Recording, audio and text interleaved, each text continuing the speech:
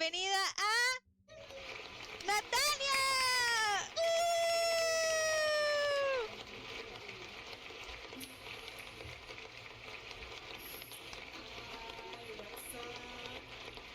Tenemos un montón de muñequitos aplaudiendo, la gente se está volviendo loca. Yo puedo abrir el stream aquí para al menos leer los comentarios también. Sí, claro, baby. Tú te puedes meter ahí en Twitch y ver lo que está pasando en vivo y en directo. Estamos grabando enfrente de una audiencia en vivo. This talk show is happening in front of a live audience. Oh, like in the TV. Exactly. Siempre dicen eso, pero las risas siempre suenan iguales. Bueno, eso es porque hay gente que se ríe tan icónicamente que pareciera grabada, ¿vale? Sí. Le digo a mi madre. ¡Ay! ¡Qué cuchi! Mi mamá no creo que se pueda unir, están en calderas. Ok. Ay. Bueno, pero lo va a poder ver después, lo cual es súper cool. Ay, Dios mío. ¡Qué emocionante! ¿Cómo te sientes, baby? ¿Estás feliz de estar aquí? Yo bien, todo regla. ¿Sí? Perfecto. Tranquilito. Están pregrabadas. Pero... Yo siento que te ves bastante cool. O sea, puede ser que sea como se te streamee a ti desde tu conexión allá, pero acá, in the live audience, it looks pretty good. It looks excelente entonces. Nice, sí. Las risas son de gente fantasma, dice Budare. Sí, la verdad sí, se supone que solo grabaron como los 50, una cosa así. Super creepy. Sí, aquí yo tengo mi soundboard con algunos soniditos interesantes. Tengo la risita. No. Yes. No, don't you fucking dare. No, pero yo las tengo que usar cuando sea el momento. Claro. Como esos aplausitos que usé hace rato. Poético. I see you. Edu dijo, ¿does the soundboard has fart noises? No, Edu, the soundboard doesn't have fart noises. It has, for some reason, it has like a pizza advertisement, como que decir, y ahora vamos a comerciales con un comercial de pizza, y tiene un sonido ahí todo retro de pizza, escuchen. How about a pizza? None better anywhere. Hey guys, it's pizza time. Pizza. Y bueno, cállate, ahora está sonando cada rato. Ya, ese es nuestro ad de pizza, por alguna razón. Ok. Vamos a empezar con esto. There's just one little thing, yo no escuché nada. Sorry. No, tranqui, es que esto se va a escuchar para los usuarios. Ustedes escuchan, por cierto, escuchan la musiquita. Okay. Escucharon Tuve el sonido. Tuve que quitarle el sonido al stream porque tenía. Oh, sí, te vas a escuchar te vas a escuchar el audio doble. Horrible. No, y entonces con retraso, entonces no. Mucha lala. Sí. Bueno, baby, vamos a abrir la galería que me pasaste y empezamos esta entrevista, ¿te parece? Perfecto. ¿Por dónde me las muestras entonces? ¿Por el stream? Sí, las voy a mostrar en pantalla, como hicimos con Edu. Mira, van a aparecer justo ahora. Abrimos esta ventanita que está aquí. Y las tenemos en pantalla. Dame un chance que... Eso. Estoy con un poquito de retraso. Yes. Aquí, por cierto, si no se han dado cuenta, acá en el estudio también tenemos presente a Vegeta, el erizo chirriquiteco de Natalia. Si lo ven ahí en su hombro de su avatar, elegancia. ¡Ay, no lo había! ¡Ay, Dios mío! ¡Ay, no lo había visto! Soy la madre parece terrible. No, bueno, es que, ¿sabes? Todo el poco de cámaras a veces a uno lo intimida y uno no se da cuenta que el hijo está al lado de uno ahí, como, Eso le pasó a Kim Kardashian, estoy segura. exacto, no, sí. A los Jackson 5 también. Bueno. Baby.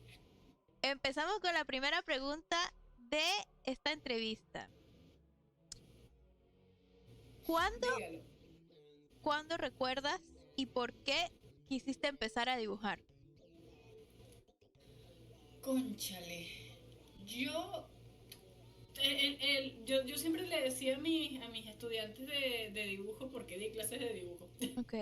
por un tiempo, como a los 15 años, que todo el mundo empieza a dibujar. O sea, todo el mundo de chiquito, es más, creo que incluso lo dije en mi tesis, eh, todo el mundo de chiquito es capaz de agarrar un lápiz, una hoja de papel y empezar a hacer circulitos, cosas de Oh, muñequitos de palitos, o sea, eso es. ajá. Lo que pasa es que normalmente uno como que pasa de esa. Ay, Dios.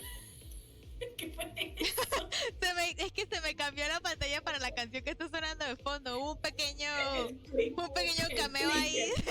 Twinkle. Sí. Ajá. Brian Twinkle. Ok. Ajá. Digamos que esta fue la primera sorpresa del stream porque yo ni me lo esperaba. Eso es lo mejor. Bueno, no, todo el mundo dibuja. O sea, lo que pasa es que en determinado momento, ya sea porque uno pierde la costumbre o porque los papás le dicen de que, bueno, ya, pues tú estás grandecito, ya tienes que ponerte con algo más serio y tal. Sí. Pero yo creo, honestamente, que yo volví a retomar el dibujo cuando tenía como 11 años, Ujú. que me estaba leyendo Harry Potter y quería dibujar escenas de los libros, pues cosas que leía y que ajá, pasaban en la película, pero yo quería dibujarlas porque yo me las imaginaba de otra manera. Cool. Entonces yo creo que fue por ahí que comencé a retomarlo, comprando los típicos libros de cómo dibujar manga Ujú. y bueno, poco a poco avanzando. Qué cuchi. ¿Nos puedes contar cuál fue la inspiración de la piecita que estamos viendo de primera en esta galería? Esa es mi mamá jugando Fruit Ninja. ¡Ay, qué coche! Lo que pasa es que estábamos en un evento Ajá, alquilando un video game, ajá. eh, un evento religioso, si mal no recuerdo. Era algo que no nos interesaba a ninguna de las dos, pero bueno, teníamos que estar ahí for the hustle. Ajá. Entonces, si mal no recuerdo, ella en su iPad tenía, tenía Fruit Ninja, o yo lo había descargado para jugar, no recuerdo cómo era el asunto. El asunto es que ella estaba poniendo esa misma cara mientras jugaba. Qué linda. Bueno, nada, yo dije, tengo que inmortalizar este momento. Eso creo que es una de las mejores cosas, que es como que tienes el poder de eso, de inmortalizar el momento pero de una manera tan cool, de verdad. Exacto. Ilustrar me parece tan cool. Ok, Y bueno, la perecita de abajo es que Ajá, simplemente quería hacer una perecita, como que se estaba comiendo la fruta que caía, porque qué desperdicio, en esta casa no desperdiciamos comida. me parece genial. Una perecita de paso de Puchi. Las perecitas comen fruta. Creo que sí. ¿Sí? Voy a hacer un segundito aquí No creo que les haga daño. para mover unos sonidos para acá, para que no me vaya a pasar como me pasó otra vez que salió el Brian ahí todo boleta, porque es que tenía todo en la misma pantalla. Entonces vamos a mover rapidito por acá para tener los sonidos más adelante que voy a usar. Edu Tomasite dando sus comentarios, efectivamente las perezas Sí comen comen, fruta, saberlo. perfecto. Me parece excelente que coman fruta. Edu es un experto en animales, así que confío en su criterio. No, por favor. ¿Ah?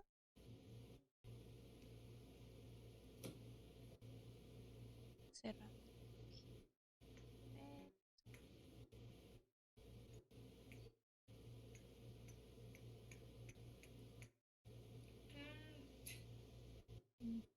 baby. Vamos a... ¡Ay! ¿Por qué? ¿Qué pasa? ¿Por qué me tienen que pasar estas cosas a mí?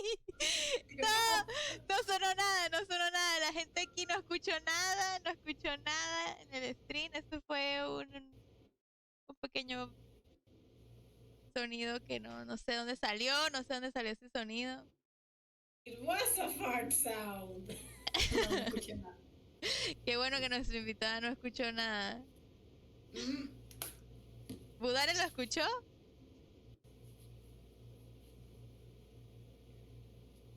Mi tesis del bachillerato. ¡Cierto! Yo me acuerdo de eso. ¿Verdad que la tesis de bachillerato de Edu fue sobre perezas? Ah, ahí lo tienen. Sonó así súper fuerte. Sí lo escucharon. Ay, coño la madre. Por cierto, usted... Yo no puedo escuchar los sonidos que estás ya. Déjame. Ay, qué bueno, qué bueno. No. Lo pero es que cuando tú veas esto más adelante, te va a risa porque sonó así como súper de la nada, este sonido. Entonces, nada. Está bien, Por está cierto, bien, está bien. necesito preguntarle a las personitas viendo el directo. ¿La música que yo pongo de fondo interrumpe en algo a la vocecita de Natalia? ¿O qué? O sea, porque quiero seguir poniendo musiquita de fondo, pero quiero estar segura de que no está Sí, está bien, ok. Ok, entonces vamos a poner algo cuchi, relajado, un lo-fi. Sé Un que no. lo-fi ahí bien criminalón. Mm, Ay Dios, cómo había puesto este coño su madre. Ah.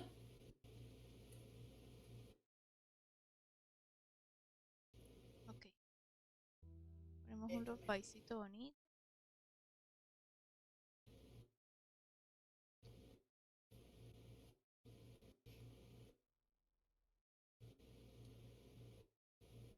Esto, aquí va a ir esto. Dios mío, en este momento es donde quisiera tener 3 pantallas, porque ahora tengo una para el soundboard, una para la música, una para la galería, una para el chat, y una para Natalia, y una para el OBS. ¿Sabes que yo estaba pensando últimamente? Que a veces uno dice, cónchale, ojalá tuviera más brazos, pero el asunto es que si tuvieras más brazos, muy seguramente llenarías esos brazos y después estarías pensando que necesitas más brazos. Entonces, creo que, creo que tener más brazos o más pantallas no resolvería mucho, honestamente.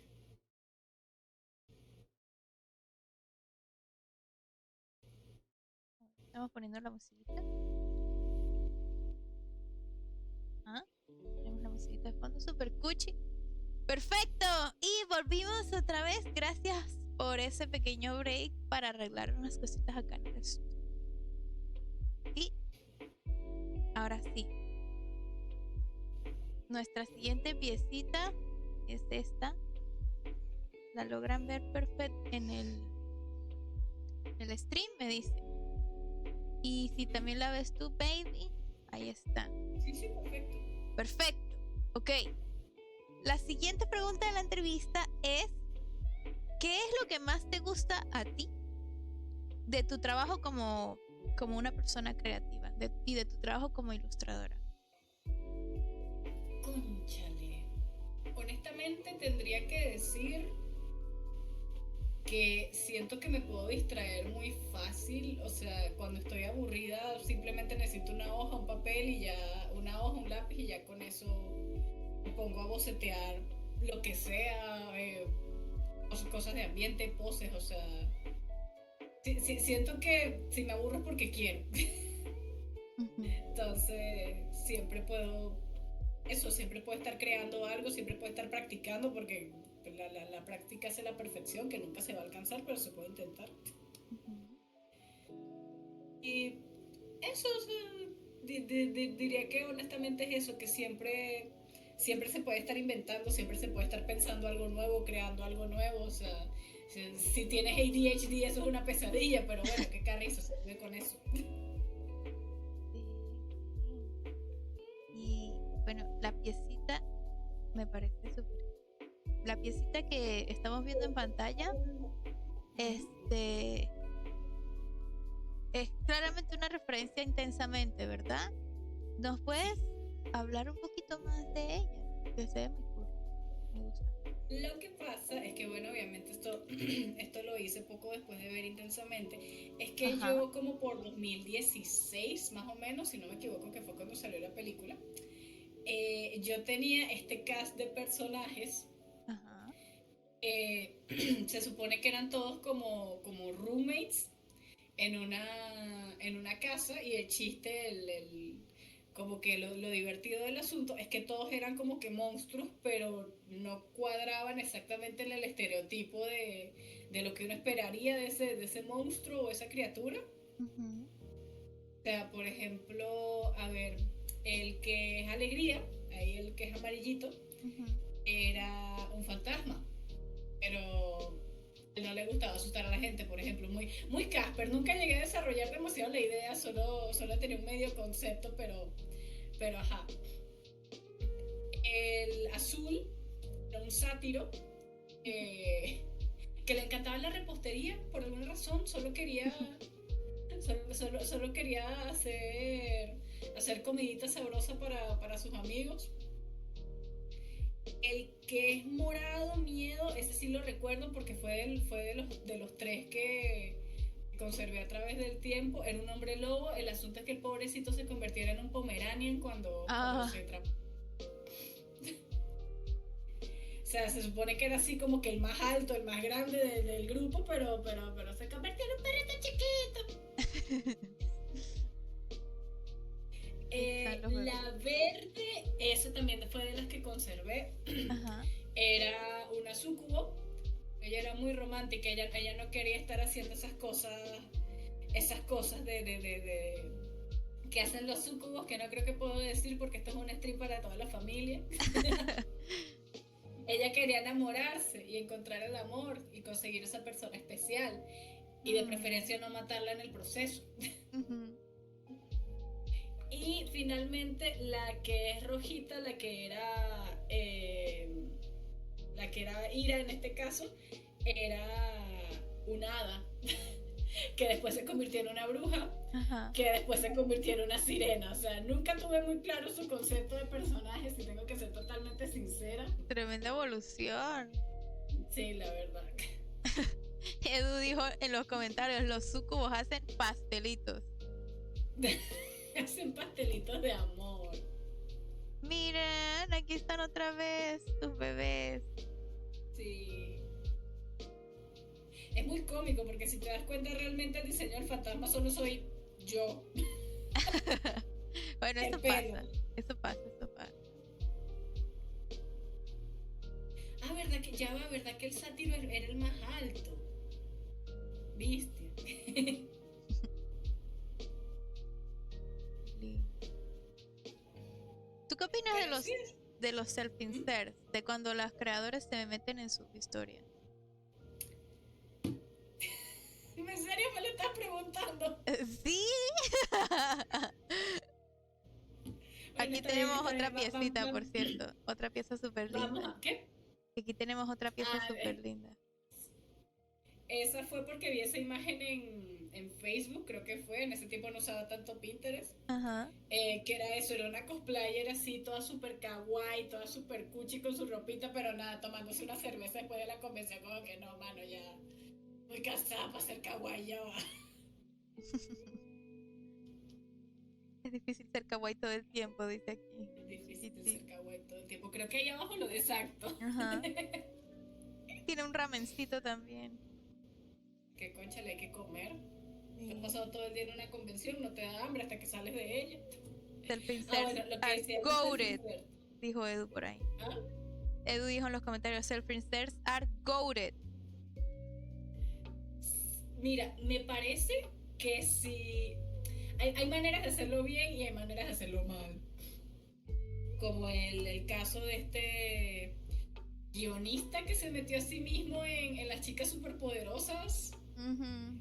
Eso es como que no, por favor, no te chipees con la niña 8 años quizás pudieran haber tenido las chicas superpoderosas, no O sea, recuerdo. las chicas superpoderosas están muy chiquitas, están en preescolar.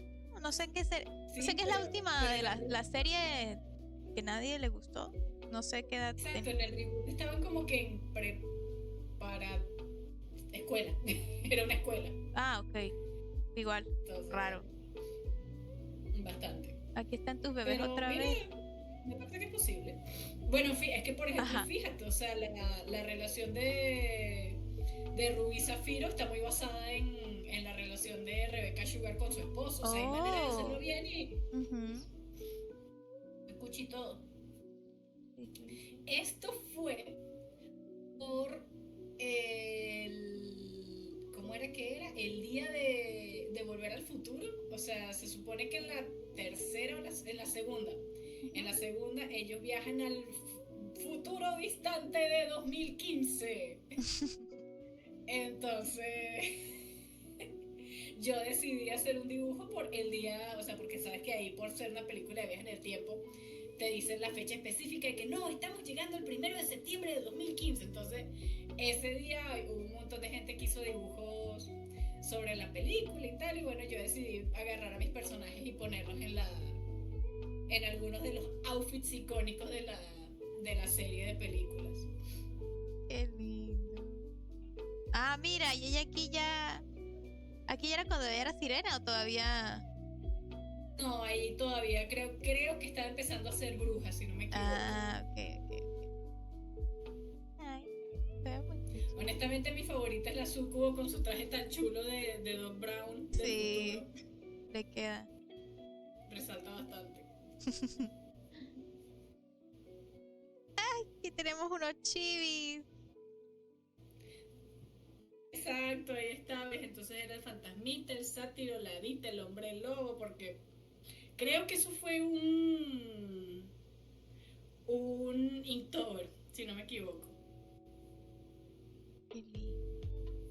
Bueno, baby, te tengo otra pregunta. ¿Estás lista? Pregúnteme. Ajá.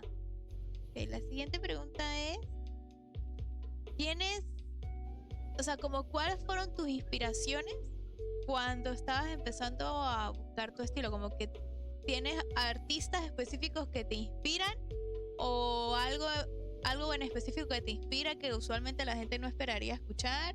¿Qué te inspira a la hora de encontrar tu estilo?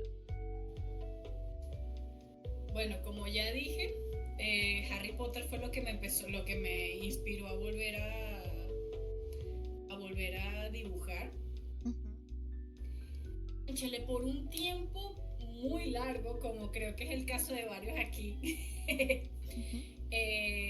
Las ilustraciones y los cómics de Brian Lee O'Malley es como que, wow, esto es un cómic y yo puedo dibujar, yo pudiera hacer algo como esto, yo tengo historias que contar. Nunca llegué a ninguna parte con esas historias, pero bueno, se tenía la intención. No, pero todavía se puede, no digas no.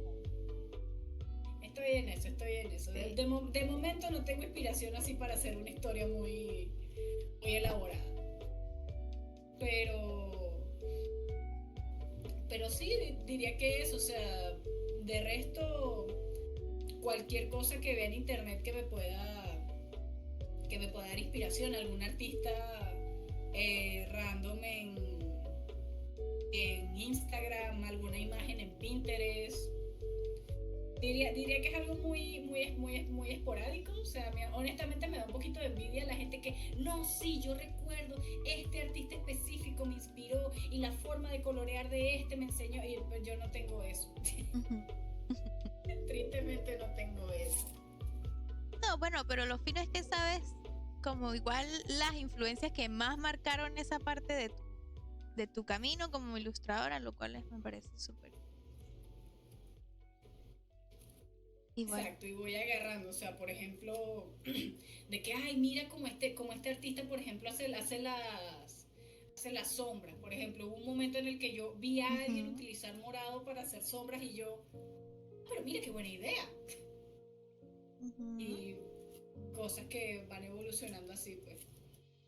Sí, uno como, yo creo que uno como artista siempre es muy detallista, incluso en cositas que uno, como digo, como que uno se inspira en esas cosas Y, y uno como que, oh, por ejemplo, tú detallaste eso, de la forma en la que el artista dibuja las sombras. Capaz viste, no sé, en algún momento una serie en la que viste cómo trabajaron los colores de cierta manera y es como, ya, ahí, listo, agarrado. ¿Sabes dónde usaban Ajá, sombras moradas mucho? ajá. En NATALIA. No te voy a decir, el anime, por favor, el Oh, anime me inspiró ah, muchísimo. Una otaku chiquita que no se bañaba. ay. Ay, esta la tenemos que ver así. Pero, ajá, yo creo que Steven Universe fue una influencia. ¿Lo podemos oír? No. Ah, no importa, así está cool. La vemos así, por este segundo. Por este microsegundo. Yo creo que Steven Universe fue una influencia muy grande en muchos ilustradores de cierta época para acá. No, hay gente como medio hater que decía, no, pero ahora todo el mundo dibuja como Steven Universe, al estilo Calar. Pero yo creo, honestamente, que ellos fueron una influencia muy bonita en muchos artistas. ¿Tú qué opinas? Claro. Porque ahora que veo un fanart de Steven Universe aquí, hora de hablar de Steven Universe. No, claro, por favor, o sea, ¿sabes qué es algo que yo admiro muchísimo, muchísimo de Steven Universe? Los fondos. Uf, sí, O sea, unos son una fondos belleza. preciosos que tú puedes tomar una captura de cualquier fondo de Steven Universe y listo, fondo de pantalla precioso. Ujú. Claro, también hablamos la representación, todo eso, pero si hablamos a un nivel netamente técnico, mira, los fondos me parece que son lo más impresionante de Steven. El diseño de personajes también, un diseño con una variedad de cuerpos impresionante que es como que, cónchale, me estás diciendo que todos estos personajes femeninos no se ven igual. Ujú. Nunca he visto, pero eso. Y la Sí, del drama también, no te diré que no, si de variedad de cuerpos hablamos, eso también es bastante interesante. Isla del Drama también marcó como un impacto cultural en muchos ilustradores. Soy culpable, Isla del Drama me alteró la química cerebral cuando tenía 12 años y no volví a dibujar igual. Así que sí entiendo totalmente. Yo no diría que tanto eso, pero yo sí intenté copiar un poquito el estilo, que ahí a eso me refiero, que básicamente me dibujaba igual que Gwen, ¡Ay, qué linda! pero más caderona porque bueno, toda la vida, o sea, hay cosas que no se pueden, hay cosas que no se pueden evitar. Ujú. Dano Lugo dijo, creo que Isla del Drama tiene buenos fondos también. Sí, Sí, sí. Yo hasta el sol de sí, hoy googleo a pero veces con Isla del fondos. Drama sí admiro más el diseño de personaje. Ujú, ujú. O Aquí sea, tenemos una obviamente, Peridot. Ajá. bella, mira, la mejor gema y me pueden discutir. O sea, yo me agarro a golpes con quien sea necesario, un periodo es la mejor gema. No lo digo porque me identifique muchísimo con ella, no. Pero periodo es best girl. Yes, and guess what? We got John on the stream. Welcome, John. ¡Yay! Welcome to the stream. Ah, yes, you are here. You are on the second interview, and we got Natalia today. Everybody, give another warm welcome to Natalia. Hey, what's up, John? This is my sound. Where's there's my sound? Oh, there's. We had the applauses like a little bit low for a second, but yes. Natalia here, John. So, Inter by Friday. Natalia, how do you feel if we swift a little bit to Spanglish for No. for John? Perfectly fine by me. Perfect. Okay. So we were talking about Steven Universe, right?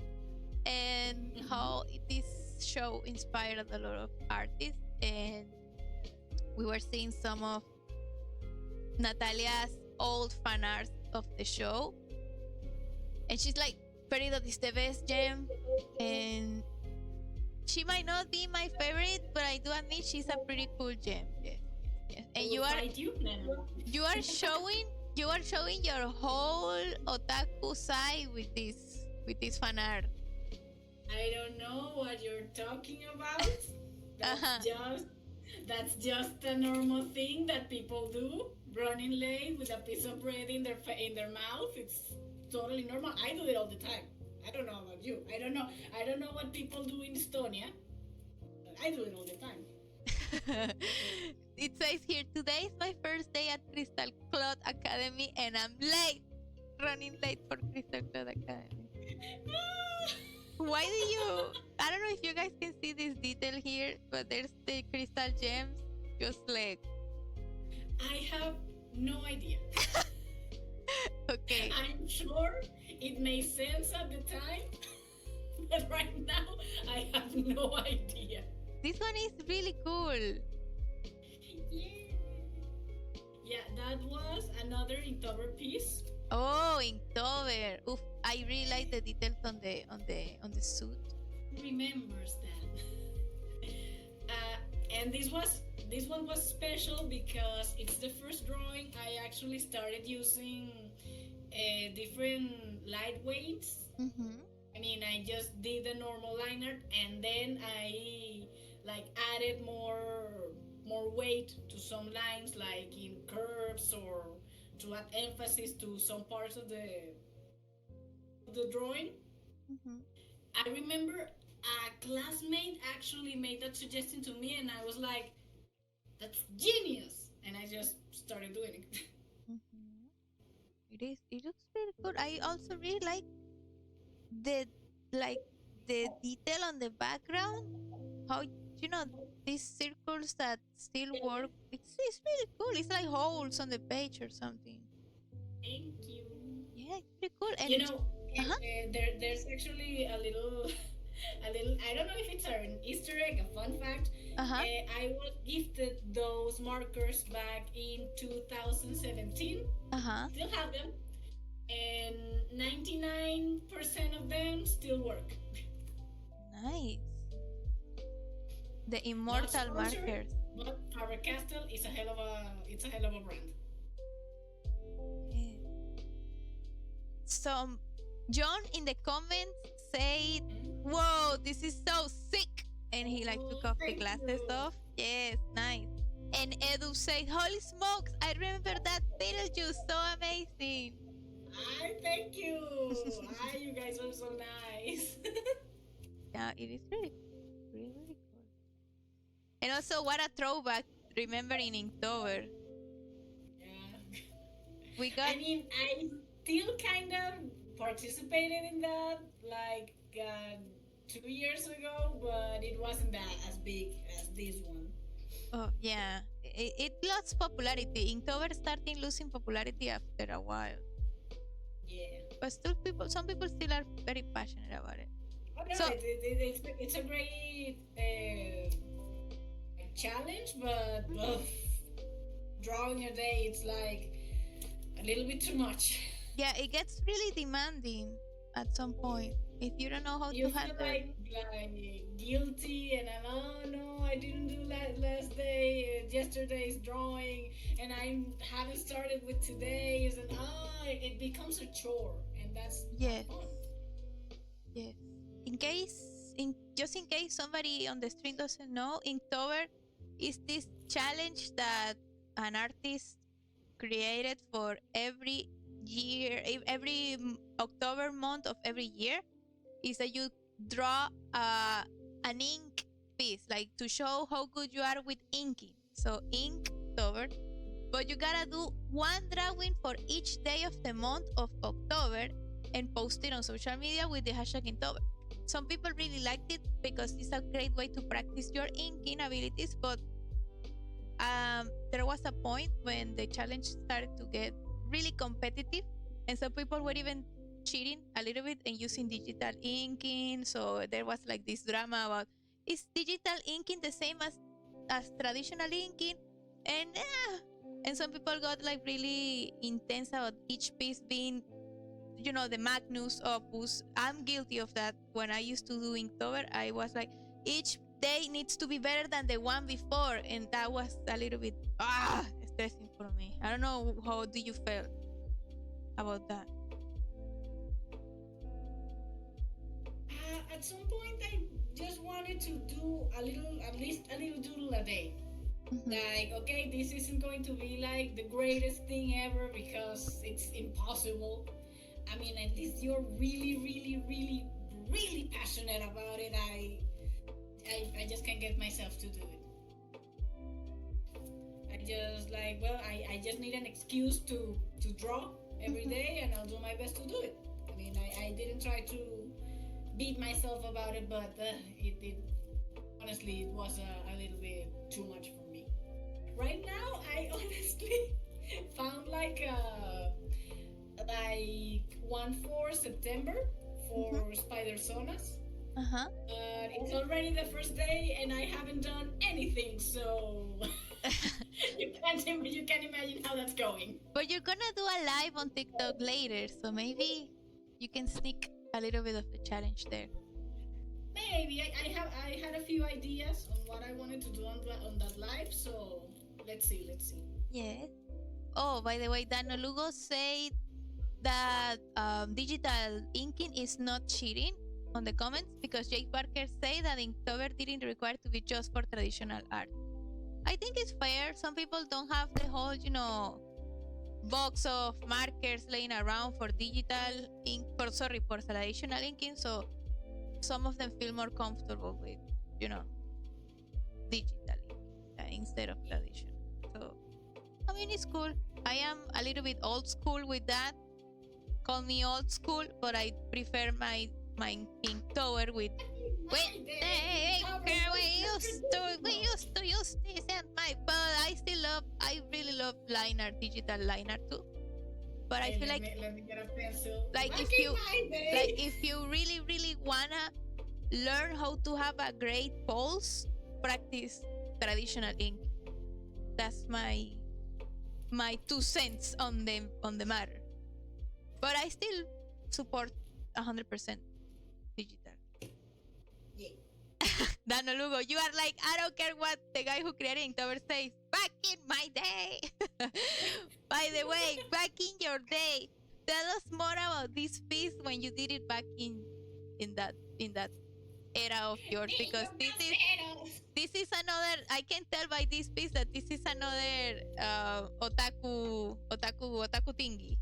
Nah. In my defense, I've never watched ReZero, but I used to follow. Well, I still do. I think I'm still subscribed to their channels. There was this couple. They are still a couple, and I think that's beautiful. It was Aki Dearest, which is the one in the pink wig, and her boyfriend, the anime man. And I remember that I used to, especially his videos, they were so funny. I had a bit of a crush in him, I won't lie. But they were so cute, and I'm sure at some point they were like joking, like, oh, we should cosplay like these two girls, and I was like, bet, I can do that. There was another drawing of them I did, but I didn't send it to you because I like this one better.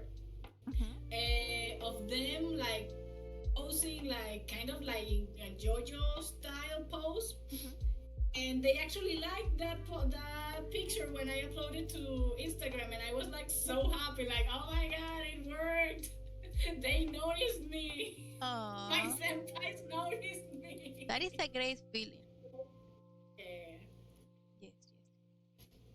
But yeah, that's the main thing with this one. I've never watched ReZero, but they did, and they liked it, I think. Yes. I'm pretty sure they did. Support. So, there. Oh my god, I love this one. It's a little comic. I'm gonna read it for you guys. It says, can we eat at McDonald's? And there's Lapis and Peridot. No, can do, buddy. We are going to Stevens. I hate this family. We hate you too.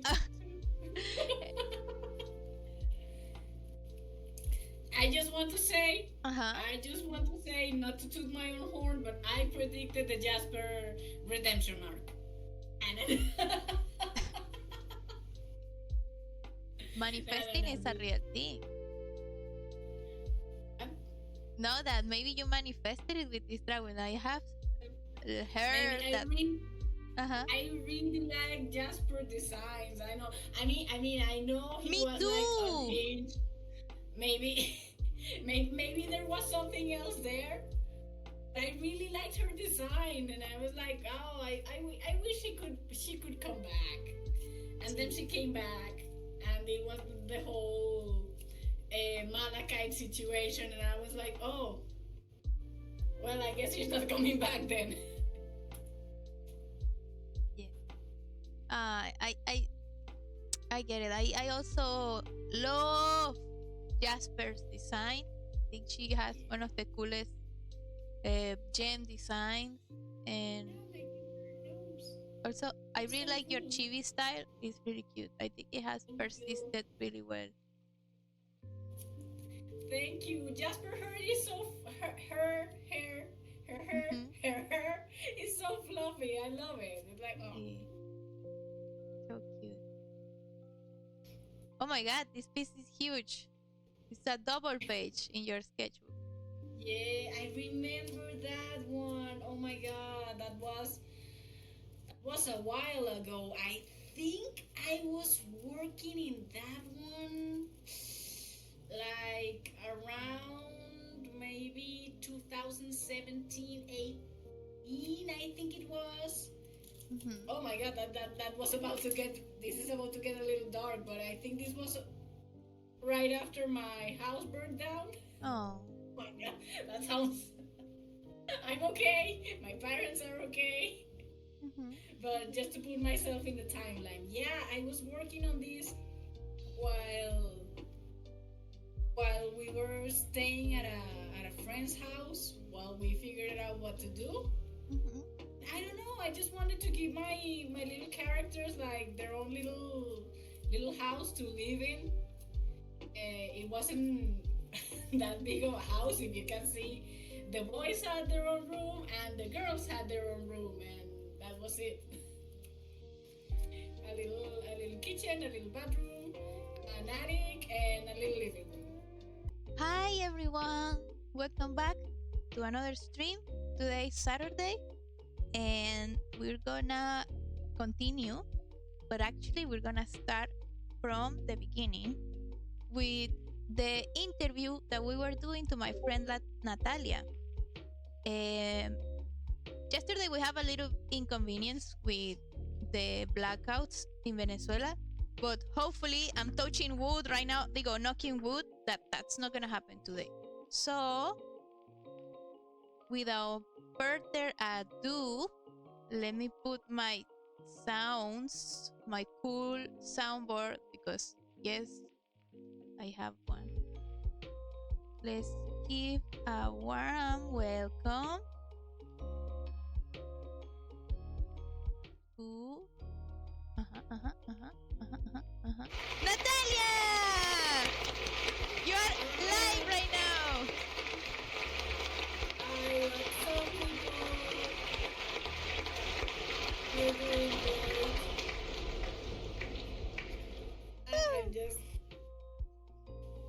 I'm just stretching. Sorry. You woke up like this. Yeah, this is how I sleep and live in general. Oh my god. How do you feel? How do you feel this Saturday? What time is it over there? It's currently 2 p.m. Okay. Oh, it's a good time to get interview. Huh? Okay. But we can start like it's a new internet, like we're starting fresh. And we leave the one that happened before like the Cosmo Convention. Did you know that this happened? You can check it out later. So you were telling me that this really cute and emotional piece was done after the tragedy that your house got burned down and you were staying at a friend's house with your parents. Yes? Yes. Yes, I mean, when I really think about it, it was like, oh, that makes sense. I was coping and I didn't know. Hmm. But yeah, I just wanted to design like a little house for my characters where they could be like whatever. if you see, sorry if I'm looking up. I'm looking at the screen right now. Oh, that's cool. Don't worry. If you notice there the character the character that was originally a ah, This one. a fairy. Uh-huh. That's the word that I'm thinking of. A fairy is now a witch, Uh-huh. and the Her. mermaid character just appeared out of nowhere. I honestly thought that like I turned her into the mermaid later, but apparently I just add her because I could. It's pretty cute. Um, To make it more symmetrical, like 3 girls and 3 boys, and it was so good. it's really interesting that I mean one of my favorite things about talking with an artist and getting deep into their works is that sometimes we don't know the real backstory behind the piece because I mean somebody who doesn't know may see this and think like it's a really cute illustration. It might be even it might work perfectly for a children's book. I think it has a really good children's book mood. But then when you ask the artist, hey, what were you going through? And it's like, wow, this actually has a sad backstory if you think about it. I think that's amazing about art, getting to know all the feelings that were inside. Hi, Dana Lugo. Ah, so, hi, how are Hi, you? Danalugo! Woo! Yeah, Okay. but honestly, Uh-huh. it's like so funny because when I saw the picture, I was like, oh yeah, this is a nice piece. I mean, it's big and it's colorful. But then when I think about it, oh my god, I was copying. Isn't that crazy? Art is weird, I swear. Yes, it looks it really is. You did a great job. This is just markers, right? Uh huh. Cool. Oh, yeah, markers and ink, black ink. Mhm. Okay, let's go for the second piece of this interview. Oh my god! Yes, I remember this one. This was during my gorillas era when I opened my Instagram just to post pictures of my drawings of gorillas. Everybody needs to have a gorillas era at least once. I think it's healthy. Yeah, Eh, but this was a Plastic Beach, inspired on the Plastic Beach uh, city, obviously. I don't know. I just really like that piece because for a while I was like experimented with these weird textures that I did with really fine markers. uh-huh. So yeah, I don't know. I really like that piece. I especially like 2D's expression for some reason. I don't know. He just seems so peaceful. My man should be more peaceful more often. Oh, you have that feeling that I think it happens to a lot of people when drawing that they are drawing the face of a character. And for example, in this case, to this face is relaxed. Did you feel relaxed when you were drawing his face? I think I did. I mean, I honestly feel relaxed just by looking at him. That's cool. Yeah. For me, it happens when I'm drawing a character face expression. And for example, the character is angry, and like I notice that I'm making the same angry face that the character has. When he's happy, it's like and it's like it's crazy how the brain works. Like your face just puts the face of the character you're drawing. It's kind of funny too. I know, so you can imagine now. I've been frowning a lot since I've been mostly drawing Miguel. Yeah.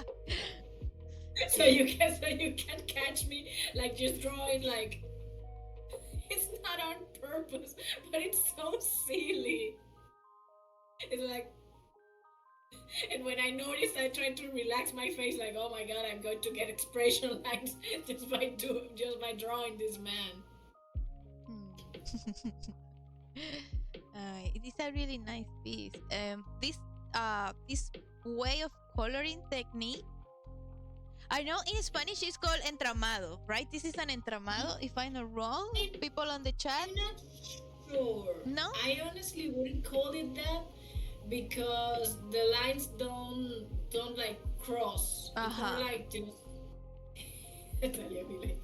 It looks like a pattern though, right? Exactly. It's more like using the texture to color. But I don't know, for a while now, I was just like using that technique, maybe to add color without being too heavy on the use of the markers. Maybe it was because of that. So I just started doing it one day. It looks really nice. And as soon as he appeared, it stopped. Also, random question, but now that I see that you got a Gorillaz era, who was your favorite member from the band? Who do you think? You look like a 2D girly. Was it 2D? No! What? No way! Are you on my team? Do you also wear Team Murdoch? I love walking red flags. What can I say? I didn't knew that. I love Murdoch too. He's the best. I used to question my religious beliefs when I was younger because of Murdoch. I can't believe it. Murdoch! I don't know. He just has something. Maybe it's the fact that he for some reason always was in his underwear. I don't know. His best. The episode of MTV Cribs where he shows the house. Yes, it's so good. When he was cooking the eel, you burned its face. Murdoch is the best. Murdoch is amazing. It's exactly like Edu is saying in the chat, an unhinged man, and they're saying you've always been loving the unhinged man. An unhinged pickle, man. That can't be good. I'm way too attracted to walking red flags. It's complicated, definitely. Let's see the next I piece. gotta go and make things so complicated. Oh, this is really cute. Oh yes, I like just decided to take my characters, like only 3 of them, and start doing like little things like this. I think I later colored them digitally, if I'm not mistaken. But I took only like her, the succubus, the mermaid, and the werewolf. Those were the ones like. Well, I was like, I can't take care of all these kids. I only can keep a few of them. So I keep those. I kept those. I really love looking at all the little details, all the little candies. And now that I know that you also color this on digital, it's like, ooh, that's some hard work there. Sometimes, don't you just get like a really cool drawing, but then you look at it and you're like, this is going to be a bitch to color, and it is. Yes, but we still do it for the sake of seeing it finish and for the love of the craft, I think. Exactly. No, but there's one further down the line. I think I sent it to you actually. It's worst, and it's one of my favorite pieces actually. Oh wow! You'll get to see it soon enough. Let's continue then to see if we get to it.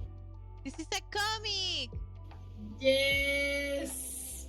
For a time, I like use my characters to draw things that actually happened to me. Oh. This was like when I had a crush on a on a guy, and I asked him like you know the dumb girl thing to do, like, oh, I don't know how to do that, maybe you could help me. And I asked him to like send me or copy some episodes of Stranger Things on a hard drive, no, like a pen drive. What's the memory card? You know the thing. Yeah, hard drive, I think. The pen drive. Hard Yeah, drive. this thing, this. Yeah, these little things. Uh-huh. And when he went to give it to me, I was like, oh, I was so nervous, like, oh my god, I'm going to see him, I'm going to see it. But show the next page. Uh-huh. Here we have. This is I was like, hi stranger, what are you doing here? And he was like, you asked me to come to give you the episodes. And I was like, I know. I know. Worst thing. It's the punchline. The hard drive only had like 3 episodes, and it had a virus. Ah, no. It was so stupid. Like, oh my god, this man is an idiot. Only 3 episodes of Stranger Things. That's a red flag. Like, how can you just give me 3 freaking episodes? How small was this flash drive? By the way, thank you, Budare. He just told us it's called a flash drive. It's got such a weird name, right? Flash drive.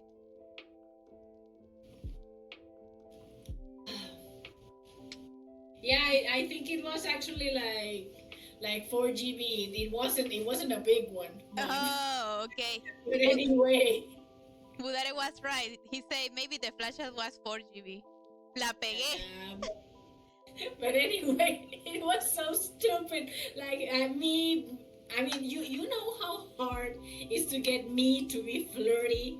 Like, hi stranger, how are you? Like twirling my hair and stuff. And he was like, oh no, you asked me to come. I don't see why are you calling me a stranger. You asked me to come, and I was like, even the plants look flirty. They're like, exactly. Even the plants look like, hi. hi. How are you? Do you come here often? Yes. Well, at least he tried, right?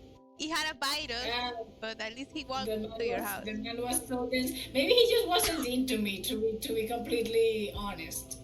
He just wasn't into me. Maybe, yeah. I mean, it can happen. I don't know how, but it can happen. Obviously, it has happened. Stuff, live stuff. Is this based on another event that you lived? Same guy, actually. I gotta use the same sound again. It's the same guy, but second comic, okay? Yeah, obviously he didn't look like that.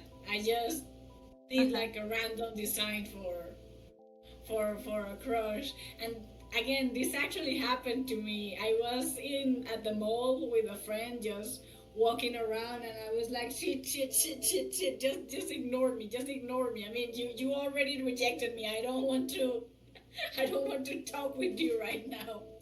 But he noticed me, and we talk a little, like, oh, have you been? Oh, yeah. If you can actually see the dialogue, just says meaningless. Aww. But then he hugged me, and I was like, no. The hug. He looks so cute. The hug. You captured such a nice feeling. He was so tall.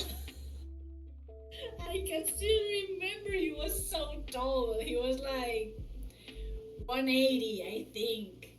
Aww. Like, how's that? Like 5'9"? Maybe I don't speak patas, honestly. Oh. So cute. Happens in comics happens in real life. Maybe he was gay. I don't know. Maybe I don't know. I think he actually got a girlfriend a little while after he rejected me, and I was like, oh, nice. Hmm. It doesn't hurt at all. How do you feel about capturing some of your live events on comics? Do you think it's I a mean, good way to like? How do I it's a feel? good source of inspiration. I mean, if you have like phony anecdotes or something, you might as well try to monetize them. It's true. Some of the best comic artists, the most popular, do use that a lot for inspiration on their comics. Just daily life occurrences or like childhood memories too, right? Thank you, Gio. You do speak patas. I appreciate. Yes.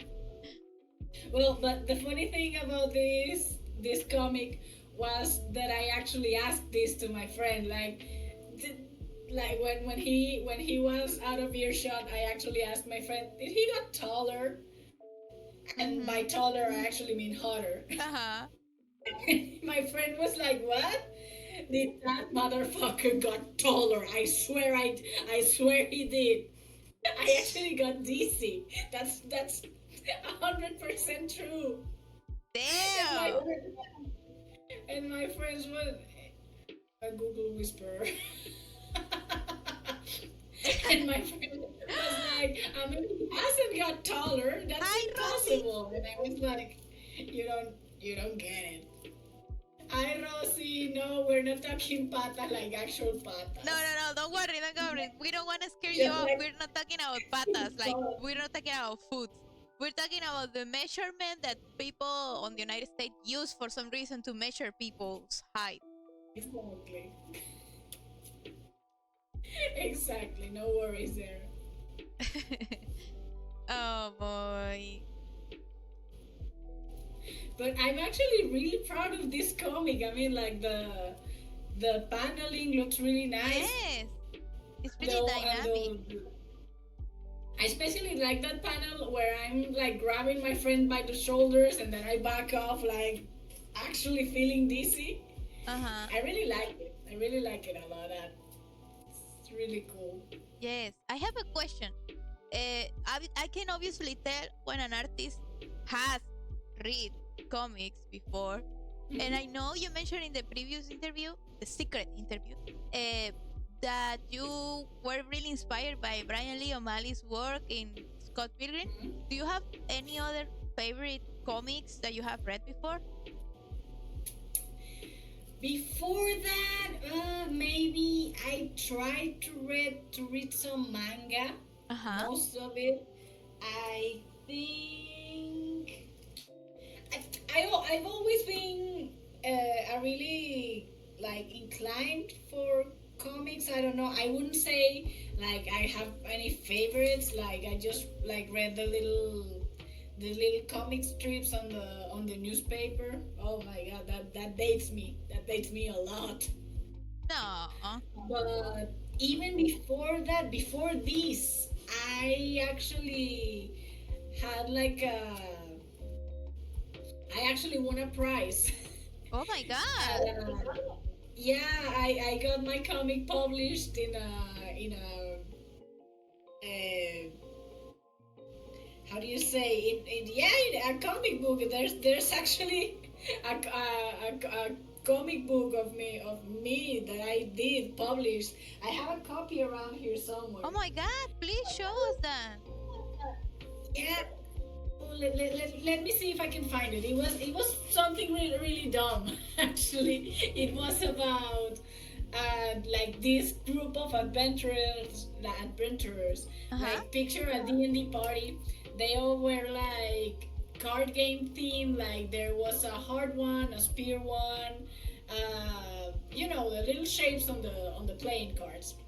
But for some reason, the one with the heart, if I'm not mistaken, who was a vampire, because of course he was, got like sent to Maracaibo because of an explosion. Okay. I love it. And a really nice maracucho like took him in like, hey, I don't know what's your deal, but I found this place with other weird people. Maybe you belong there. And he took the vampire to an anime convention and just left him there. I think he will blend really well in an anime convention. Exactly. I don't think he didn't even have a name. Let me try to find it. Just keep talking. I'll be looking for it. Okay. If you wanna put the next picture. Aha! It's another comic. I'm loving this. You were really inspired drawing comics back then. I love it. Oh! She found it, everybody. That's what it's called. Getting your room very organized. Well, I've moved a lot. I know where things are most of the time. Let me see. Where is it? Yeah, that actually happened when I was staying at a friend's house, and I was playing with her little daughter. She actually asked me that, like, why haven't like Mickey and Minnie gotten married yet? And I was like, oh my god, this kid is onto something. Why though? Kids asking the real questions. Mm-hmm. Exactly. The expressions are great.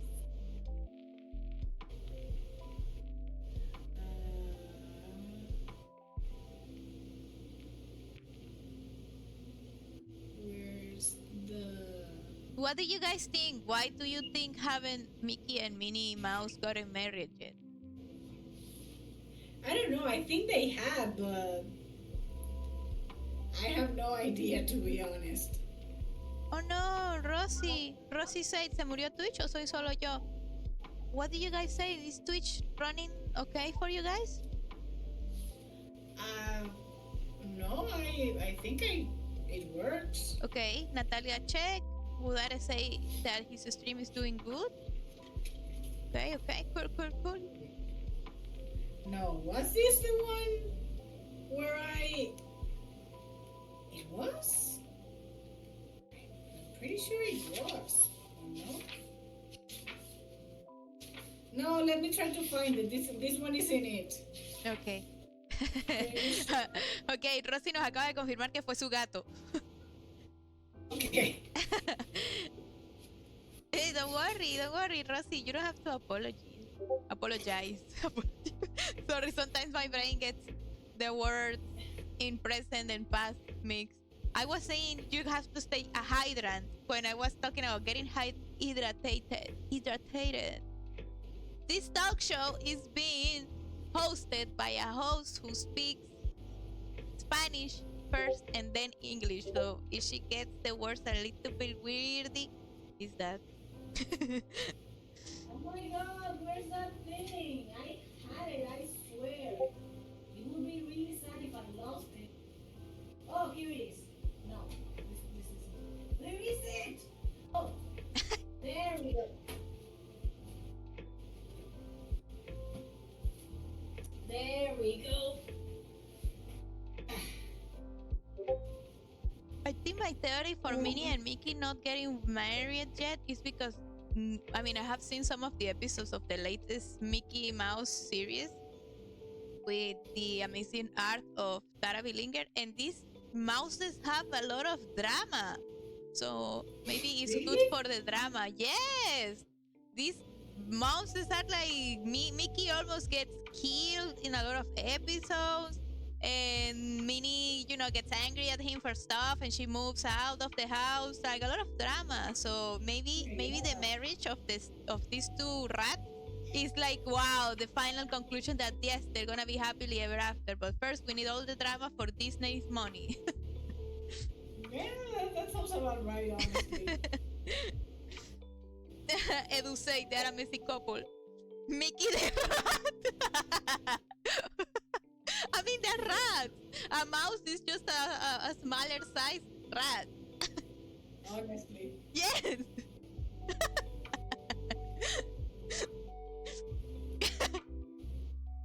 Oh boy, let's check the next page. Ooh, this is your Sukubo character, am I right? She's Yeah, she was cosplaying Hellboy because of course she was. because we love it. Who doesn't love dressing their characters like cooler characters that have already gained a lot of fame for being demons? I Uh, uh. found it. Oh my god, this is so old. Ah, we're gonna see it. They had names. They had names. Oh god. What was the name? Uh, What was the name of the magazine? it's called Venezuelan Comics. It's really old actually. Ooh, nice. This is for 2013 or 2012. Uh-huh. Can you actually see it? It's not Yes, too, I can too see it. bright. Venezuela in comics. I love when Yeah. Venezuela gives a shot to artists like this. This is a cool example of Venezuela doing the right. I don't even remember like they started fighting and the sorcerer of the group like just blast him and send him to Maracaibo.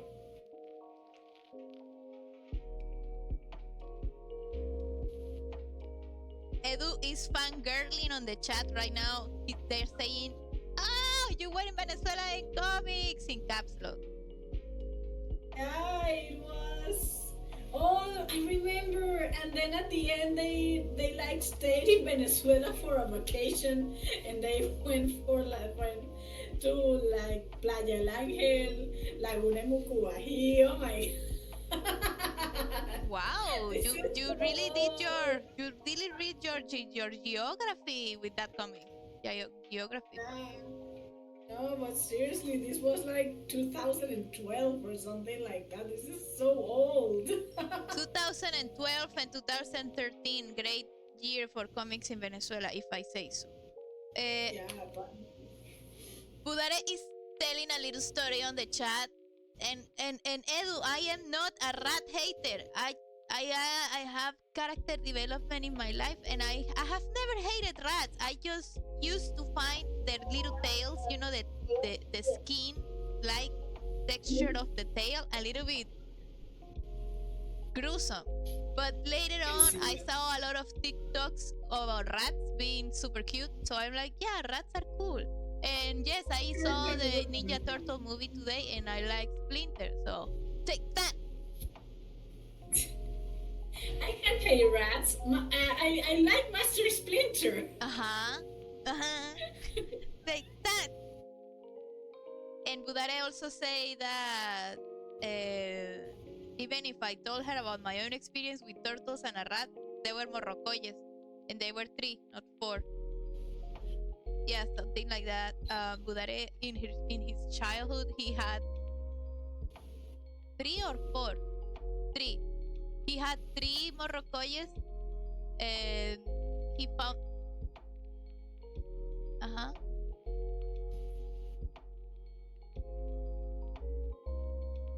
Uh-huh. Aww. What happened? Share with the class. Oh no. What happened? No, he's getting too graphic with the story. Oh, okay. No. Okay, I'm gonna share the story with the class now. Why does he have to make the whole thing so sad and horrifying? Just get on with it. So when he was a kid, he decided to give his little Morrocoys a little spa time on the lavadero, you know, the place where you wash your clothes. And he put I his don't like where three this is going. he put his three little turtles on the spa session with the water and stuff, and he left them there for the night. But his house had a rat infestation, and the next morning he woke up and he found the three shells empty because the rat ate them all. Oh my god. That's way worse than I thought it would be, honestly. I just thought, like, oh, maybe the Morocco is drowned in the water or something. No, it was sadder than you thought. Edu is like, ah! Yeah, same here. Yeah. Do you feel the weight of your sins? Oh, that's an emote, but you can only see that emote with 7TV. It's like a really scared, like the face of a cat that have seen stuff. Oh, okay, but I love the title of the emoji. The title is amazing, yes. So, how many pages did you do of that comic for the Venezuelan in comics? Let me check. Let me check real quick. It was near the end. It was like 1, 2, 3, 4, 5, 6 pages. Nice. Yeah, for that time it was like, oh my god, this is the longest comic I've ever made. Can you show us a little sneak peek on the camera? Like, Let me see if it really captures. I mean, it's not the best quality, to be honest. no worry. Let me just. Oh my god. I can see. There's a lot of background. And there's a character with an eye patch. Yeah, he's a vampire. His name was Dimitri. Because of course it was. That's like such a vampiric name. There was Dimitri, Joseph, and Alexander. I love that name so much. I don't know why. We just have that thing that we just love some names for no reason. Yeah. I think it's our mother's side. Maybe. It looks really cool. And I'm so glad that you got the chance to show your work to more people in such a cool way. It's super cute. Edu said on the chat that they participated on the same concurso, on the same contest, but they didn't make it. Are you serious?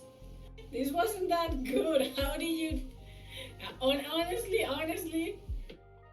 this comic was one of the weakest of the bunch. Not gonna lie.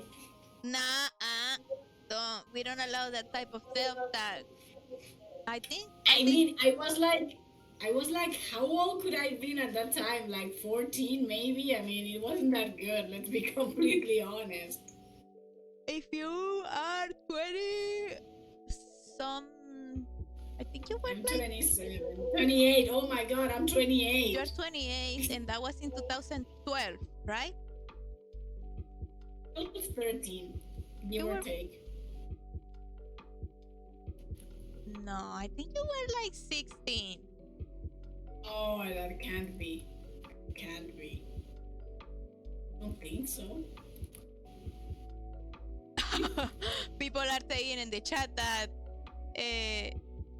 Alexander is Edu say that Alexander is a goated name, but Budare say that Alexander is a mid name. Well, I was born in 2000, in 1995. So, there. Do what that as you will, Budare. My best friend is Alexander. He mean, but he's your best friend. Exactly, he's your best friend. You are being biased because they're your best friend. Was about a girly claiming a gift tower to earn a contest. You did more than one?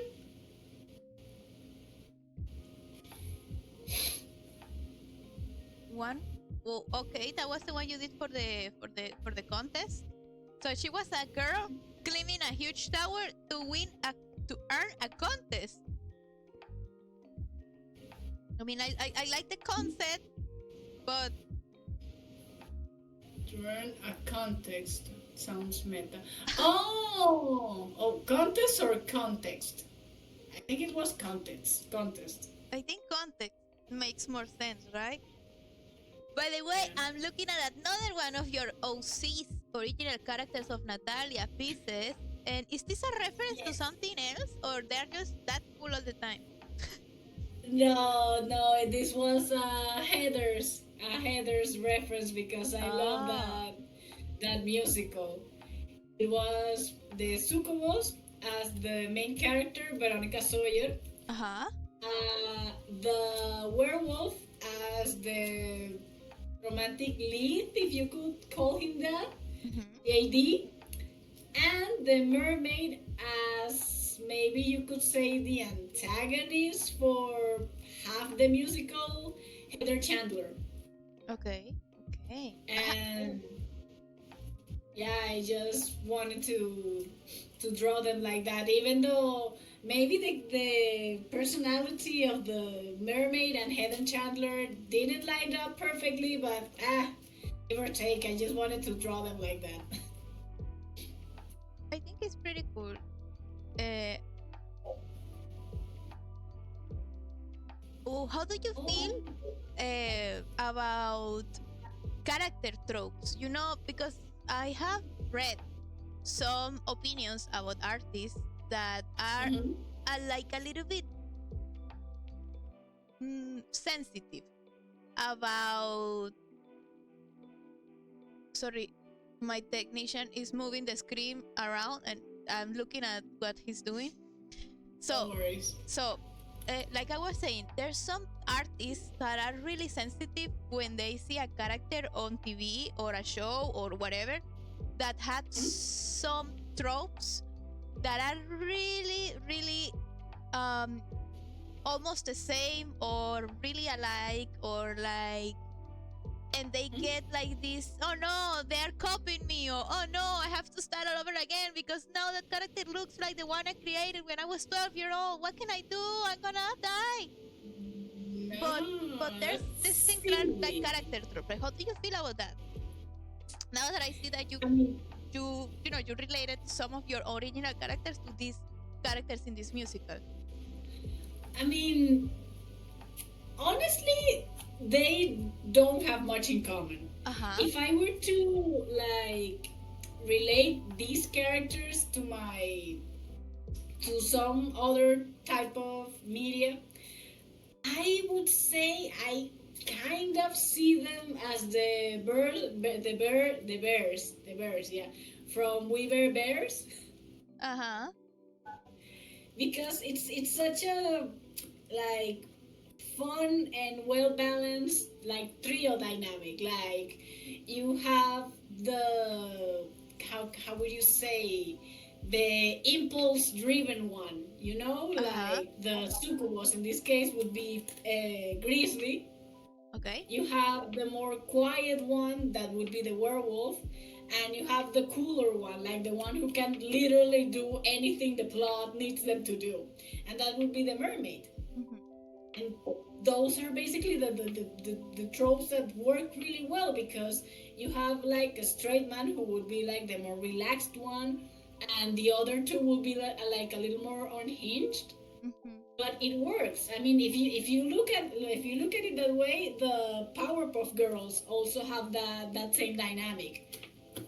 Like you have the down to earth one, who again would be Blossom, the more like impulse driven, who would be Buttercup, and finally like the more calm one, maybe. I wouldn't call her. I mean, it No. doesn't work like perfectly, but you know what I mean. I mean, you always need like a straight man in two wild ones for it to work. Yes, there's a lot of like to find the balance between Exactly. personalities. Yes. I actually when I was like designing these characters, Uh-huh. like when I was like trying to relate them more to myself, I read a little about psychology because I got Oh, really into it. nice. And there's this one psychologist called Carl Jung, if I'm not mistaken, Okay. and he had this theory about el ello, el yo y el super yo. Uh-huh. Right? El ello would be like that impulse driven part of our brains. Like I need to eat, I need to sleep, and I need to fuck. Okay. Like basic human necessities. That would be the succubus here, for example. Uh-huh. Then you have the yo, that's us, basically us. Okay. I mean, if you were to put it in like a cartoon context, the yo would be the person in the middle, and el ello and the super yo would be like the devil and the angel Okay. in the yo's shoulders. Like you have the middle ground, the unhinged part, and the moral high ground. And I basically just use that to make my characters. Like the succubus is obviously the one that's like more impulse driven. Oh, Ah, thank I don't, you. I don't know what that is, but it We looks got a amazing. follower right now, live on the studio. Thank you so much, Isra de los Andes, for following and for watching. I'm pretty sure I know who he is, and he's a pretty cool musician. So excited. We were having a really deep, I don't say that. psychological moment here. Just to keep you up with the Yeah, like a little psychology lesson here, just because. yeah. Wow. But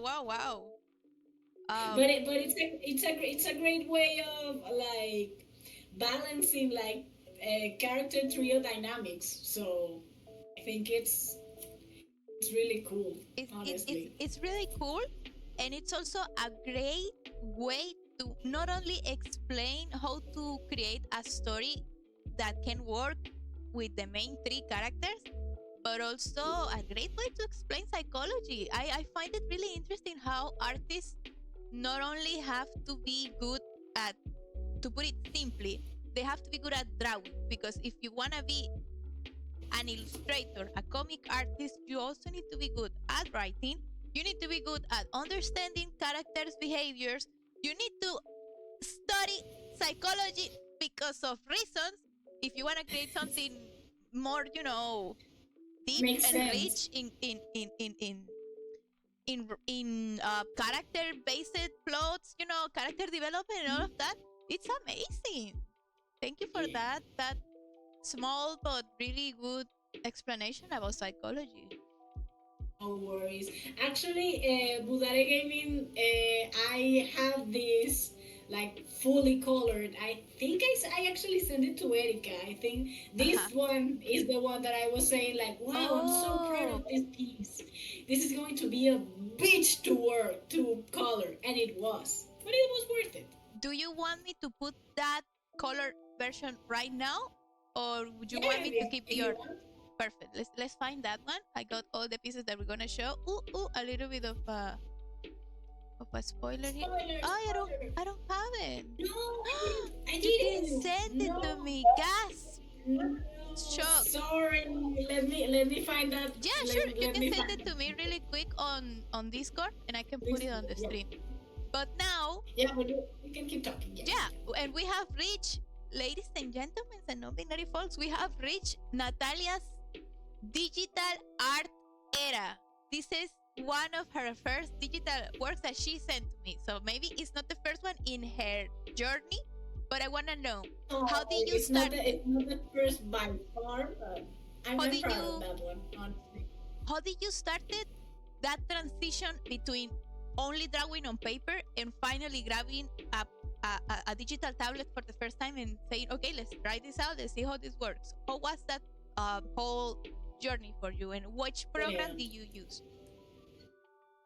Well, you want to know what? The first drawing, digital drawing I've ever made was actually a really quick doodle. Uh-huh. Oh, I actually have it right here. Okay. A really quick doodle on Paint. I did it the first time I got the first day I got my tablet. It was a Genius one. Uh-huh. Let me send it to you real quick. This is so old. Oh my god. Sure thing. I'm Sure thing. trying to send it to you, but I can't. By the way, Budare said on the chat No, I don't that know. the previous piece, this one, he said that it looks really cool just in inks. I can imagine it will look really cool fully colored. Let me. I think I sent it on the stream chat. There. Okay. Give me 1 second to open it and put it on First the ever folder. digital piece. Let me see if I can see the details. How can I propiedades? Where did you send it to me? And Discord, in the chat of the stream. Okay. You can see the details. Anyway. What? I don't see it. Let me send it to you directly. Okay. Oh Just my need god! to You find mentioned something. You mentioned something that brought me back so many memories. You said that you started with a small Genius tablet, and guess what?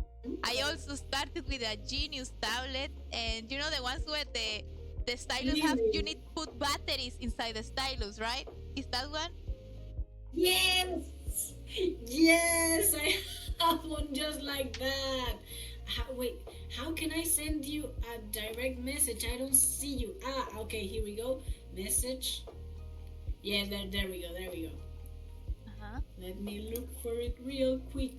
Yeah, I remember that. You needed to put like actual batteries on it.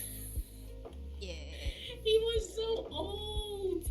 Budare said that he also had a Genius, and Edu also had a Genius tablet gang. It's tablet for the win. There, I send it to you, and let me look for the final piece of that previous traditional one. This is this was Natalia's first. Ay, baile, porque esto se ve tan grande. Let me just put it here. Thank you. Oh, sí, bless you, bless you. Thank you. Where is it? It's lucky. It's funny that your first piece I was did lucky. my first ever. You never forget your first one. Wow. Oh my So, god, where is it? was this done on Paint? It looks like Paint. Yep. I literally just like connected the tablet, installed the drives, and it was like, well, this is the only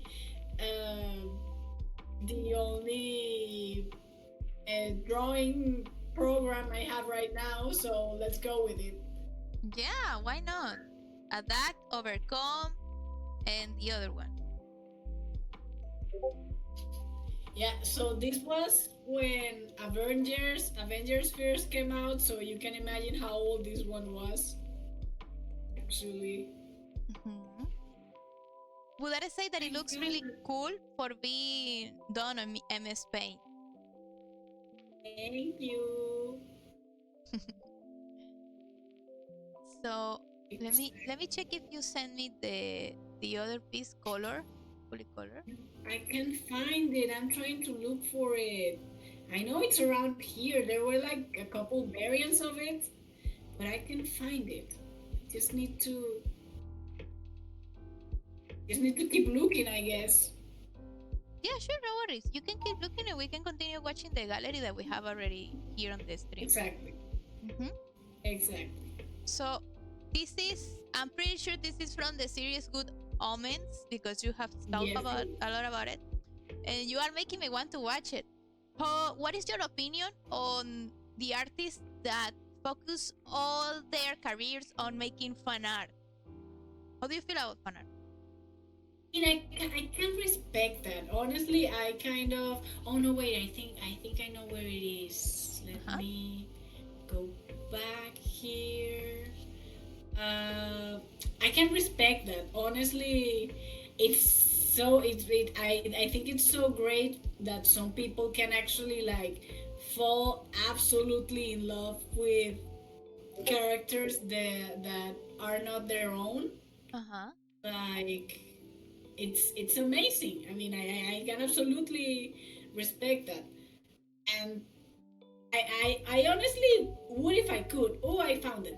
Okay, I have like a couple variants here, so let me see if I can like send them all to you in one go. Sure thing. Okay. One of the things I love the most about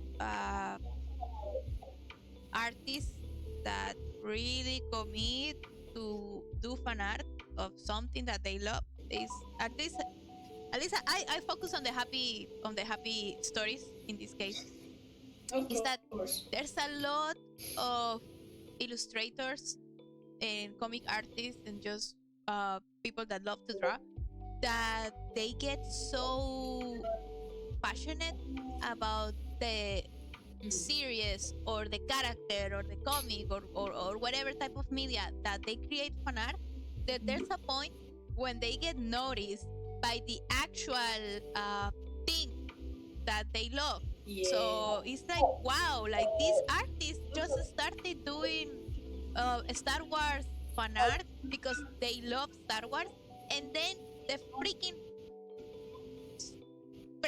Star Wars thingy notice them, and it's like, hey, you wanna work with us? You The look, Star Wars people. yes, the Star Wars people, exactly.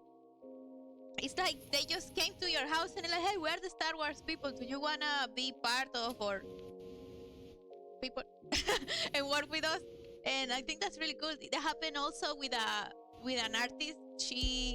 I was posting her comics on the Discord chat. She is Mm-hmm. like really passionate about this couple that doesn't exist in the series of Puka, the little Chinese girl with the pom poms. She loves this character, the evil ninja guy with Puka, and she did a Tobe. Tobe, yes. She did a bunch of comics with them. Amazing comics. Mwah. 10 out of 10, those comics. And the Puka people contacted her. And she's like, you are really good at this. Work with us. So I think this really, really amazing. Because in our school, sadly, most of the time, artists that do that, fan art and illustrations for the cartoon they like, or the anything they like that is really mainstream or popular, they get discouraged because of that. They call you a sellout. They call you a, hey, you're just drawing stuff that is just obviously gonna have likes because it's something that people is, and it's like, hey, just enjoy the ride. Cool it down. If you met somebody that only tries to draw Sonic the Hedgehog, so what? You're not the one drawing Sonic the Hedgehog. They are the ones that are gonna get probably contact one day by the Sonic the Hedgehog people, not you. Exactly.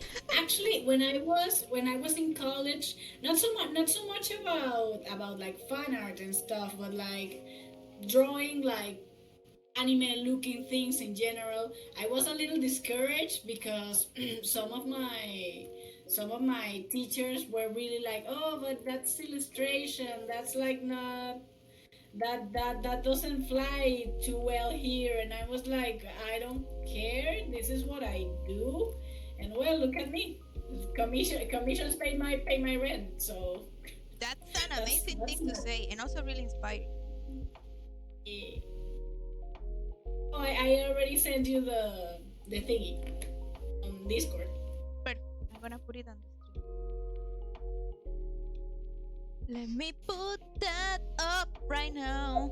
Let me close this 1 second. Oh, and No let's worries. read the chat because there's some juicy tea happening. Maybe. Let's. Those are Edu say those are the most powerful artists out there. They mostly ended up actually working on their favorite franchise. Budare say that he likes those stories. Yes, they're really nice. They're really inspiring. Like the Tyson, Edu say, like the Tyson He's, who started doing Sonic fan art and then took over the comic run. Wow. And now he's on one of the most influential, he's one of the most influential members of the Sonic franchise. Would you look at that? Huh? I was talking about Sonic and we got a real live Sonic story here. Sonic story. Like that man literally looked like the Sonic people in the face and went like, look at me. I'm the captain now. Inspiring. He literally went like that. Look at me. I'm the Sonic guy now. I'm the biggest Sonic fan. Look at me. I'm the boss. I'm the boss now. Amazing. Actually. I like to believe that also another really big inspiration is Jamie Hewlett, the creator of Gorillaz, because he was so obsessed with this idea of creating an original characters band that he's like, yes, I'm gonna make my own band with my own characters and I'm gonna make them my way, with my styles, and if people don't like it, well, fuck it. But people actually went bananas for them. Bananas for Gorillaz. Yes, bananas for Gorillaz. And random fact that nobody asked, but she's still gonna say because she's obsessed with Gorillaz. I'm her, and she. Bananas is the name of the documentary where you can see the very, very, very, very beginning. Yes, Bananas is the name of the documentary where you can see Jamie Hewlett and Damon Albarn creating Gorillaz from the tiniest little duru with the coins of the vuelto for the refresco. They really were. They work hard, those boys. They work hard for creating Gorillaz. It's really inspiring. And Jamie was the character designer. He was doing all the promotional art. And he was also animating the freaking characters. Like, give that man an award. Give that man an award. What a powerhouse. Uh-huh. Oh my God. He's a powerhouse. Okay, I'm saving you sent me this version. 1, 2, 3, 4. I did like 4 or 5 versions because I wasn't really sure on the effects to use at the end, so I was like, fuck it, use all of them. How do you feel about artists that are really picky about not using any type of digital effect? Because there's, in the process of creating digital art, there's like let's call the Puritans. I don't even know if that's a real word in English, but the Puritanos of digital art that they feel like thank you so much. The purists of digital art that if you use, for example, overlay, multiplied, or the other one that makes things shiny, screen. If you use those in your art, it's like, no, you're cheating. You destroy the purity of digital art. Why did you do that? Do you think that's cheating, or do you think it's just another great tool? Absolutely no. I love using like screen, like different effects. There was a time where I would like purposely use like a cellophane effect to make my art look all glitchy and stuff. That's that's the beauty of digital art, because you can do this type of things. I mean, you could actually try to make those in like real art, but it would be so complicated. I mean, why would you want to suffer while working on a piece of art? Honestly, I get it. I get it. Yeah, I think and it's. Uh-huh. it's not like you can just like press a button and like, oh, make this piece aesthetic, and just press a button and all the correct effects with all the right opacity just magically appears. No, it actually takes a little time. You finish the piece and it's like, okay, let's add some effects to this bitch. It's not so easy. Yeah, that those people aren't poopy heads, silly billies, even. Silly beans. Silly Okay, billies. I got the pieces uploaded to the drive, so let's check them out. This was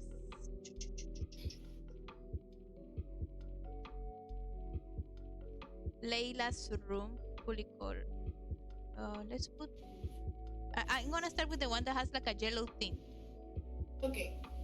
Uh-huh. Here she is. So pretty.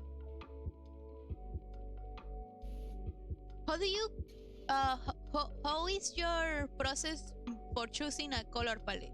Do you find that difficult, or you just know the colors in your head already? I mean, sometimes when I'm like designing a character from scratch, it might be a little difficult, like choosing a new outfit for them.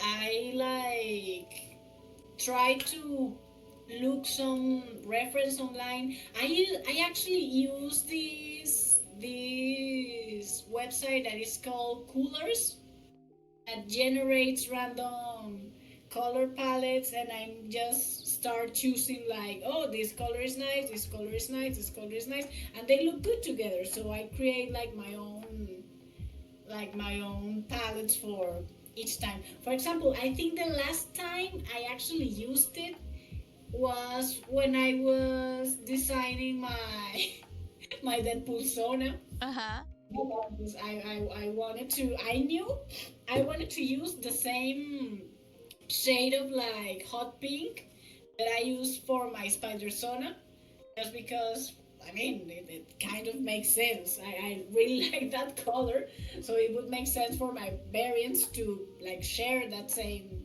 liking. But I was like, okay, what do I use for the darker parts of the Deadpool suit? You know, like the lenses or the details on the suit, because Deadpool's suit is like so iconic. You can like see it from afar and say, "Oh, that's Deadpool."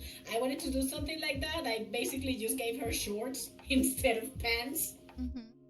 and changed the colors a bit. But I wasn't sure what color would go nicely with that shade of of pink, because with my Spider Sona, I used like a teal color instead of the blue on regular Spider-Man's suit. Mm-hmm. And that was my excuse, was like, this is just like a girlier version of Spider-Man. Of Spider-Man colors, just pink and teal instead of red and blue. But since it was supposed to be a darker color, I just like opened the page Mm-hmm. and started like uh, I locked the shade of pink I wanted to use, and I was just like, okay, next, next, next, next. Oh, this looks cute. I would try that shade of another color, and it would be like, this kind of work. Let's keep going until I came out with a color that worked. So yeah, so sometimes color palettes can be easy, sometimes not so much. I just try to make do. But that website's really really really useful actually. Budare said, Budare, I think you all know, but Budare is a graphic designer, a really good one. And he said, I love that site too. Amazing. You can create your color palette, and I totally thought it was only for brand design, but cool to see other people using it for digital art. And he also said colors are a context. I don't think blue means the same in all contexts. Color isn't easy, but it can be fun. Exactly. That's exactly what I think. Mhm, mhm. And he I, also says something early that when we were talking about if it is cheating or not when you use those effects on your digital art, and he said it's not cheating because those are techniques, and the thing is more exactly. like what techniques do you think are cheating? Content aware field is cheating. I think people hate what they don't know, and that's something for digital artists too. So they don't hate digital art, they don't know how hard it is. So they think it's just Yeah. clicking a button, create and poof. And I I wanna mean, send honestly, uh-huh. if I were to say like something in digital art might be cheating, I would say tracing, Mhm. like straight up tracing. Honestly, maybe if you're like starting like just trying to get a grasp like of like anatomy or something, maybe tracing Uh-huh. references isn't that bad. But honestly, what I usually do when I take a reference is like, okay, here I have my reference. I'll try to do my best to copy the post that I'm referencing, but I'm not going simply just like, oh, just lower the opacity and draw over the post. It's not something I will say I condone, because that sounds like I'm judging, because Okay. not everyone is the same. But at least when I use a reference, I try to simply like have it on the side and look at it while I draw. But apart from that, I wouldn't call it anything like actually cheating on digital art, unless you're of course like stealing art and recoloring. That's just common. That just sucks. That's not even on the same level. I have a controversial question. Gas. Or maybe not so controversial, depends on your views on the topic. Okay, let's see. What are your thoughts on artificial intelligence art and how some artists are using it? And have you ever done AI?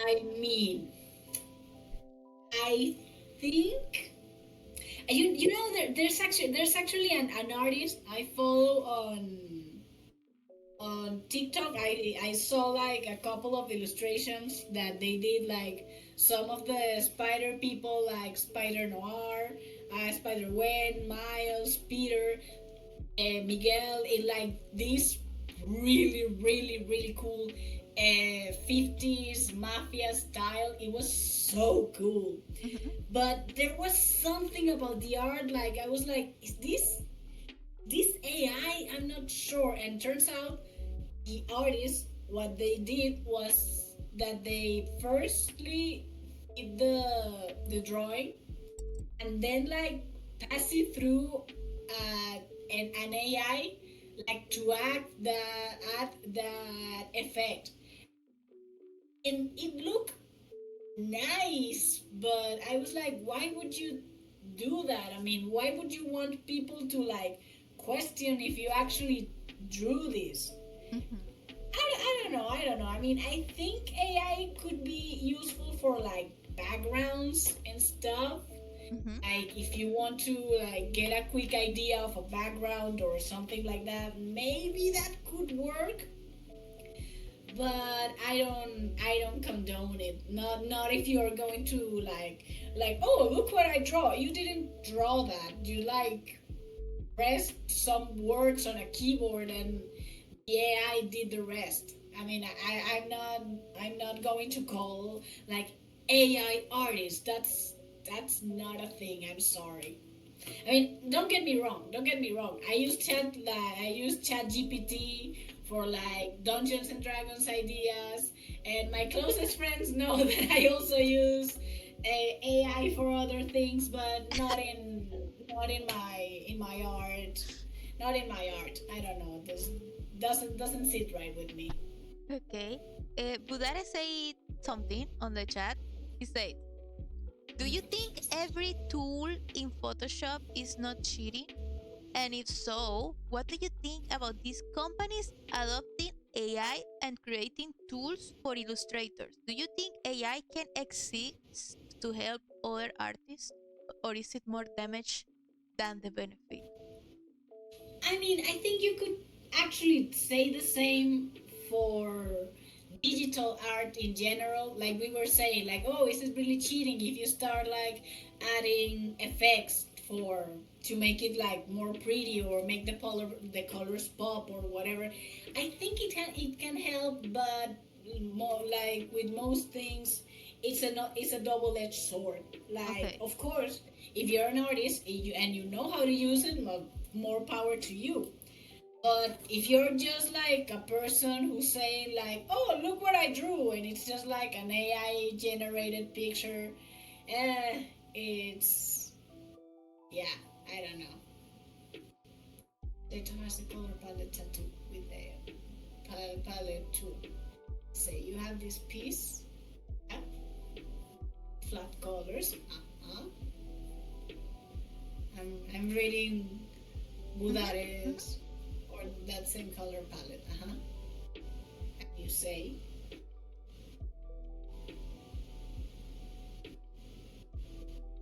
sunset. Ooh, illustrator generates the same piece.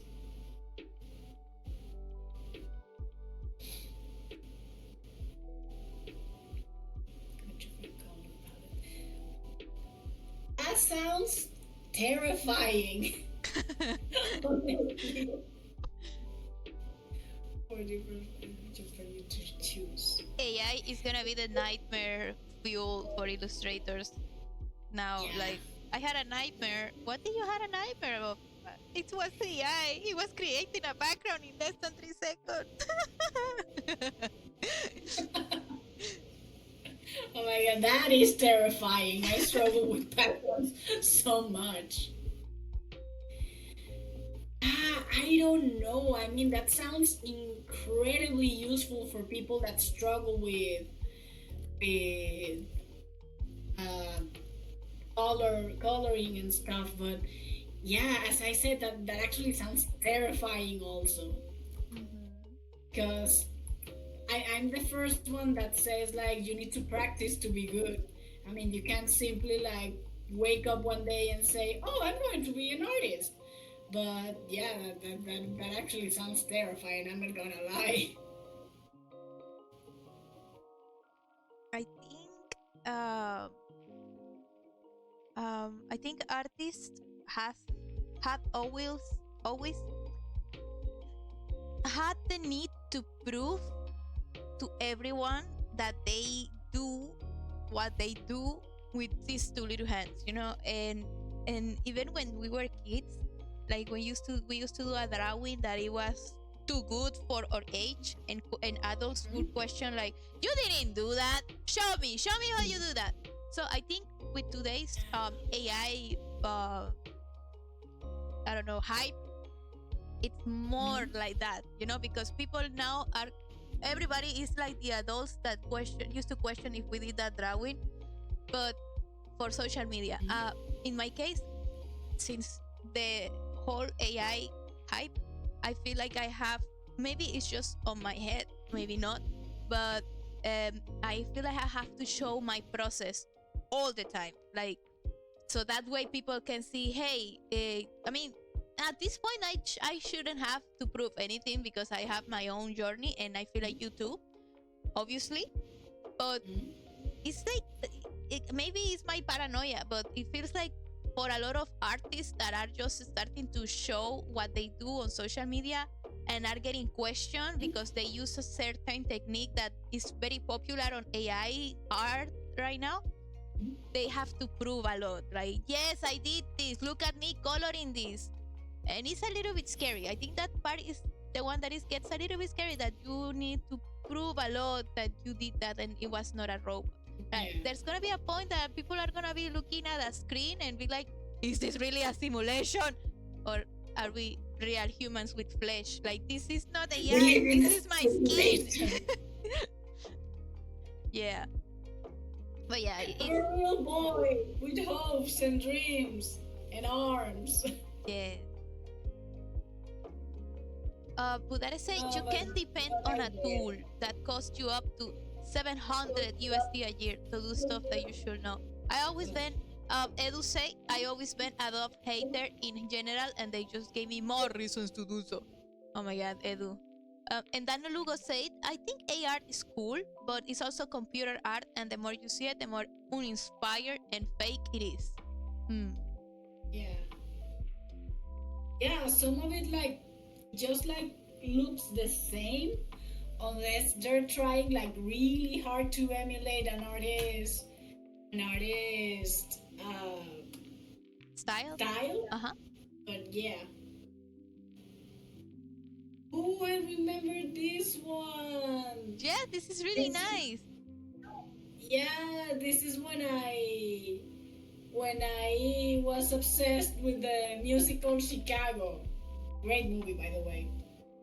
I have to see it.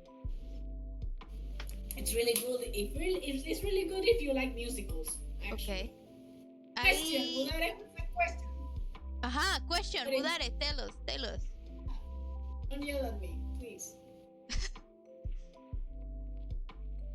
What do you think about Chicago? Make a review. Oh! Review. Wait, Movie the movie or review. the city? Movie review with Natalia. The movie or the city? The movie or the city? That's a good question. What do you love about it? The movie. Mostly the songs. I honestly think that most of the characters that most of the characters are like terrible people in a way, but that's part of the charm. I mean, it's like the movie The Producers. I mean, they are horrible people, but that's part of the fun. And the songs are so good. Are you kidding? Like the interview song with the girl. I can't remember her name. Roxy sitting on the lawyer's knee, like being like a puppet. Like, oh yes, I didn't mean to kill my lover. Oh, it was such a hard time or whatever. That song is so good. And her solo song is actually too really good acting too. I think it's just Roxy, the name of the song, but I just love those. Those are my two favorites, I think. Now I want pizza. Oh yeah. Edu thought that it was a review of the city. I think the only person in the chat that can give us a review about the city is John, because he's an American boy, but I have never been to Chicago, so No, me neither. I've never been outside of Venezuela, so kind of hard to give a review of a place you have never been to. yeah. Budare said, in my case, when I think about Chicago, I think about pizza, and now I want pizza, deep dish pizza from Chicago. Oh, that sounds so good. I've heard about that. What? Like, it sounds so decadent. Edu said, I think about the BoJack Horseman character that looks like Giordano. What? The Chicago? buffalo? Why do you think he looks like Chicago is the name of a Chicago BoJack? Oh wow! It's the buffalo. He's a great guy. I love him. The guy who voices that bull is one of my favorite actors. It's it's him, the guy from Atlanta, and the guy from Right. yeah. Bueno, ya. Go back to Sirius. time. In series. Yes. In series with Erika. Ooh. So many details. You go off with the details on pieces. I like that. remember this one. It was so that one's an old one. This was inspired by the podcast Welcome to Night Vale. It was on the bottom side. It was. Oh, I remember that podcast. I should get back to it. I mean, it's been a really long time, but it was a really fun podcast. It was like this weird town where weird things happen, but the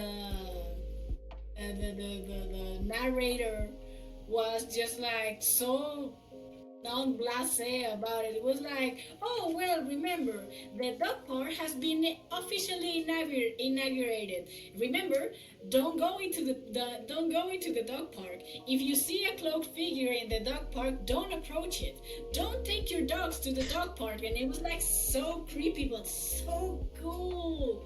I remember, oh Cecil, my love, and he was so in love with the scientist that got to the city just to research what was going on.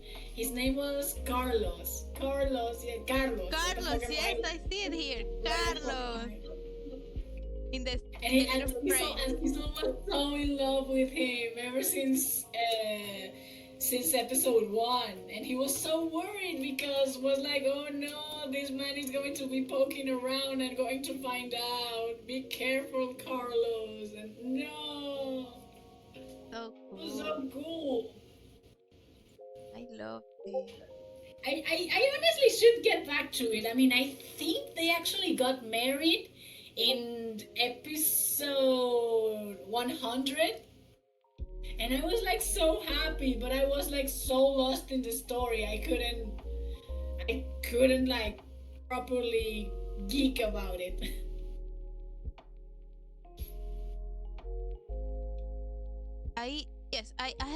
You should get back to it because I also heard really, really good things about it. Like, I remember it got really, really popular on Tumblr. Yeah. This design of Cecil was like a standard, like tan skin but blonde hair and like part of his head shaven. It was like, oh my god, that's so aesthetic.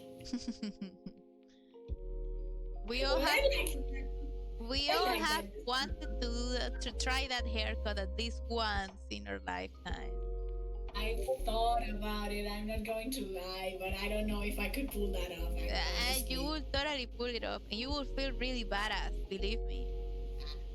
You will feel like, where is my motorcycle now? Like, it's a really cool haircut. I need a leather jacket for this. Exactly. I love this. This is a really, really amazing video. Let's go to the next one. Thank you, honey. This is. Oh my god, I forgot her name, but she's a really cool character from Star vs. Eclipsa, my love. Eclipsa.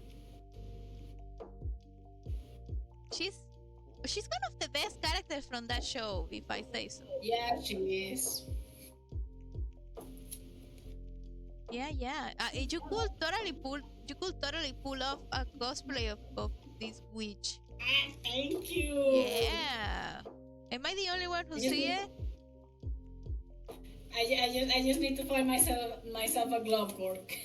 Ooh, a glove whore. A glove whore. A glove. Oh my god, can you say the name again? Because I just totally screwed that up. Glove whore. A glove whore.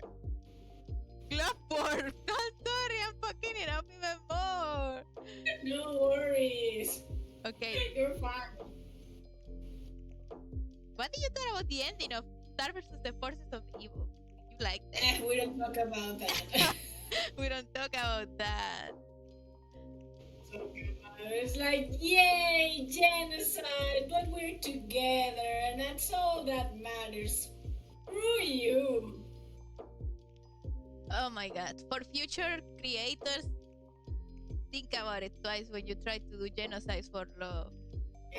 I honestly was like so honestly terrified that the ending for the Owl House was going to be something similar, like, oh, let's just merge the two worlds. And I was like, no, don't do that. That's not nice. Mm-mm. Keep them segregated. I'm still hurt that they killed my girl Hekapo. You don't do that, man. Oh yeah. You don't do that. Nah, that's not cool. Yeah. Next piece. We got Deadpool on the chat. Well, no, on the chat, Yes. no, sorry. Deadpool on the screen. On the thingy. The Deadpool here. You know, I honestly totally forgot about this piece Uh-huh. because when I started drawing my spider Sona, I was like, oh my god, this is the only safe for work piece of Spidey Pool I've ever done. And I remember when I found this and I was like, oh no, there's this one is safe for work, so yeah.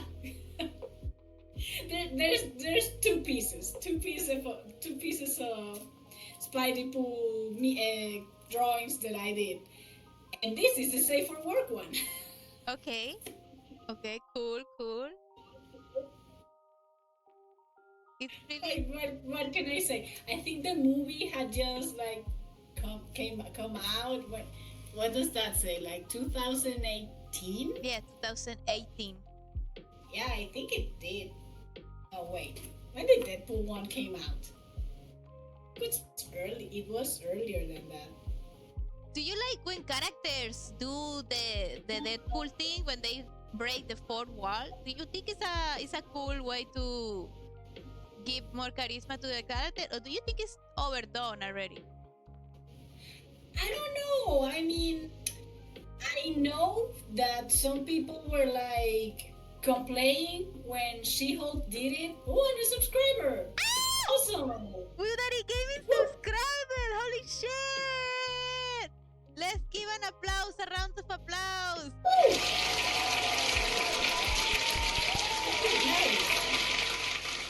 Let's see.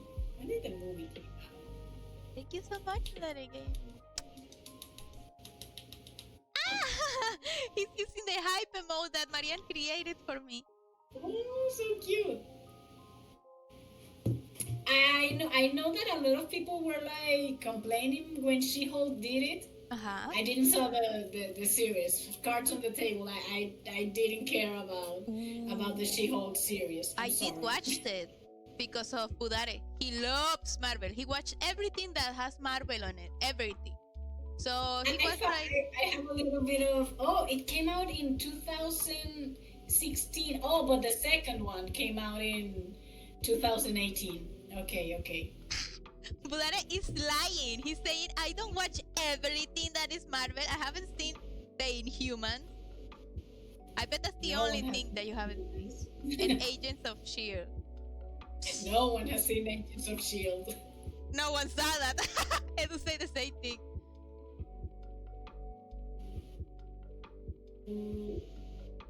So, do you think it's charming when a character breaks the fourth wall only if it's Deadpool, or have you seen other characters? No.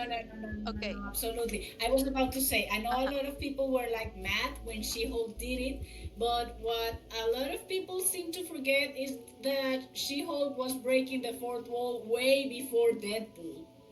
I think she was way before Deadpool was created, and that's in the movies. In the comics. In the movies, you have like Ferris Bueller Day Off that Deadpool actually referenced in his first movie when he's like, "What are you doing here? Get out! The movie's done!" And he's like in a bathrobe. That's from Ferris Bueller Day Off, and I think it's cool. I mean, I don't think it's too overdone. If anything, the theme of the multiverse, I think it's getting a little overdone. Like everyone, it's getting their hands in the multiverse. Like, oh, this is like so hip, so new. I'm getting a little bit of multiverse fatigue, if that can be said. But I don't know. It depends how you do it. Like a character can just like look at the camera like they're in the office. I love that. But if they're like too on the nose about it, like just like winking to the audience, I don't know, that might get a little silly. But I don't mind. I think it's cool. I love when they look at the camera like it is the offense too. My favorite part is when they do it in What We Do in the Shadows. Obviously, in What We Do in the Shadows, it makes sense because it's a reality show. But oh my god, Exactly. I live for every time that Guillermo looks at the camera like it's in the office. Like it's amazing. Like, mwah. Yeah, because the joke of the series is like, oh, there's a real camera crew following these vampires on their silly adventures. It's that I love that. Honestly, I haven't watched the show, but in the movie, I really love that. It's Like amazing. when Diago did it, like the Taika Waititi character, when he went like, Uh-huh. I love that. He was so cute.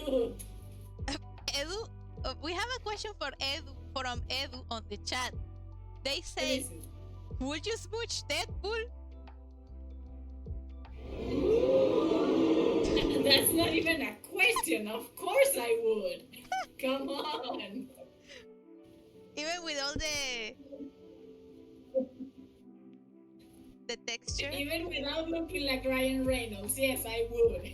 Oh, that's beautiful. That's real love right there. The man's charming. What can I say? I relate to him so much. And we also got a question from Budare. He say, What is it?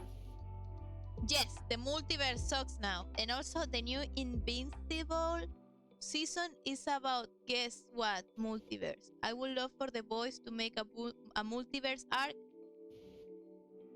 And he's like crispy chicken human. What was the... What? Ah, okay. What's that? The question for Natalia was the would you smooch Deadpool? Budare was just making emphasis on the fact that it was a question for you. Yeah.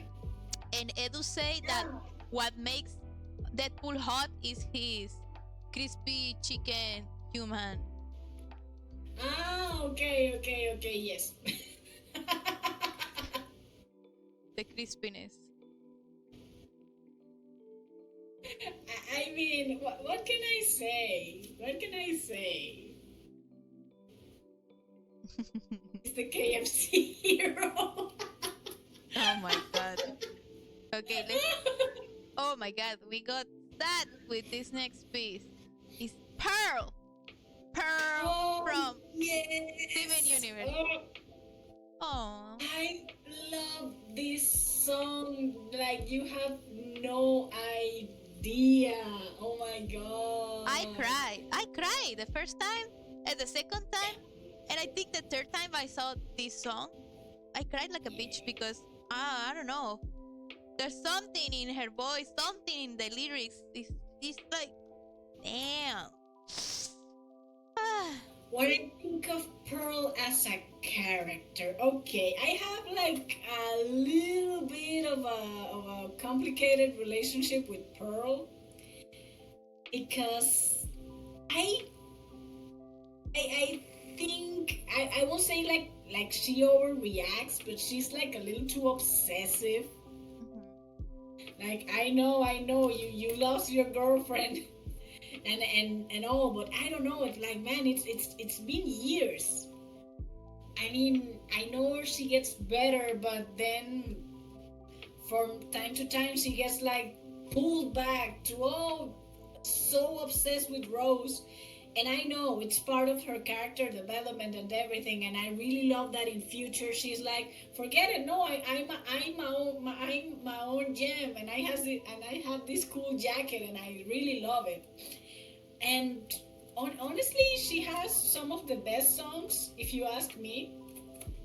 Do It For Her, it's great, but again, it's all about being obsessed with Rose, and how you would sacrifice your whole being for a person that you loved, and I don't know about that. I reacted to a comment that Edu said in the chat. It says, uh, she looks at Steven and she sees the cacho. Exactly. Jesus Christ. She had a bunch of girlfriends and she misses Bismuth. Yeah, like, you know what? There I can relate to her. Like, okay, well, I got myself above girlfriend. What about that? Yes, Future is great for Pearl, honestly. yes, I think I like Pearl even with all her intensity, because I can relate to something that she's a perfectionist. Pearl is Oh, a yeah. perfectionist, and she is a character that likes her stuff in a specific way, in a really clean and organized way. And I relate a lot to her in the episode where she wants Steven to be strong in the real way. I can show you That how song to is also be really, strong really in long. the real way. I am guilty of trying really hard with my intensity to make somebody else see and work for their best self, even when they haven't seen it yet. And I later see the consequences of trying so hard to make somebody see that, instead of worrying on my own traumas. So I think Pearl is a great character, and she has a lot of flaws, but I think that's what makes her such a good character. And I think her I thought design I wise, thought you were about to say that that's what made her human. But yeah, uh, yeah. The and her the, design the is cute. I think her gentle, design is really cute. She looks like a bird. yeah. We love Mama Bird here. I mean, I know I said she was a little bit too intense, but again, I know it's part of her character. Yeah. Uh, Budare said, I haven't seen Steven Universe Future, at least not complete, but I feel like it's more like an epilogue of the show than a new season. Yeah, Oh, yes. yeah. Honestly, it is.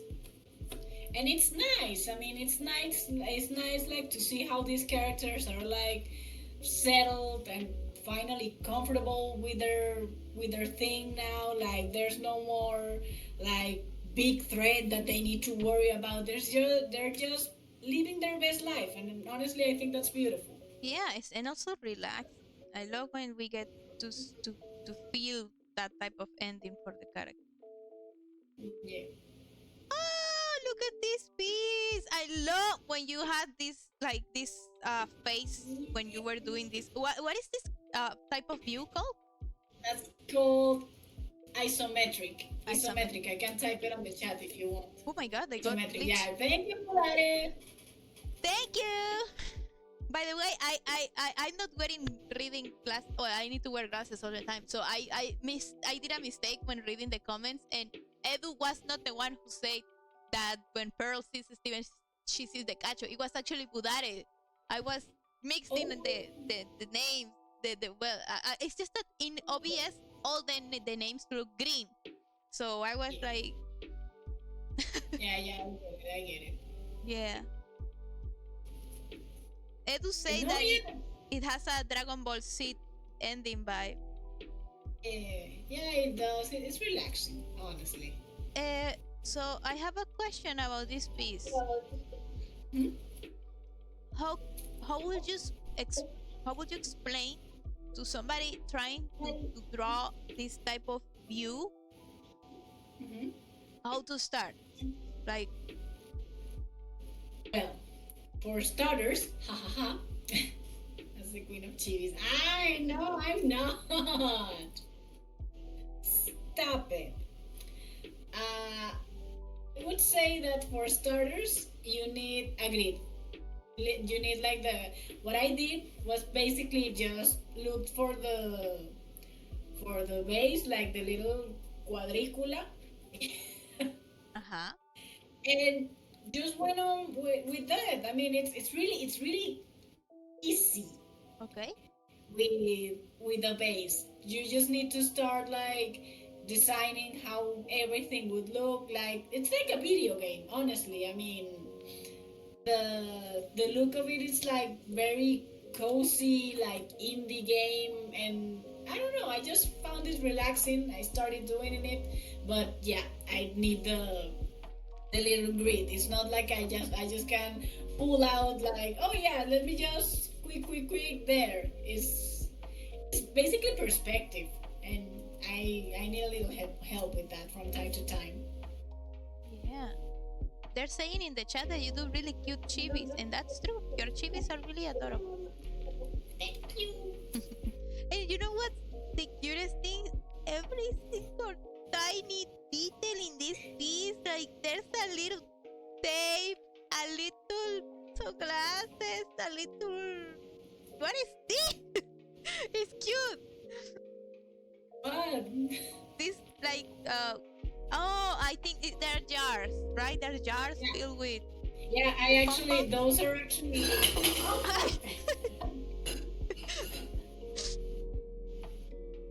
I actually had these like little jars Oh, filled with paper stars. with yeah. Oh, sorry, too much steam Don't there. worry. So yeah, I just wanted to add them to the thingy. That's beautiful. Paper stars. This woman does everything, even paper stars. Yeah, there was a time where I just started like making them like crazy, and I don't know what to do with them anymore. There's so many of them. I still have them. Oh, this has to be one of my favorite pieces so far. It's just it looks complicated to make. No, don't get me wrong. I have never tried my hand to draw so many elements in an isometric view. So for me, this looks like, damn, how did you do that? Teach me your witchcraft. Just need a grid for starters, and you can go from there and go crazy. So cute. Okay, let's see the next piece. Aha! This is from the show. Look. Yes! Oh, I love this one so much. I decided I wanted to try my hand on limited color palettes, and this is what I went with. Because again, I was obsessed with Loki for a while, and I just needed to get that out of my system. Nice. Can you show us that Loki Funko Pop closer? I was just about to get him. Oh, Look at him go! He's a little bubblehead. yes. Oh, we got a question from Budare. He's asking, what do you think about Loki as a show? And did the show make justice to the character? I think they did. I mean, it's great, like watching Loki, like just struggling, like in a place where he doesn't know what the hell is going on most of the time. I actually really enjoyed it, and I'm fairly excited for the second season. To be honest, I think even though it was like the third show that Marvel made, I think it was a really good one. I mean, I really liked WandaVision, but that it was like myth that ending really didn't do it for me. Uh, the Falcon and the Winter Soldier, like just told their own little story, like not connected to anything else. But I don't know. I really like Loki. Maybe I'm just being biased because I love Tom Hiddleston, but I don't know. And as for my Funko here, I just wanted to say this. I know this is technically a variant of Loki, but come on, the horns are so cool. Look at it. Yes, the horns are the coolest. One of the coolest part about his outfit. Exactly. The only thing that's keeping me from actually looking for the President Loki comics is that the art style is so not cool for me. I don't like the art Really? style of the President Loki comics. Let me check. I actually have a physical. Let me see if I can get it. It's at the bottom of my comics. Oh my god! Yes, I think I can. I think I can. Ah, it's coming out. Hey, but the cover Oh looks my God. pretty cool. This is like giving birth. Oh my god. Oh. And there we go. Ah, found it. I actually bought this comic on Amazon. Oh. The It's No, called what? I'm checking the art style. I was fooled by the way the cover look, because I was like, hey, but the cover looks pretty cool. Look, President Yeah. Loki. But then I'm checking some of the pages and I Yeah. have questions. Yeah, there was a choice made there. Definitely a choice. Yeah, I get it. I know. It definitely was. I actually really like a little like quip, if you would say, like a little reference for the President Loki comics, when in the Loki series, out of nowhere, it started playing "I Need a Hero." That's actually from the comics. Like, Loki is such a freaking egomaniac. When he was campaigning, he actually like flew down on a stadium full of people with "I Need a Hero" playing on the background, and I'm like, this man is such a drama queen. I love him so much. He's very extra, yes. And again, I haven't read the comics, but that part specifically I know of, and I was like, huh, that's nice. And I was saying, Uh-huh. as for Loki comics, I actually have this one, which is made by the same person, I think, that does the Jeff the Shark comics. The art style is really similar. Okay. It's called Tamaki Gurihiru. Here. Ah, is that young Loki? Am I right? Exactly. Yes, he's so cute. Look at him. Yes, I really like young Loki's design. He's really For a second, I was showing the fact that I was gonna Google the artist. But yes, I like your taste in Lokis, Natalia. I think you and I can share that. No, and honestly, the comic is so funny. It's called Thor and Loki Double Trouble. It's more like for a younger audience, to be honest, but it's so cute nonetheless. Such a chaotic little gremlin. I love him. By the way, we got another Loki question from Udare. He said, "Do you think the character was taken out? Sorry, do you think the character was taken out the MCU original timeline was worthy? I think Loki is the best MCU show, followed by Moonlight." Thank you. I mean, Moon Knight. Yeah, you know what? I honestly want a second season of Moon Knight. Not only because, well, Oscar Isaac, and you basically have like 3 husbands for the price of one. But I thought it was such a cool introduction for the character, and then we're like, oh, do we get more, please?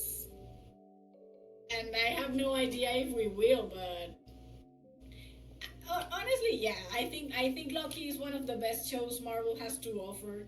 Again, followed by Moonlight, but yeah.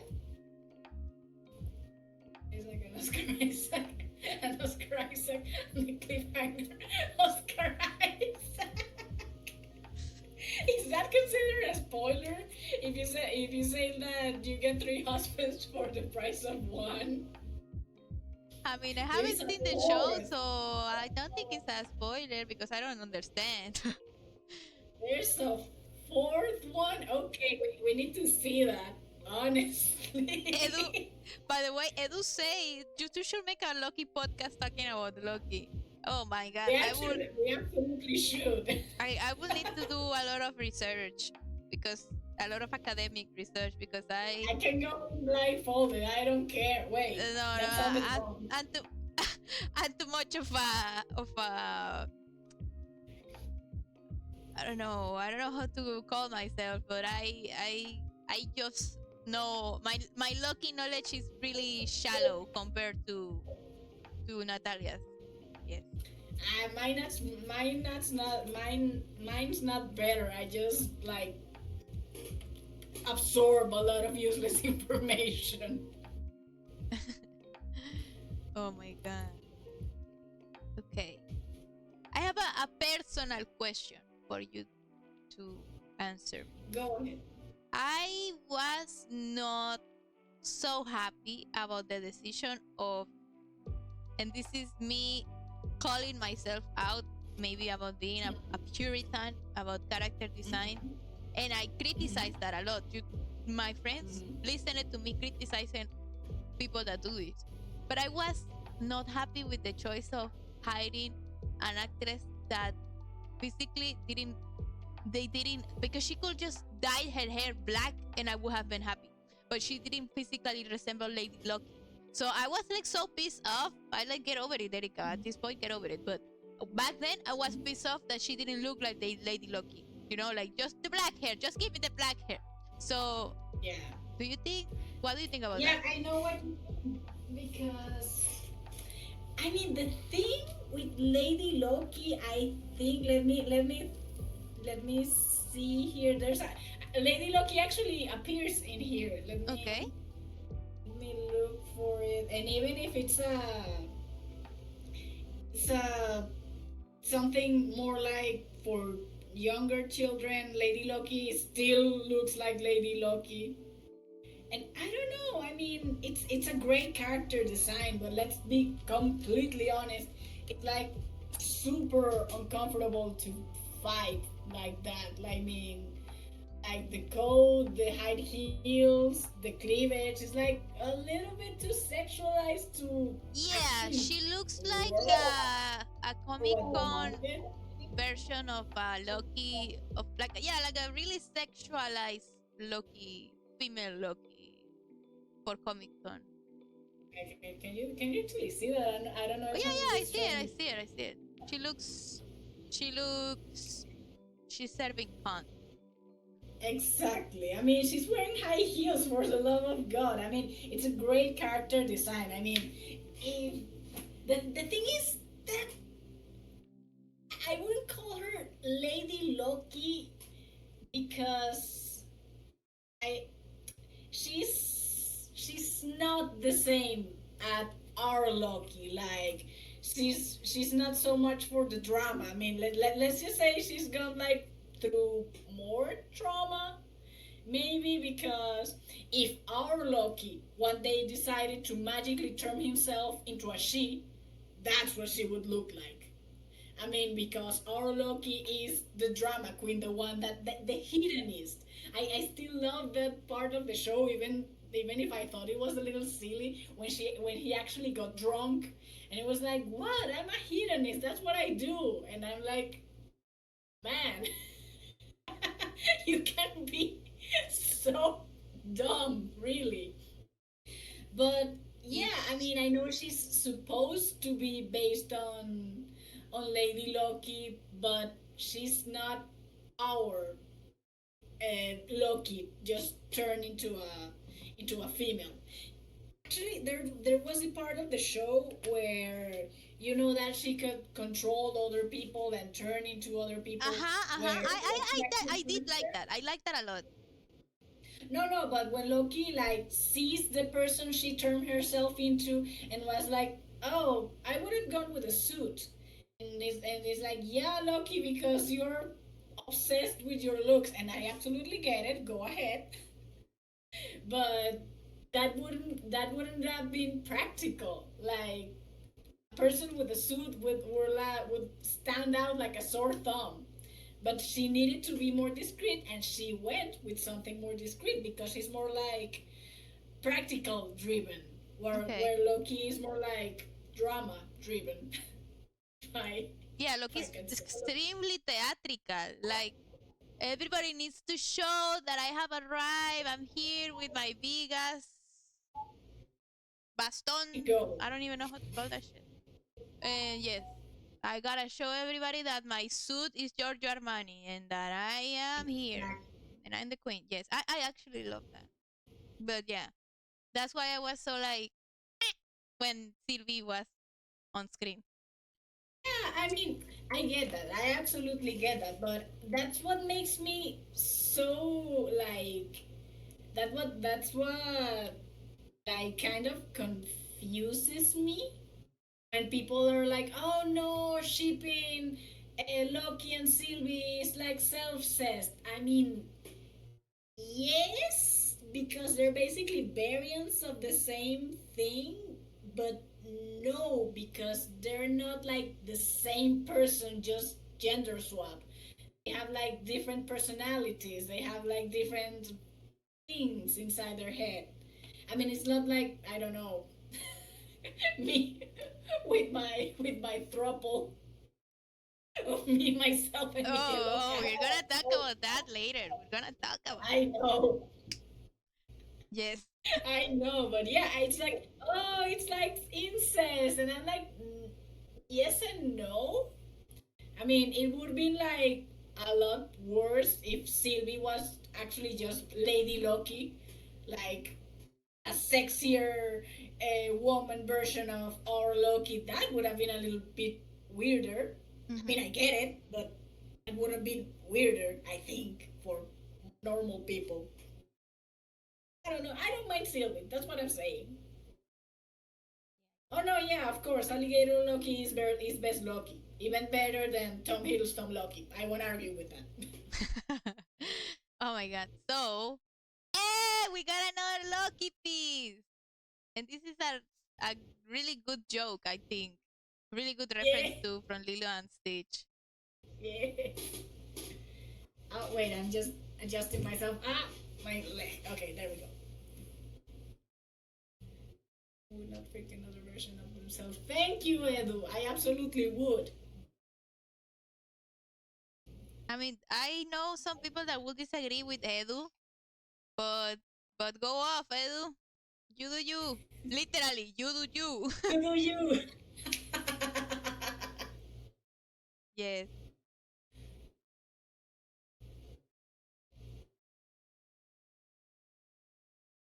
Um, this is such a cute piece. Thank you. I'm really happy how Kid Loki came out. Actually, his crown. I'm really proud of how that looks. Actually. Yeah. Yeah, yeah. Like it. I like it. Let's check the next one. Oh boy. There's a lot going on here, and I love it. Why is she reading a more than one on one? Like, can you give me a hint? Tell me about Well, this, please, because this is you really cool. remember when I told you Uh huh. that one of my favorite bands was Ninja Sex Party? Yes, I remember. Well, this is from one of their music videos called I Don't Know What We're Talking About. Okay. I really like that song. And actually I related a lot to that song because it's basically like the protagonist, the singer, going on a date and suddenly he gets distracted. Like he starts losing the the train of the conversation, and he starts panicking like, oh my god, what are we talking about? Oh my god. And it's such a funny music video. So basically what I did was, since the band is basically just two people, Uh huh. it's Ninja Brian, which is the ninja in the background, Uh huh. and Danny Sexbang, who is the singer. Uh huh. I decided to put my characters, my mermaid and my succubus, in those what's in those parts. So yeah, that's basically it. The thing with Ninja Brian is that he always kills people, always Oh in their boy. music video. And Danny Sexman Ninja is just a horny guy that wants to get laid. Very straightforward That- with his. and that's it. So basically, just wanted to add my other character, so I put him in a pterodactyl onesie. That makes sense if you watch the video. Okay. And a little penguin playing the guitar again because again that makes sense if you watch the music video. A little penguin in a costume. I love all the little Easter eggs that you really need to get if you watch the music video. I will watch the music video because I want to understand this piece. It's really good. It's a bop, honestly. Okay, I will check it out definitely. Ninja I'm really Sex proud of the Party. battery actually. It looks really good. I think I honestly think I kind of traced that, but only the battery. I mean, only the parts that I didn't know. It's not like I traced the pose of the batteries. Batteries? The player, the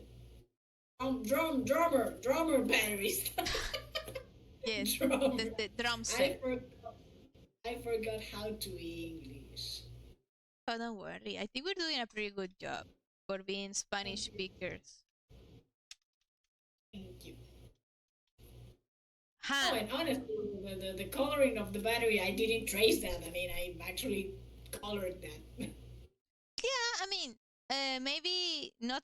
This is not such an unpopular opinion, but I think tracing really complicated objects or taking a picture of your hand and tracing the hand gesture when you're doing a piece that is already overcomplicated. I don't think that could be called 100% cheating, but it does makes things way easier.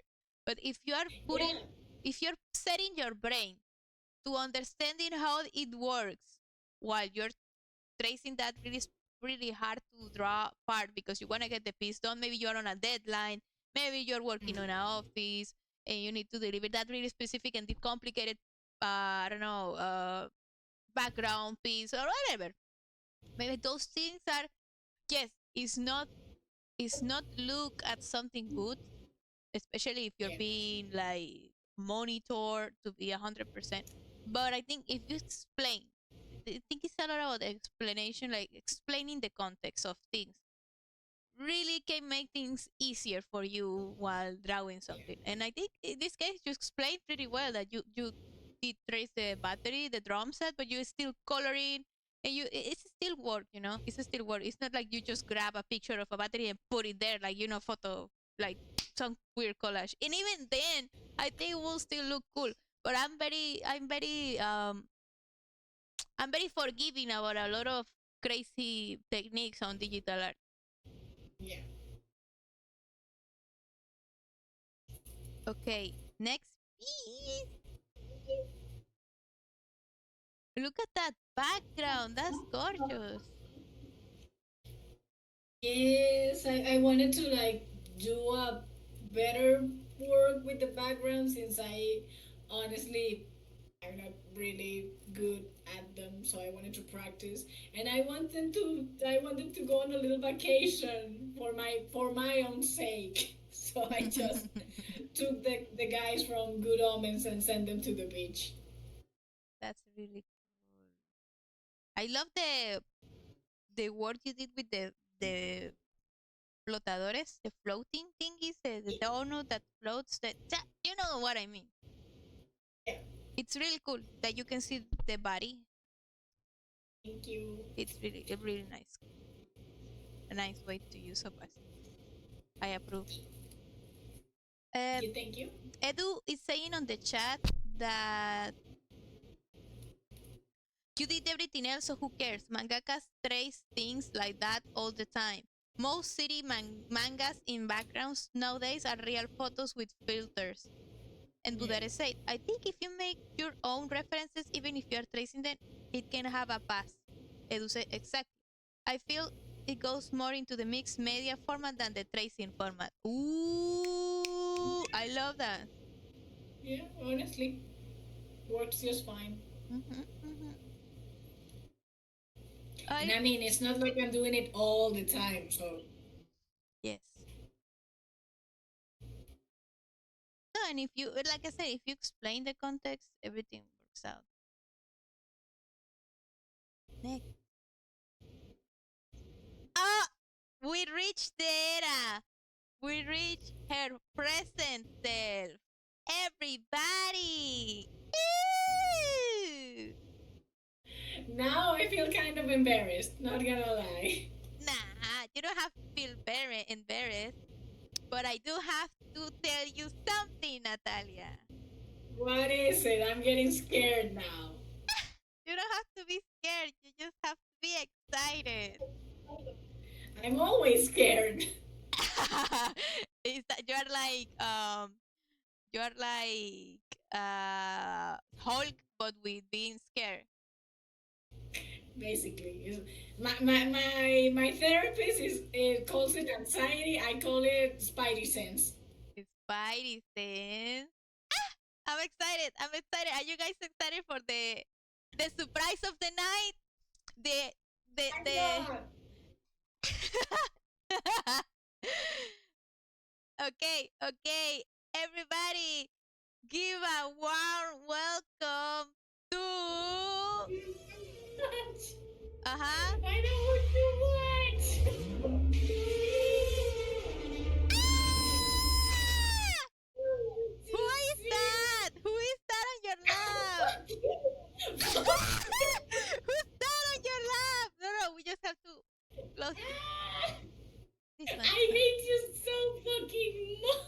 Everybody, who is this man? By the way, I know Natalia cannot hear this because it doesn't have the screen on, obviously.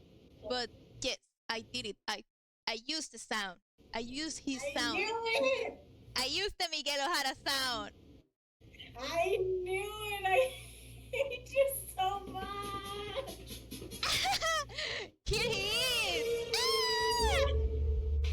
You're a terrible The person. man of the hour. Give a You're warm a welcome. terrible person. Give I a warm welcome swear. to. Where is my button? Say hi to. What the heck? Why don't you? You're a terrible person.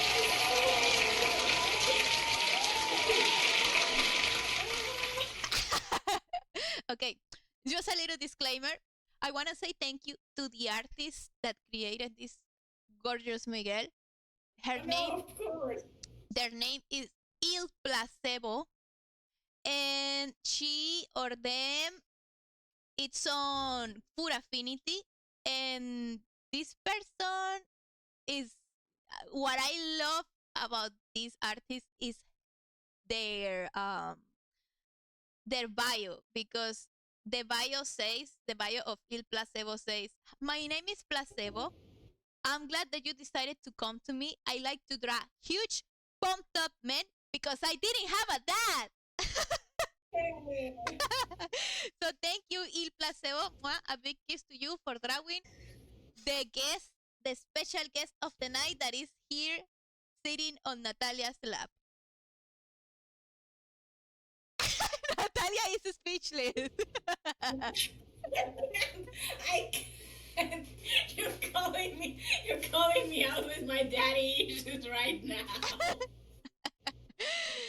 Oh my goodness. Imagine if somebody just enters the stream randomly, like, what the heck is going on here? And you're like, you're I think going we to need a the. screenshot of this, honestly. I think we need a screenshot, like right now. Yes, please, somebody please take a screenshot of this moment.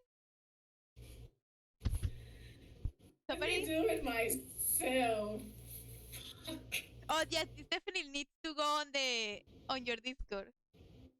Yeah. This is my I'm proud of this moment on the talk show face. Let me just. No, wait, let me, like. Maybe I can pump the. No, I think we're good. Maybe just a little bit. Yeah, just amping the quality of the stream a bit. Let me just smile. Uh-huh. Smile for the camera.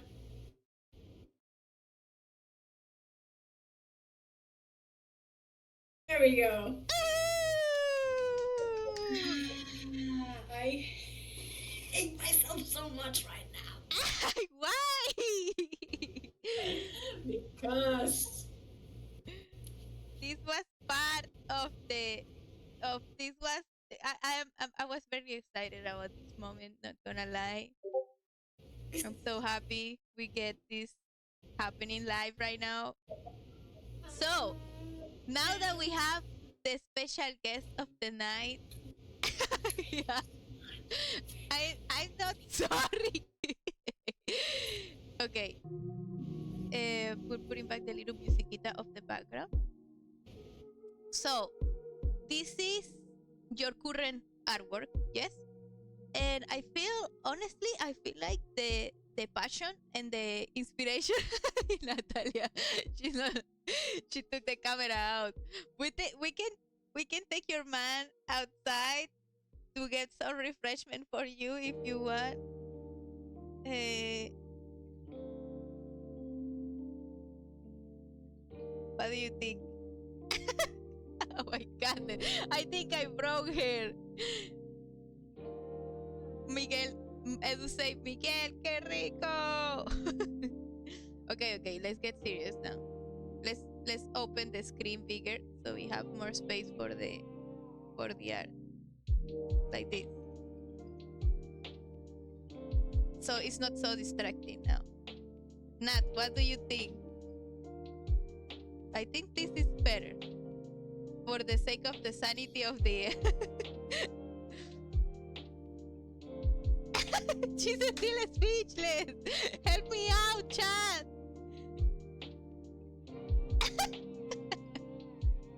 Oh my god, I cannot hear you. Baby, I cannot hear you. No. I don't know why I cannot hear you. Did something happen to your microphone?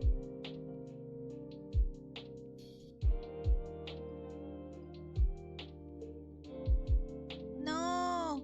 I cannot hear Natalia.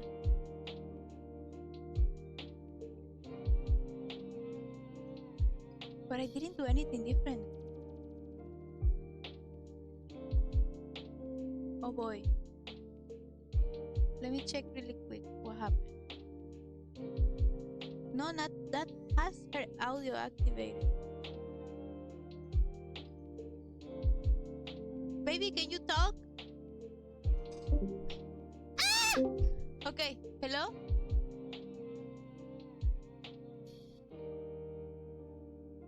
Hello?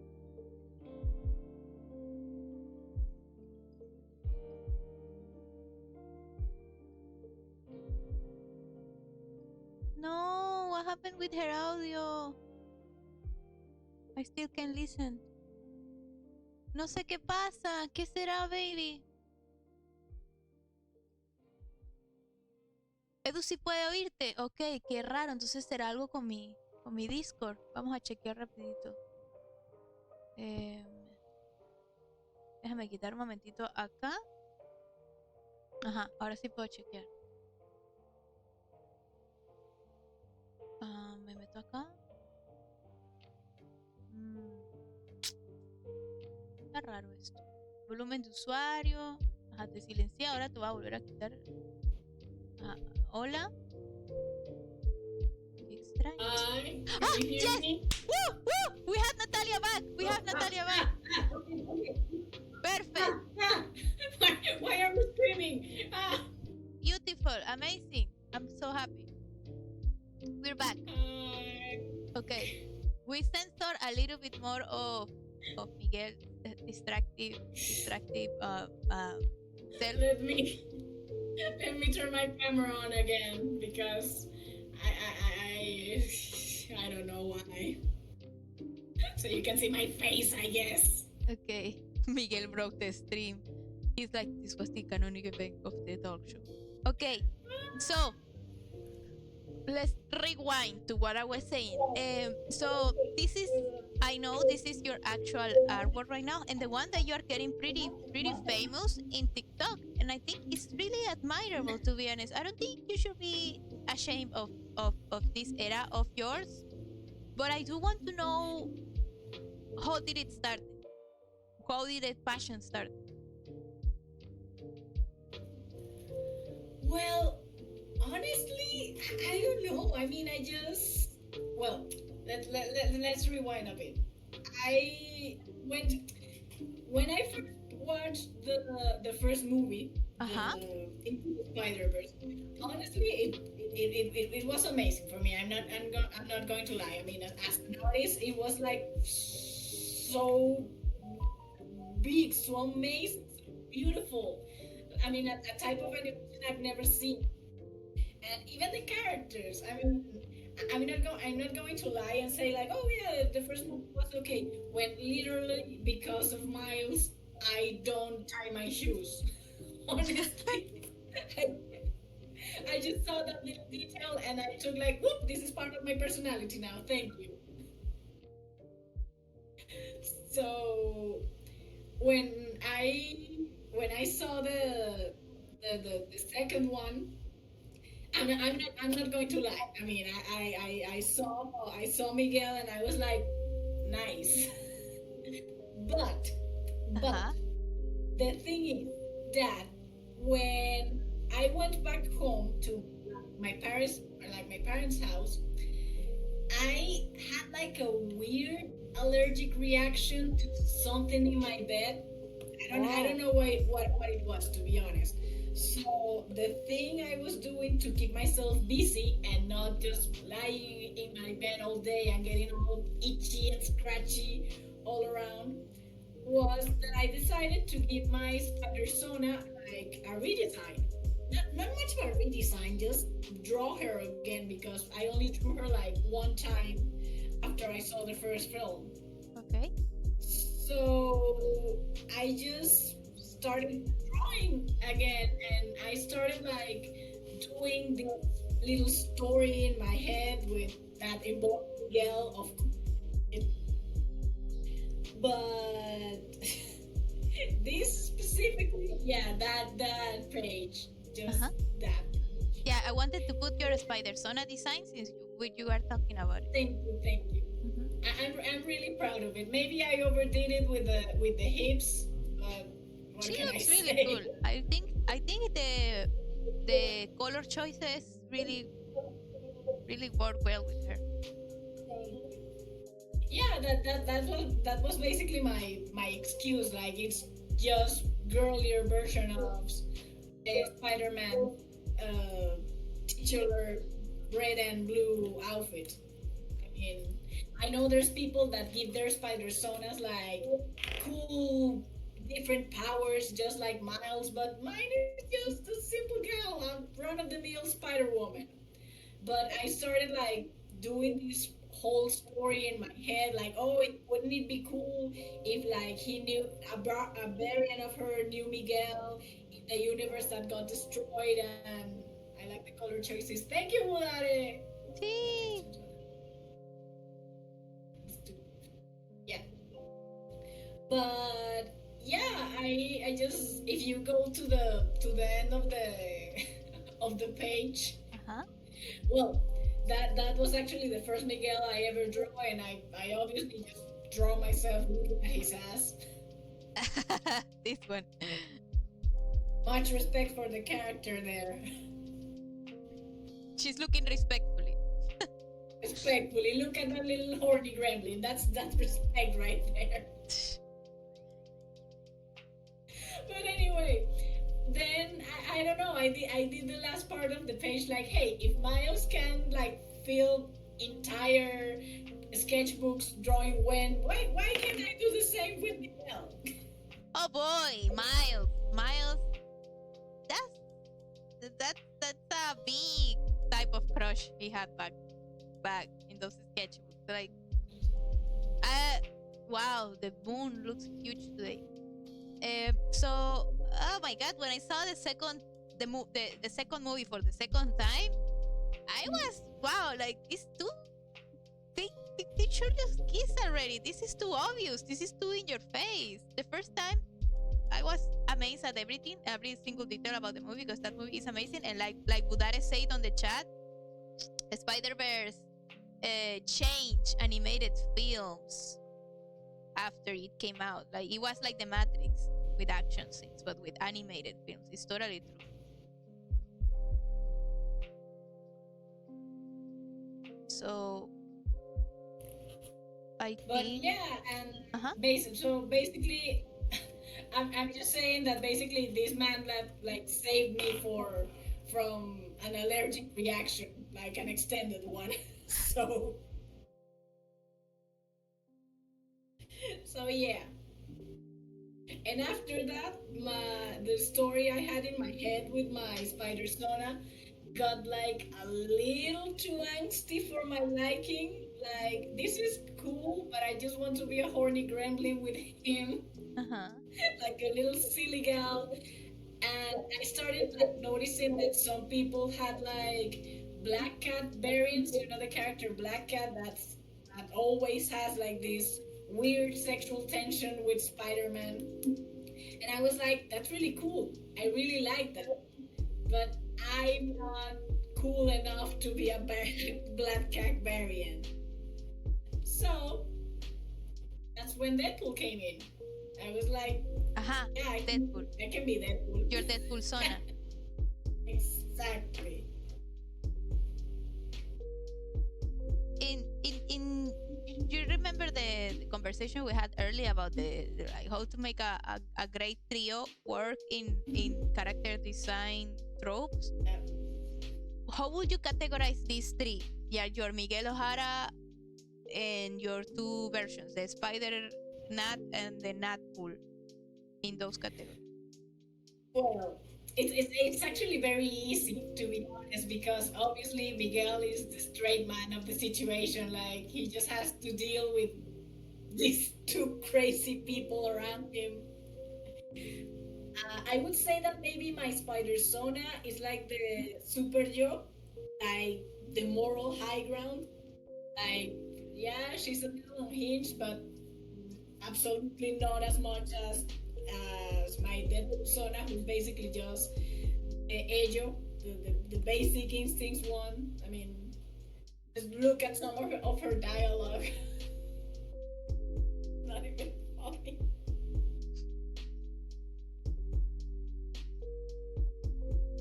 I'm telling her when we are not on stream, I'm telling her she should really make like a fan scene with all this artwork because she got a bunch of material now, and I think a lot of people would love to have them to have this ship.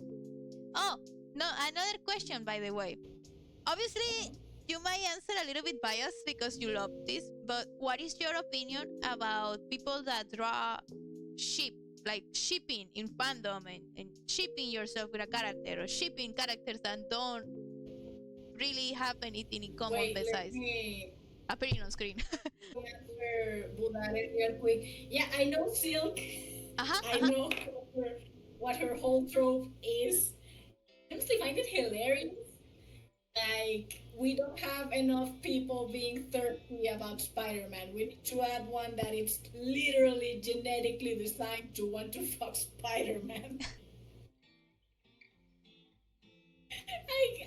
I, I mean, I kind of get it, but it's like, come on, man. I mean, you're supposed to be trying to tell a story. What's, what's the story there apart from the no? We can look at each other because we instantly want to bang. I mean, that's I don't know. If it was like a fan character, I actually had a friend that really liked Cindy Moon Silk. I don't know why. I mean, I can respect that. I mean, she's not hurting anyone. All apart from the joke, like, oh, I wasn't Cindy Moon in Spider Verse. It's like, man, it's a kids movie, and still doesn't no. Yeah, it would be too uncomfortable to watch. Oh no, of course her design is really cool. I really like that. But yeah, I don't know. And as part of the question you asked me, Erika, Uh-huh. I mean, it's cool. Of course, it's cool. I mean, I'm not going to say, oh, it's super cringe. No, cringe is dead. Whatever. The only thing that might be a little like problematic is when the people that draw that like themselves being in a relationship with an older character that are underage. That might be like a little dodgy territory. It's like I was talking about this in my stream last Uh-huh. night actually, and Uh-huh. I talked with you guys about it too a while ago.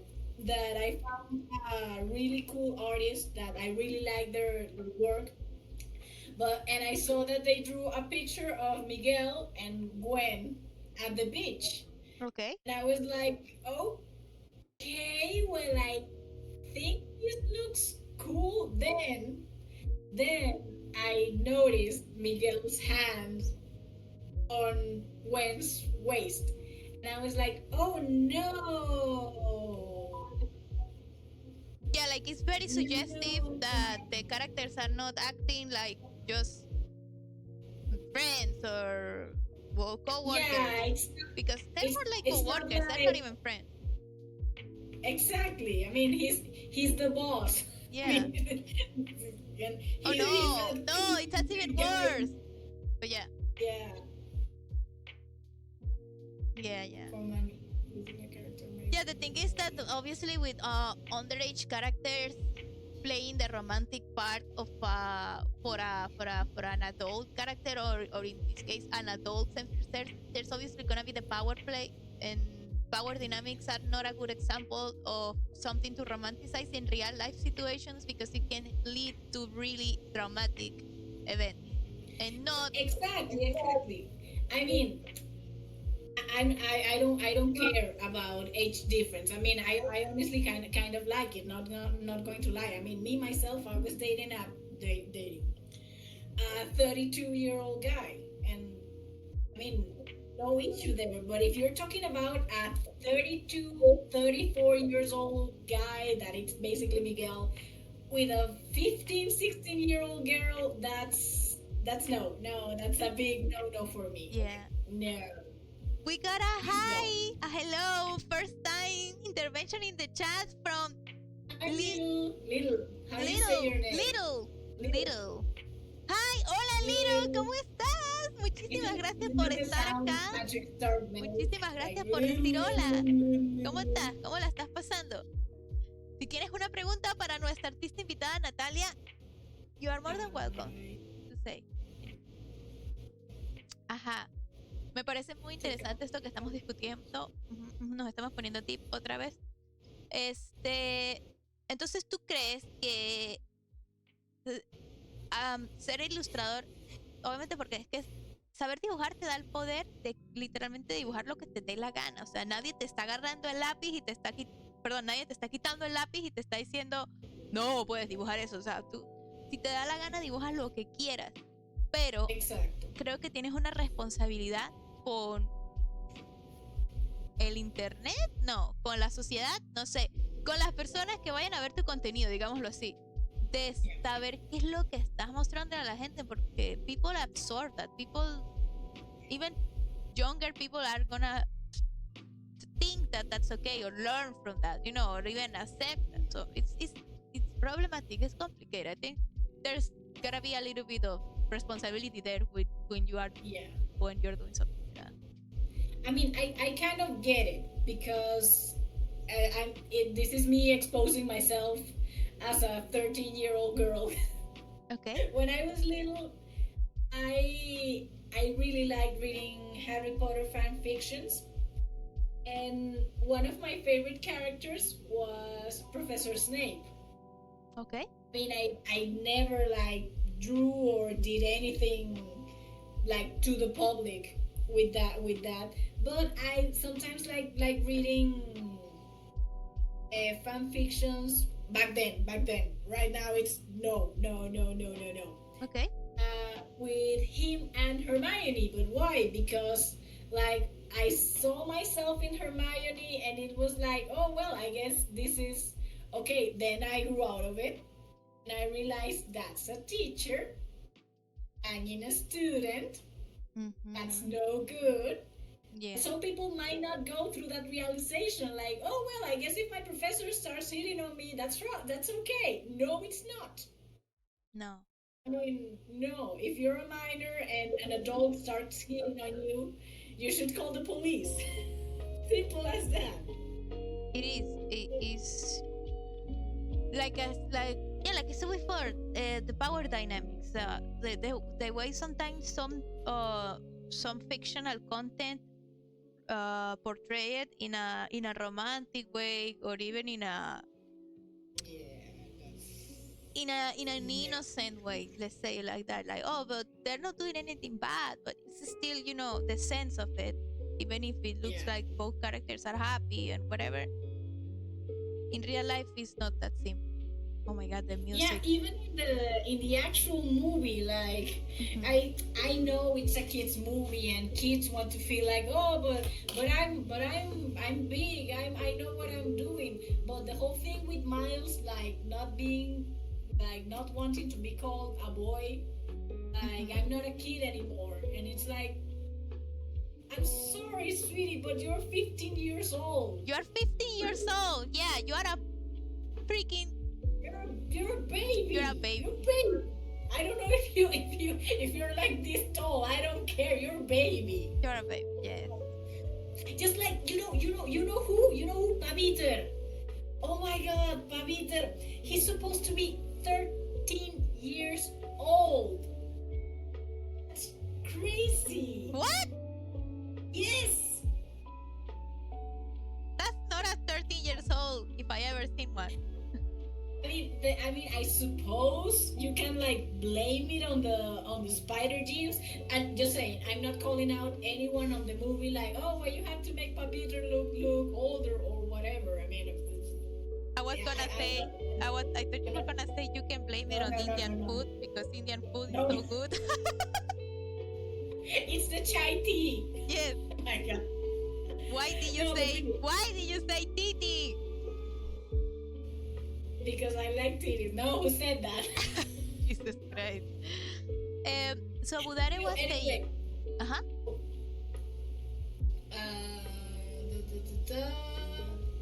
we're doing an interview. Blah, blah, blah, blah, blah. I think you can only make content you like and you like and want to watch. Some content out here glorifies grooming. Yes, it does, but it's coming mucho curry de pollo.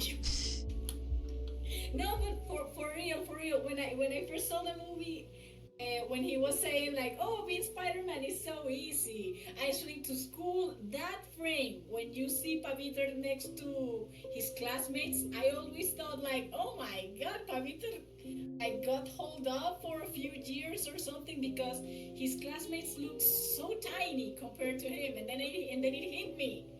I mean, the boy is just 13 years old. The spider genes just make him grow like crazy, just like with Miles and with Tobey Maguire, I guess.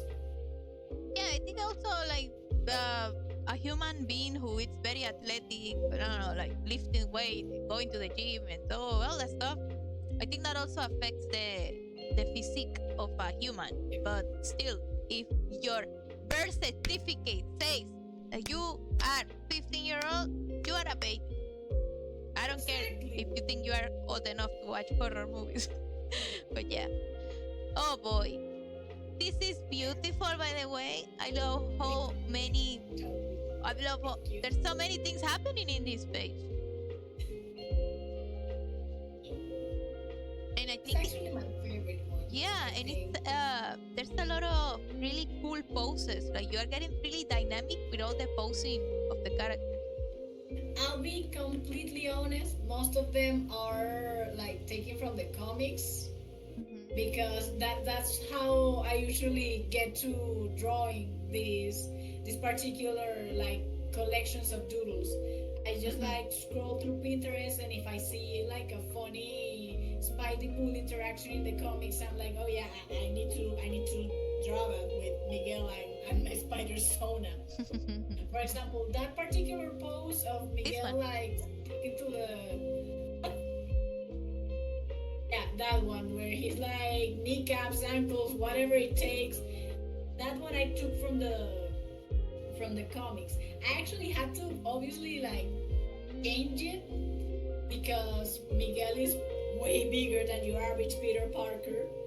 But yeah, the basic pose was from the comics, but it really helps to exactly that, being more dynamic with what I'm doing.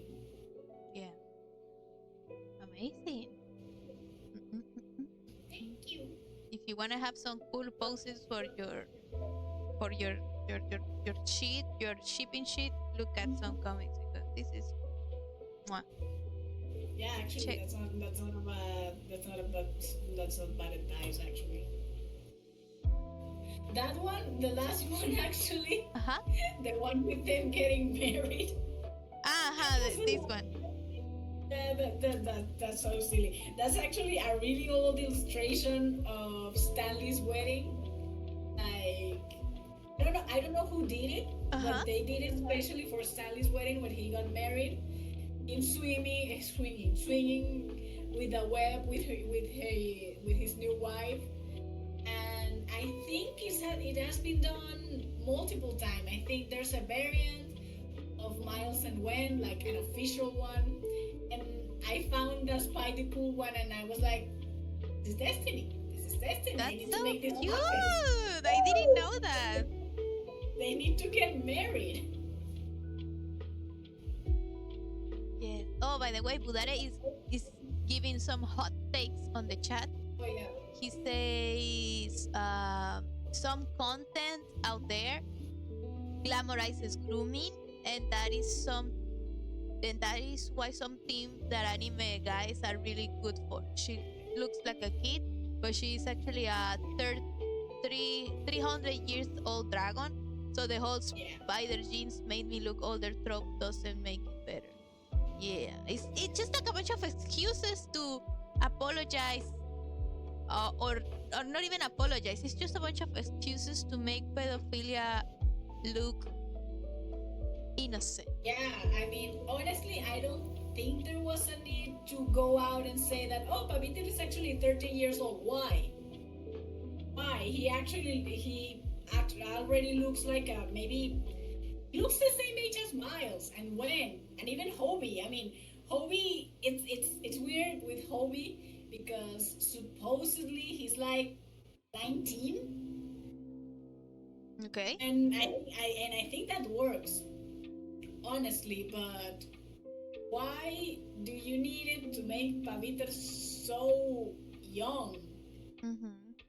Again, I'm not bashing the movie at all. It's just so weird. Like Yeah, when oh my god, my baby. Yes, we changed My wife, the my page, everything. and we got this beautiful character design that Natalia created. Can you tell us Yeah, a because little I bit was more? about to keep rambling. Just this is better. Let's keep going. Let's keep going. No, yeah. We were getting a little bit dense with the topic, but I admit it was a good conversation. It was a good No worries. tea time discussion. I'm out of water. But Okay. anyway, yes, this is my first D&D character. Oh, Tawatai, I miss her so much. She's so beautiful. Thank you. I like all the details. I wasn't trying to pick just one because I like the hand, the arc. The darknet fingertips, yeah. But Really like them. everything is really, really pretty about her design. How did you come out with the idea for her? Well, being completely honest, Uh-huh. when I first, when I was told that, hey, we're gonna start a D&D campaign, would you like to join us? I was really, really, really into the show Our Flag Means Dead. Uh-huh. And I was like, okay, I need to be a pirate. I don't know how that's going to work, but I need to be a pirate. And for some reason, maybe just like mixing it up with with the shadows, I was like, wouldn't it be cool if I was like a pirate who couldn't go into the sun? I don't know, just looking for ways of making my life difficult. And yeah, that's basically how I came out with her. I mean, just that idea. También no te eso. But in the end, it didn't really matter. Yeah, what we do in the shadows movie. Yeah, Uh-huh. yeah, the movie. I haven't watched the show. The at the end, it didn't really matter there because in the world that our DM was using, no, the movie. Vampires really didn't have much issue going into the sun.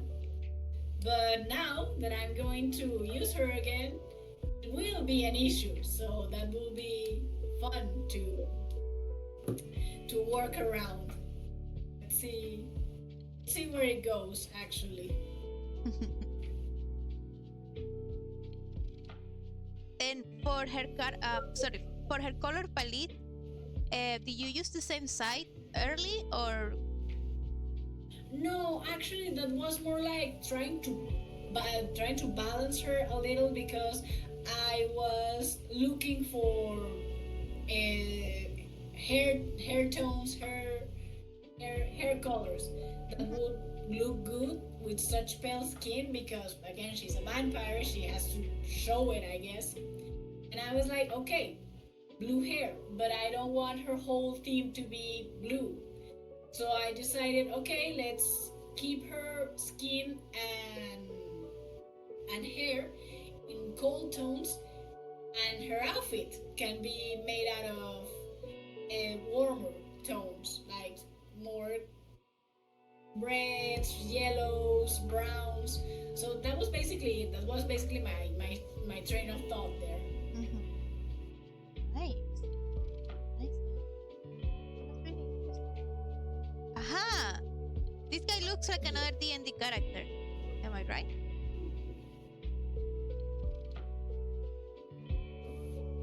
Ay, Valsemir, my beautiful idiot. I'm so scared for him. What was your inspiration for him? And can you what is he in the He is a high elf paladin. uh-huh. I honestly want him to make him look a little like Tom Hiddleston.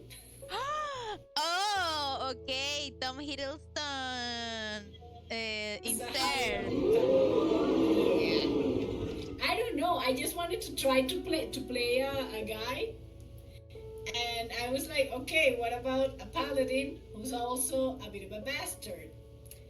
That didn't turn out so well for me because he got corrupted and turned into a warlock, which is like a dark magician. Oh. He basically became the boy toy of an evil entity. Oh no. Yeah, funny stuff. But yeah, I just wanted to make him look like Tom Hiddleston because honestly, if Tom Hiddleston tried to scam me, I would probably fall for it. No. Oh. No, oh fuck. I know, I'm sorry.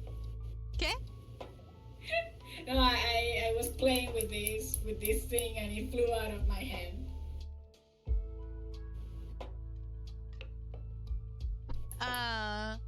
Yeah, Budare was telling no, don't say that on the stream because people are gonna think that it happens like there was this news about a girl who got really like for real scammed by a random evil human that made her believe that he or whatever the person the scammer made her believe that they were the actor from the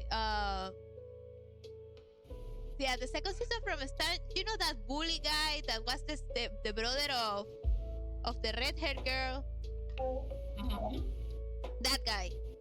The fan, the Stranger Things fan, believed that guy was actually writing her about, oh, I'm having money problems. Can you help me out? I'm totally the guy from Stranger Things, and she believed it. That's horrible. Yeah, that's sad. No, but I mean like the actual person, Tom Hiddleston. If he out of nowhere like appeared and hey, I'm Tom Hiddleston and I want, would you be interested in my MLM scam? I will absolutely fall for it. But you will need to ask him some questions first. You know, like, am I going to be able to spend time with you, or is this just Exactly. by my brother and man poof? Because you know, you need to ask questions first. uh, Edu said, "Fancy baby." The sword is really beautiful, a beautiful sword. Thank you. I don't usually do armor, but for him, I was willing to try. Nice. Edu, shut up! I don't need spoilers for the campaign. No, stop. Oh, by the way, we got a canon ship on this part of the stream. Yes, this was back when WandaVision first came out, Uh-huh. and I just loved so much the first episode, and I just had to draw them. This was actually like how can you say it? Like a video edit I made. I mean, it was supposed to be like all bleachy and stuff, and suddenly her expression will change, and Okay. her eye and his eyes will get like all blacked out, like oh he has no idea what's going on. It was really cool. I was really proud of that actually. I think I uploaded on TikTok if I'm not mistaken. It's really cute. Really, really cute. Yeah, she was This willing to sacrifice so much for him. this is maybe this is me trying to check the differences between digital inking and traditional inking, but this was originally done traditionally, or is it me? Yeah. Ah, Yeah. I know my You technique. know your stuff. Yeah, I know my stuff. But it's cool. What are your thoughts on mixed media? Well, honestly, sometimes I just get like this idea of drawing something, and then I'm like, I want to put like the texture of the paper. It doesn't happen much often. Let me just send you some more examples if you want. Sure, sure. I've actually uploaded this to TikTok as well because I found out that going out and like drawing while having a coffee makes me feel like the main character, and that's really nice. Great. Natalia's advice for everybody who wants to feel like a main character in a movie: go to a coffee shop and draw something on your sketch. Yeah. While eating or drinking something yummy. Right. What is your That part is really good. What do you usually choose when you go to the coffee shop? I'm gonna eat some cookies now. I really like iced coffee. Oh, what Whoa. happened to the lighting? Oh my god. It got really bright in here all of a sudden. Alright, that works. Let me check real quick. I can't find the thing. Anything I'm looking for.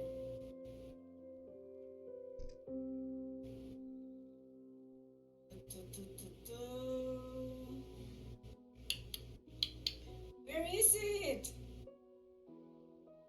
Oh wait, I can't find this. I know I can. It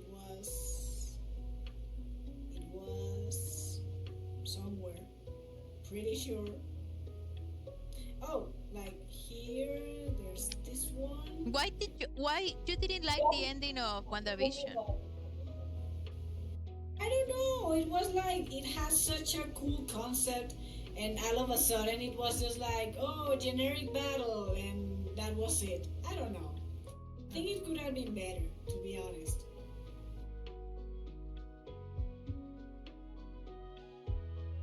Was the only one I did? No, it can be right. A little bit too generic. That's all.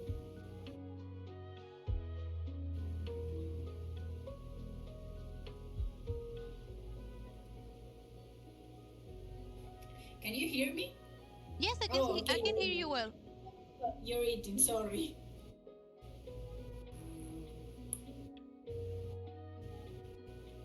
Where is it? It's like a little out of order, to be honest.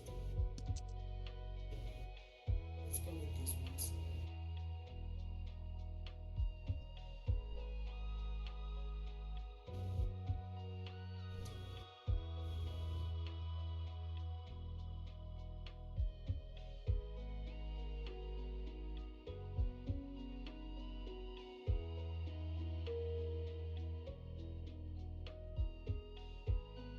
And the why?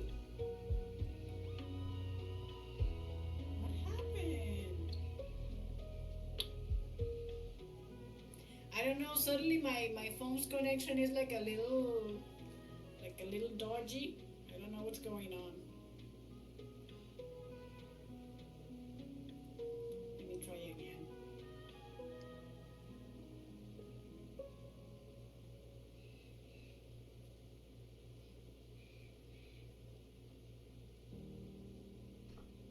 Don't worry. We can do the next piece. Oh Go boy. ahead. Oh no! I still am so freaking proud of this one. Mhm. Are you kidding? Oh, sorry. This was so good. So, how would you call this era of your art? My Undertale era. Mhm. I was a sans girly. Oh my god, I can't. But this is not a canon character on the Undertale video game. This is like a different No. version of Sans, right? He was a sans variant, if I'm not mistaken. Where is the first one? Undertale have to be one of the biggest fandoms with the biggest, once again, alternate universes thingies. It's complicated. I am familiar with like I think 2 versions of all the alternate universe that Undertale has. Yeah, they like kind of started the whole multiverse thing. I remember there were so many. It was so crazy. Like we all could have our own version of it, and it would be practically canon, I think. Yeah, like they changed they just changed the characters designs. They changed the characters' personality. Sometimes they just straight up do the opposite, the complete opposite Exactly. of of the It was characters. really cool. I remember there was even an alternate universe where with them humanized. Like you could see this skeleton, but how he will be as a human. There was Yeah, some. and I Uh-huh. actually, where's that? Where's this one? I can't find this specific one. Did I delete that? No, I don't think I did. But yeah, it was. I think I even remember like drawing like a humanized Sans character back in the day. Oh really? Yeah, it was this. It was this. Just a sketch though. He had like dreadlocks, and instead of the smile, he had like a face mask. It was really cool. It was really cool. It was a bigger guy, like chubbier, but I really like that design. I really like the hair. Huh? Nice. Oh cool. Okay. You sent me. I got the pieces from Discord, but I have to close this window for a second. Yeah. To open it on my drive so it doesn't. Oh boy, Because we got the full body. I'm actually missing one. I'm trying to find it. Let me.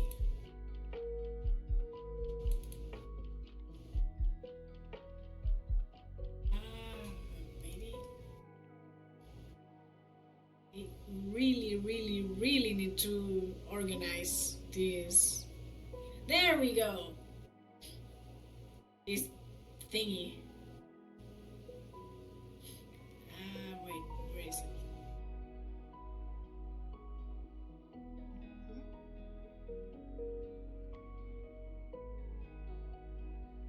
perfect. I got the two pieces that have the sketchbook as a background, Huh?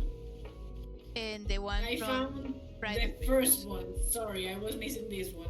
I just need to try to send it to you. Hi, Jack! We got a new interaction, the first time interaction of Jack. Jaxibite02 on the stream. Hello, baby, how are you doing? Thank you so much for joining the stream. Been a while Thanks for since you. stopping by. Yes, been a while she wanted to appear, like see the stream live. So I'm so happy that you finally made it.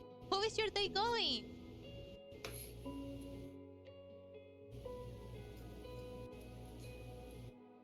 I'm just looking at him again. Yes, Jax made it. Oh yeah, the distracting man on Natalia's lap is gonna be censored on a second when we keep showing I Natalia's totally work. forgot about him. I don't think you have forgotten about him. I mean, not about him, but about that.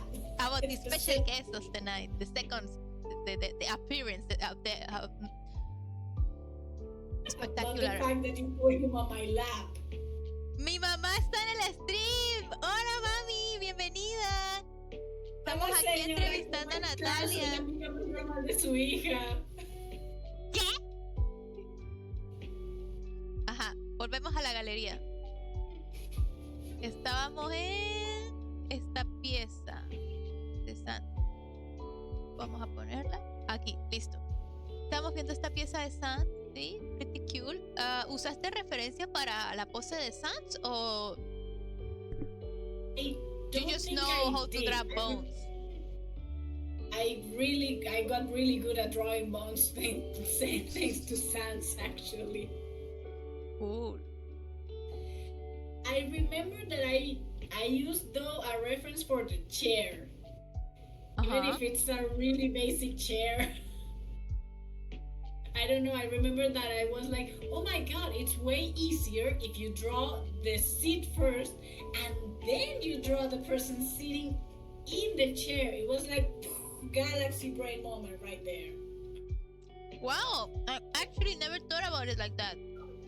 First draw the chair and then draw the character. It's like, it is a galaxy brain moment actually. Wow. Yeah, because that way you know how the character must adapt to the chair. I mean, the chair is not supposed to adapt to the character, it's the other way around. It's true, it's true. Mi mamá dijo, hola, muchas gracias y que sigan tus éxitos. Y Jaxi dijo, oh my god, sassy skeletons. Very sassy. Muchas gracias, señora.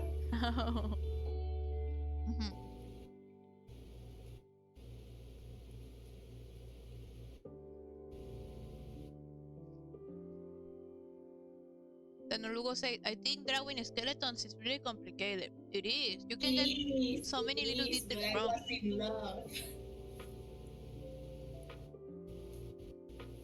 So this is mixed media at its finest. Yeah. We can see that the drawing was done. This is just pencil, or did you ink it? Or can you tell me the process At of this? first, these ones I just used the sketch for the, and then I like ink them digitally. Like I just like clean up the sketch. For example, in this one, the Napul, the Deadpool variant, which is the one with the thingy over her eyes. She wasn't originally there. I knew I wanted to add her because that's part of the whole thing with them. But I didn't get around to actually sketching her on the paper. So I just did it digitally and went with that. But most of it was made sketching traditionally. I like it. I like I think this encourages people not to feel so, like is if it's digital, you don't have to fully pull off completely 100% digital piece. Like, this really encourages people to play around with final techniques. Even if Exactly. it's There because was it's a a time picture, even where if I it's a spent picture, I think the final result is really cool. Oh, actually, there was a time where I found it easier to just do the sketch traditionally, then take a picture and just do the details digitally. I don't know why. Yeah. Back then, when I was starting to understand coloring in digital, I think that was really helpful for me too. Like, I just did a drawing on pencils. I took a picture with my phone because I didn't have a scanner. So, and later I just started to put each color really delicate, like not really. Well, I don't know if delicate is the word, but really taking care of the fact that when I um, use the opacity tool, it was gonna show the lines of my notebook. But I like that. I felt like it gave something. Like it gave something. It adds something to the piece. Yeah, it makes it pop for some reason. It's black magic to me, honestly. Yes. Jaxi say it's a lot easier if I use that technique sometimes. It makes things easier. Yeah. And this is so cute, by the way. I love this. I love both of the dynamics that I'm seeing on the screen, but I specifically love this because I know the feeling. I know how it feels to be this side, and I know how it feels to be this side, and both sides are really cute. It's such a cute feeling. You capture the moment beautifully. Mwah. Thank you. So cute. And the faces are also so cute, like the peaceful faces. Yeah, I don't know. I mean, it just brings me so much joy to actually draw that man like relaxing for when he's Yes. Finally, he's not thinking about canon events. He's just sleeping. Exactly. That's what he need. I honestly think he just needs a good night's sleep. Yes. Oh, Jaxi said, you are so skilled Thank and you. talented, Natalia. Ah! Thank you.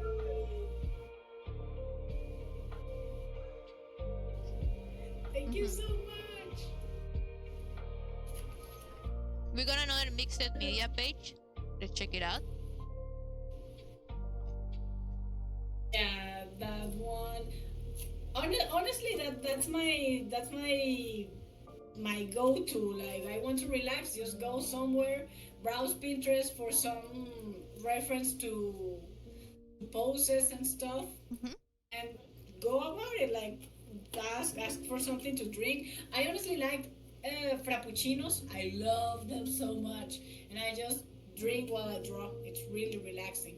And listening to music, oof, best. You honestly feel like the main character at that moment. It's amazing. Yeah, it's just something about coffee shops. I don't know what it is. They're so cozy. Yes, they are. Yeah, yeah. It's so cute. Yeah, I don't know what says about me the fact that most of the time I drew them fighting. Like, oh, there's two variants of myself. What are they doing? They're fighting. What? Well, it's interesting to think about it like that, like if you're doing a self insert and then you are adding another version of yourself interacting with that same self, how would that even work? Like, would they get along? Will myself get angry at myself? Will they bicker a lot? Will they love to hug each other? Will they not even want to be in the same room together? It's room for thought.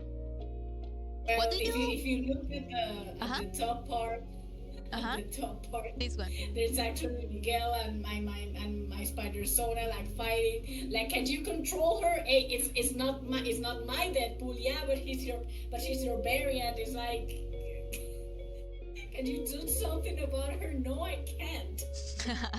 Jaxi said self-inception. Yes. Yeah. What do you guys think your self insert interacting with your other self will be like will they make a good team? Will they ignore each other? Will one of them try to dominate the other? It's a good way to think about character interaction. And here's just Natpool acting like a parrot or something. She just likes to be tall. She just like to be tall. Okay. And wait, you also sent me this one. Yes, this is another one of your pages from Nat drawing at the coffee shop. This is really cute. Yes. I really like that one. People really like that one for some reason. I think it's a little kiss on the cheek. People It looks really tender, yes. Yeah, people went nuts for that. You know, the funny part is that it actually was supposed to be like a mouth kiss, but I messed up the pose and I was like, well, let's give this man a peck on the cheek. He deserves it. Yeah, it's really cute. I think that's something that I want to improve that on my art. I feel like sometimes artists feel the need to always show characters looking at the camera or looking at a full face front.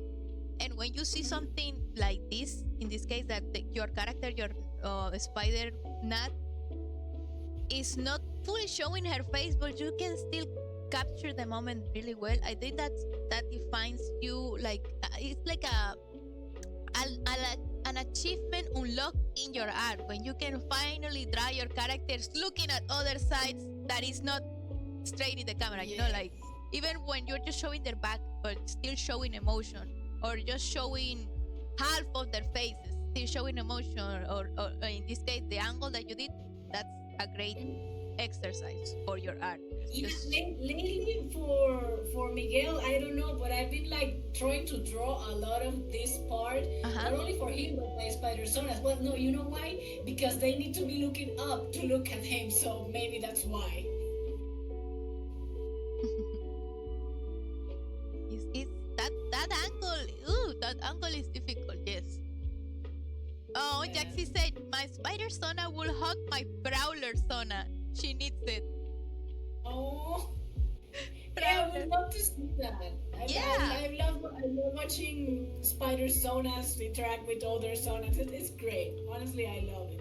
It's what I love about this fandom. Just this morning, I saw like a TikTok talking about how the fandom is dying. Oh, and really? I'm like, I'm here. And I know that other people are here. What are you talking about? We're just being the Lulu here happily together. And other thing, I was again talking about this on my stream last night. I really love how you say that the fandom is like so relaxed, like with shipping. Like you don't see anyone going around like, oh, you can ship yourself with that character, he's mine and whatever. No. They're all their husbands and their wives and whatever. I mean, especially Miguel. The amount of people that ship themselves with Miguel, it's ridiculous, and I love it because you don't see no one like, oh, I don't like this because I actually ship myself with Miguel. You don't see nothing of that. It's actually pretty wholesome when you look at it that way. And you see other people like, oh my god, your ship with Miguel is so cute. And it's not like, oh well, when I ship myself with Miguel, I do it like this. Nah, none of that toxic stuff. That's really cool, and it's hard to find that on fandoms. People are really picky about their choices. And this is why I've been telling this woman that she should make fan scenes about all this content, because this is too good to let it pass. Yes, Danolugo approves. He says yes. And also Jaxie, it is a complete challenge. And I wanna put myself to that challenge again, because I tried to do that challenge when I was doing my Qvember pieces. And it really, really opened my brain to new possibilities with my art. Not characters don't need to be showing their full face or looking at the camera all the time. Erika, relax. And yes, wonderful example here in this page. Dano Lugo says, yes, do fan scenes, but also do them digital first. How would I? You don't need to print them. How would I do a digital fancy? I don't know. And then you put it on I don't Gumroad, and you put like name your price, and then you check Gumroad, and you're like, oh my god, my digital fan scene is selling like hotcakes. How would I even do that? Like on Patreon or something? I don't know. I'm not going to talk about this right now. Okay. And this page, this one looks fully digitally done, right? Yes. I don't know why I didn't like not that I didn't like, but I thought I could do this better. Okay. I just need to like clean the sketch, especially for his face. This man is so difficult to draw. I mean, I feel like that I can draw him the same like twice in a row. Okay. I mean, I did the traditional sketch while I was watching Pride and Prejudice with my mom. And he looked fine. And I went and did it digitally, and I was like, oh, Mr. O'Hara, please. Like I really did him justice, I want to believe. And also I added like the one with his shirt all wet and the one in the lower corner. Does that happen in the movie? The Mr. Darcy gets his shirt wet? Kind of. There's a moment where like he confesses to Keira Knightley that he loves her despite his reason. Like, girl, you're poor and your family is a disaster, and I hate that, but I love you. And that scene actually happens in the rain. Oh boy. I mean, it's not. Yeah. Is it a love? Is it a romantic movie if it doesn't have a rain in a scene? Exactly. Yes. I mean, it obviously doesn't happen as, let's say, romantically as with this Miguel. Like his shirt isn't open or anything, but come on, the man has titties for days. It would be a crime not to show them. Jesus. Oh boy, all for the drama, say Jack. Okay, so those were the pages you sent me early, and now we're going back to the order of the gallery that we're showing. We're almost done, actually. Yes. Oh my God, this has been an amazing interview so far. By the way, we have been interviewing this wonderful woman for 3 hours and 21 minutes, and guess what? I've been loving it. How do you feel? Same. I can't wait to show this to our kids when we are grandmothers, if we ever have, who knows? We didn't talk about that. Yes. Okay, We don't so need to talk about it. tell me about this meme. Where is this meme coming from? I don't remember. Well, this is from Parks and Recreation. I never watched it, to be honest, but the meme is so iconic, I just had to. At first, and the actual piece, honestly, it involves my dead persona, because I thought it would be funny, like, oh, this is my boyfriend Miguel, and this is his girlfriend Natpool. The thing is that I couldn't resist to add Spider Lego, because that's honestly the best ship in the movie. I mean, come on, look at this little guy. The little guy. Hey! She got her own Lego spider Lego. I just had to add him. I just love that little interaction so much. Like, thanks, Peter. You're one of the best. And he's like, oh my God, they love each other. He is one of the best spiders. He says so. The boss says so. Jaxi said, I didn't notice the Spidey Lego. Yes, tiny. Just that itty bitty spider. Itty bitty boyfriend. Yeah. the fun part actually was getting rid of the guy in the original scene. So I just like blurred out his eyes and and did my signatures over her face, over his face. Ah! Marianne is on the stream, by the way. And Jack, thank you so much for saying that. Jack said, even though I haven't been here for the entire stream, it's been pretty neat. I'm really glad you've enjoyed it. We love that you guys have enjoyed this so far. It's been really fun. Been so many surprises and Yeah, I know. and moments.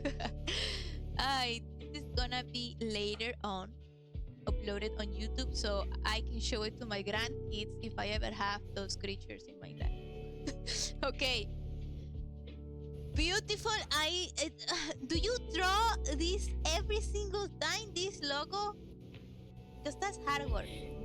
No. Uh-huh. Actually, I did at first. Uh-huh. But then I had a bit of a galaxy brain moment, and I just simply like did the design. I started like warping it in Photoshop to make it fit him, because I know I love this man, but drawing that every single time, it's too much even for me. Yeah. Yeah.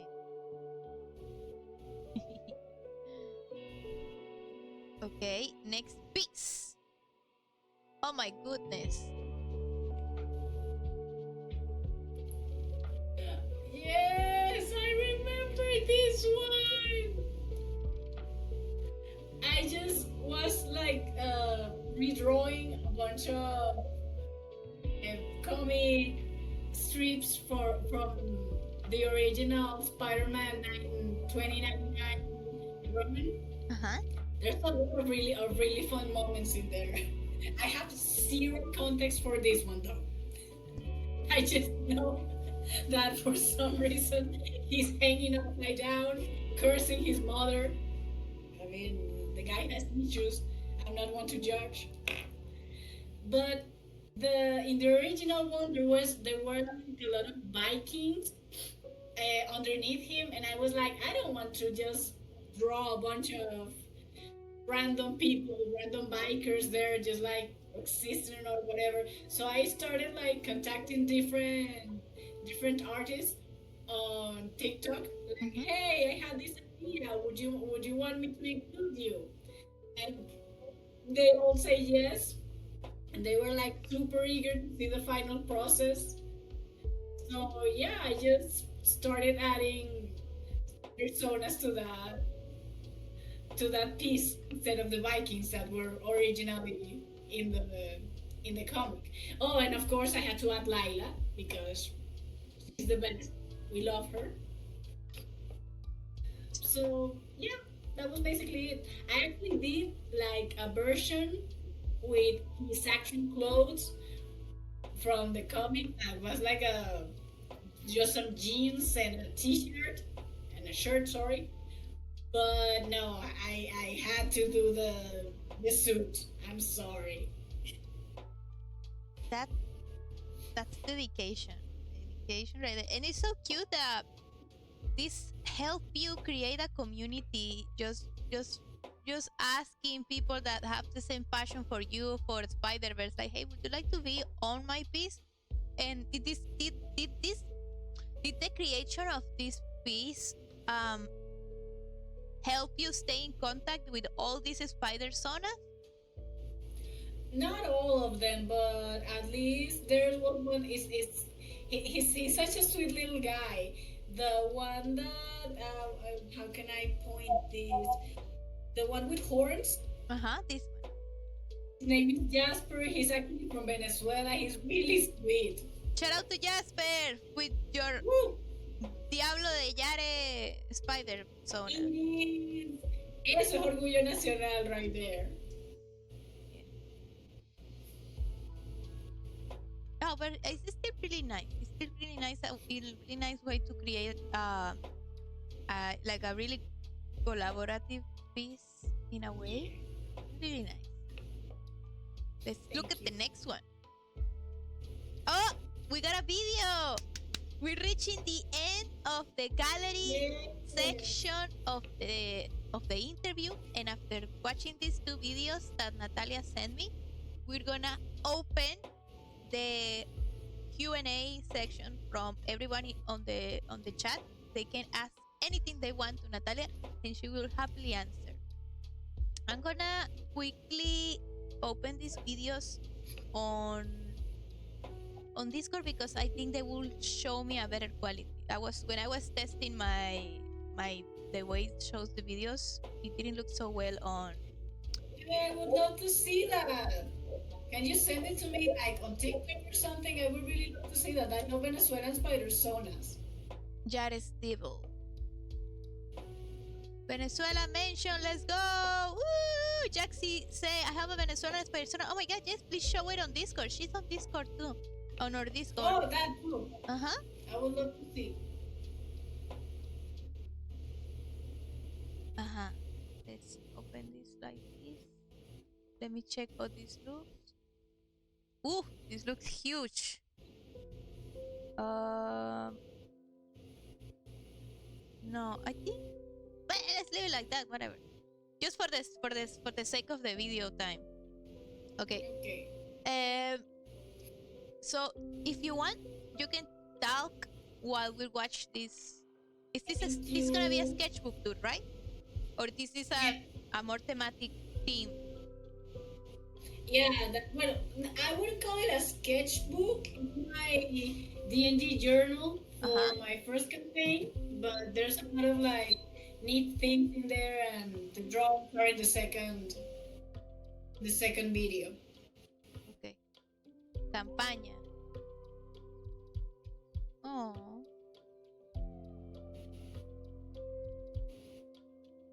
It's playing right now.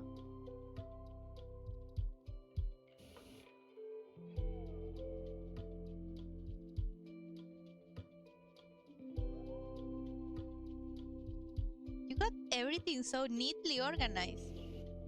Thank you. That's what I'm so proud of it. I mean, I put so much effort into decorating the pages and stuff. It really makes me happy looking at it. Oh, let's watch the second video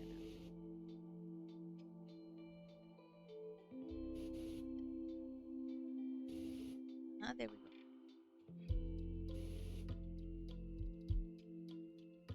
And all of these are adventures that happen in your D&D campaign. Exactly. So like people we get to know, things we do, places we go to. It's been wild, honestly, and I've been loving it. So cute.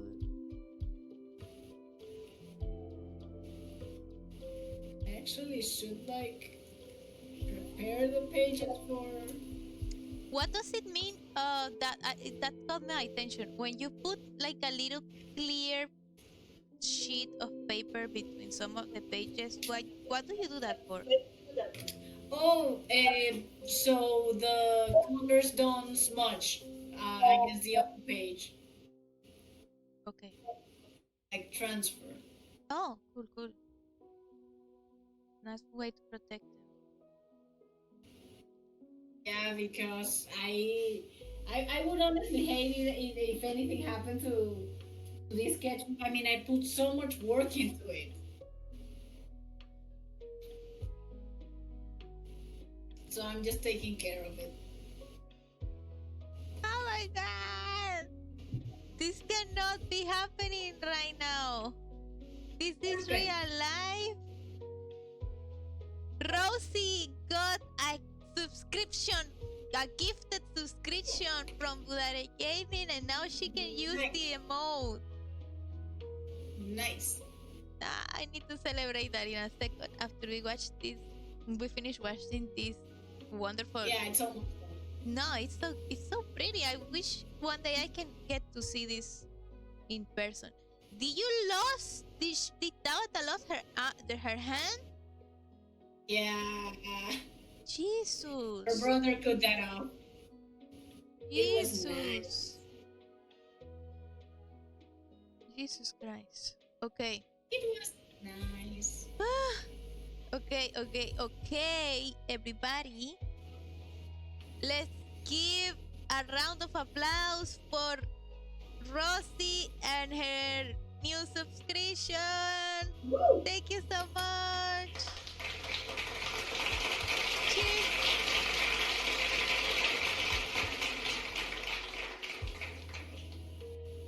Beautiful. This stream has been so nice.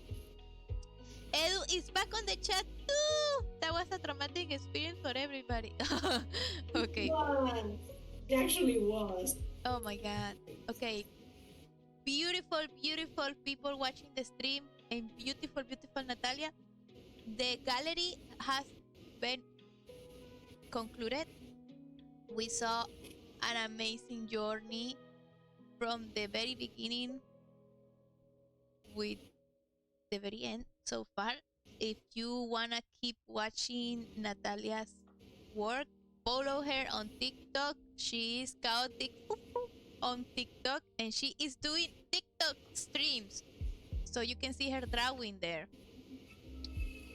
Yeah, I mostly just put on music and draw Miguel. I mean, I've only done one, but I'm planning to stream it again on Sunday, 6 p.m. Eastern Standard Time. So yeah, if you guys want to join me, just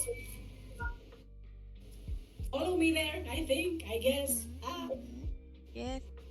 And we're gonna open the Q&A section, but first we need to say goodbye to our beautiful and mostly special guest. He's sitting on Natalia's lap. I keep forgetting he's there. Ah? I keep forgetting he's there each time I see him. Oh, you're not gonna forget he's there when you watch this stream again. Oh no, of course I won't. So everybody say mwah, goodbye to Miguel. Thank you, Miguel, for being here. Just looking at us with your baby girl angry face. Say goodbye to Miguel. Bye, Miguel.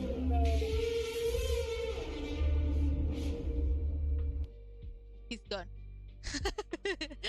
And now we're going to start the Q&A section. Everybody, get your questions ready for Natalia. Now, let's see who's gonna be the first one to ask. You can ask in Spanish. Pueden preguntar en español. Pueden preguntar en inglés. You can ask in Spanish. You can ask in English. We can answer your doubts in any of those two languages.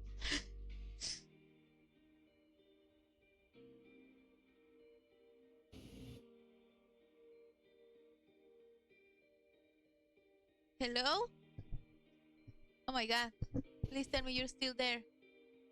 I Oh think my God. my stream started lagging. Yeah, No. that's fun. It's a little bit laggy, but I can hear you. I can hear you. Question for Natalia. What question do you have, Bugare?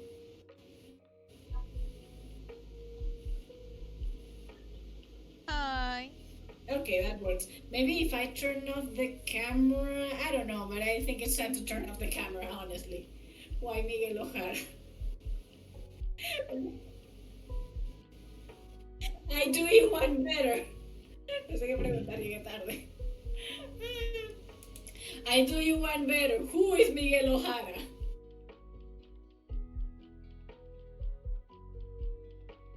Holy shit.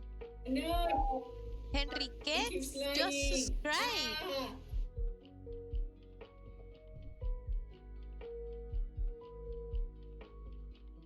Ah. Why is Oh. this lagging? No. What happened? Oh, bello.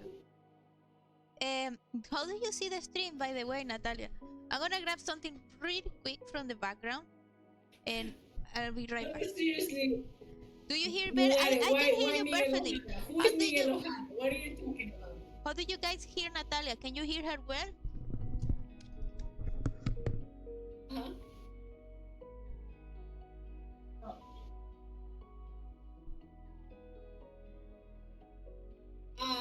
what's up? Can you hear me? It's another project you've always dreamed to do if you had the chance. I don't know, honestly. I mean, I've never maybe something more crafty. Well, no, you know what I wanted to do? It's Mikel O'Hara. Yes, that reference. Uh, the thing. I was actually wanting to sew Yellow Hara plush by hand, but I couldn't find the fabrics. So if I had to say, maybe that. I mean, it's not nothing. It's nothing like super impressive. I just really wanted to do it, but I couldn't because I didn't find the correct fabrics. But Okay. yeah. Do you plan to make comics? You have very nice style. Thank you. I kind of do that on my TikTok. I mean, I had a few. I have like a three-parter series of my personas backstory with Mel. But going back to making comics, I don't know, maybe from time to time, but like committing myself to doing a comic, I don't know if I could honestly. It's like a bit too much of a commitment, maybe. I don't know.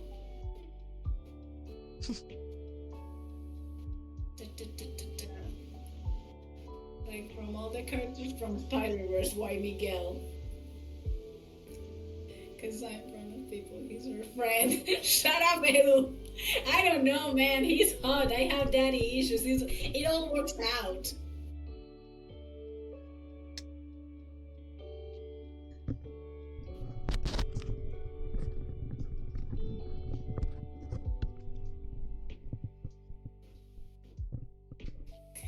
What can I say to that? I have a question. I'm totally not Erika from the stream. I am a random person that appear hiding their identity. I have a question for Natalia. I have it right here. What?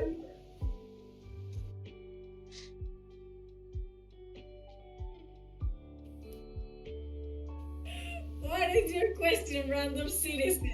Thank you. Oh my god, I'm such a big fan. So I've been watching your interview since the very beginning. And you say that you gave tú dijiste que, perdón, tú dijiste que diste clases de dibujo, ¿verdad? Que fuiste profesora de dibujo. Yes. ¿Me puedes contar qué fue lo más difícil de dar clases de dibujo?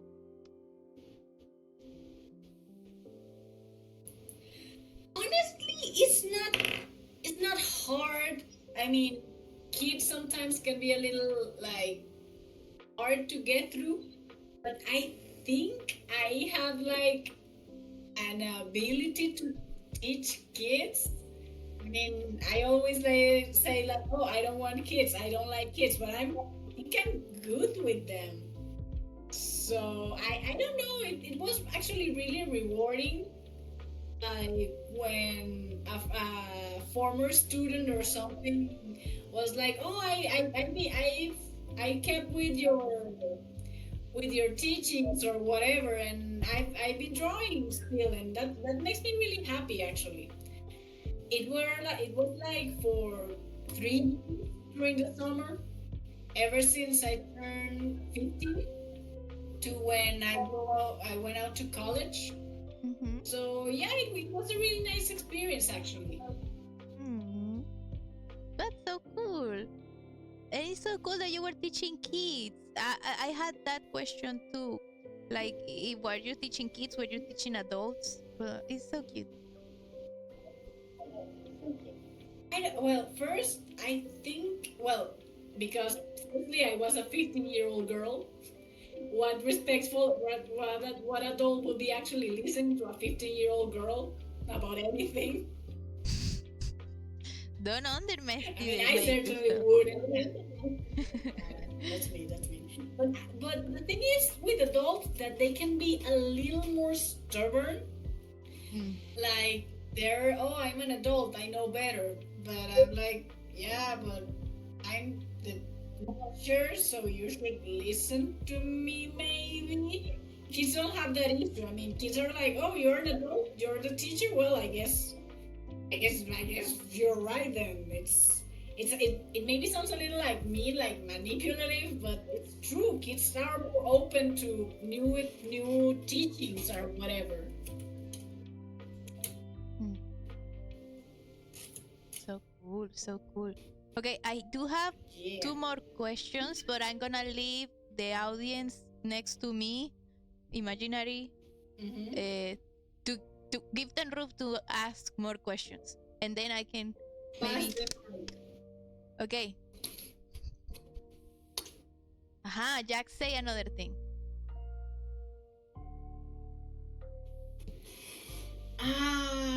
Always practice. Practice.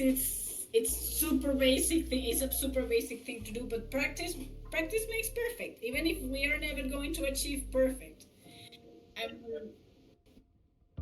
for like backgrounds and stuff, just try to look at the world around you.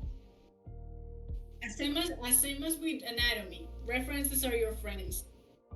And as for coloring, same thing, same thing. If you need to look at reference or something, don't be afraid of doing so because that's how you learn. That's how you learn, like, by looking at the world around you.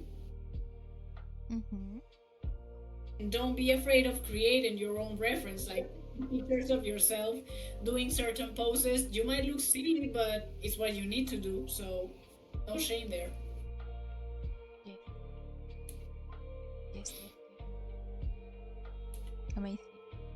Totally true, by the way. Don't be afraid to be silly on the process of creating a new piece.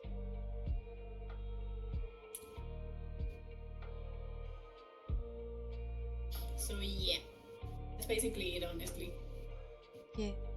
I do have another question that I wrote since the beginning of the stream. Listen, Okay. My other question is, you mentioned that you did a tesis de dibujo. O sea, que hiciste una tesis de dibujo. What was the tesis like? What was that about? ¿Cómo fue lo de la tesis de dibujo? well, I basically just did an illustration. It Ajá. was about El Silbón, La Llorona y La Bola de Fuego Oh, playing cards with Hello Kitty. playing cards with Hello Kitty.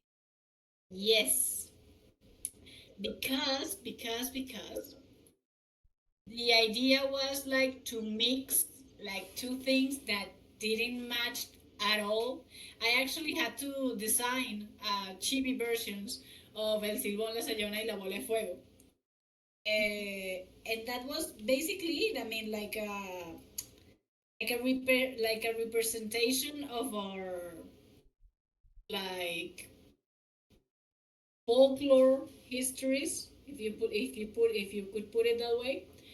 Uh, being interacting with what's basically one of the biggest icons of cute culture in the world, and they themselves being turned into something cute despite the situation being maybe a little more adult because they were playing like cards, like with real cards, and they were gambling and stuff. Mm-hmm.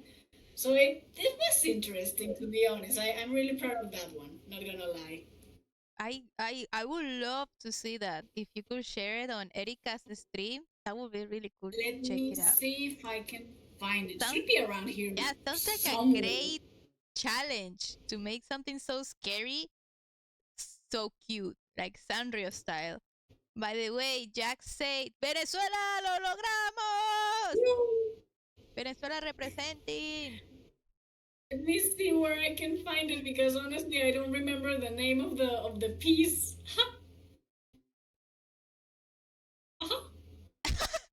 Edu said, I adore that piece so much.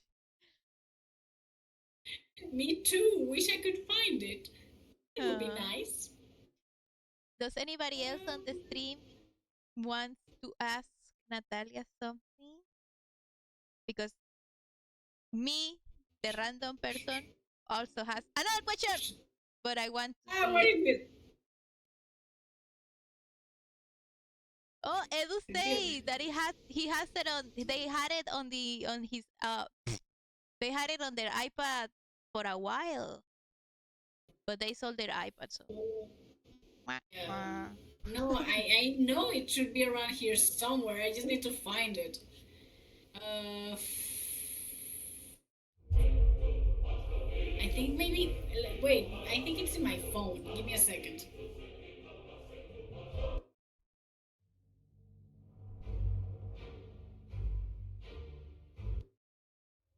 Should be. Found it! Woo! She There. found it. Yay! Edu has a question. Ask away, Edu.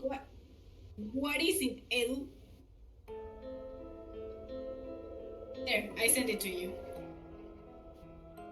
Thank you so much. I got it. Oh, would you guys look at this? Look at this.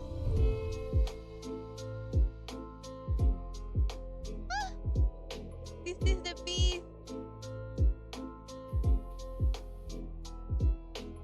La bola de fuego. Look. El silbón y la. ¿Esta era la Sayona o la Llorona? Sayona. La Sayona. Yes, it's me, but yes. I'm back. I was handling the sandwiches situation backstage. I hope Oh my the god. random person that was knocking on my door wanting to ask question for Natalia with a little notepad got their answers answered. Oh my god, top 5 favorite animated movies. Oh, that's a great question. Well, in no particular order, if I may, I would say The Book of Life by Jorge Gutiérrez, Spirited Away o el viaje de Chihiro, como lo quieras llamar, or Sento Chihiro if you want to be like a weeb about it. What else?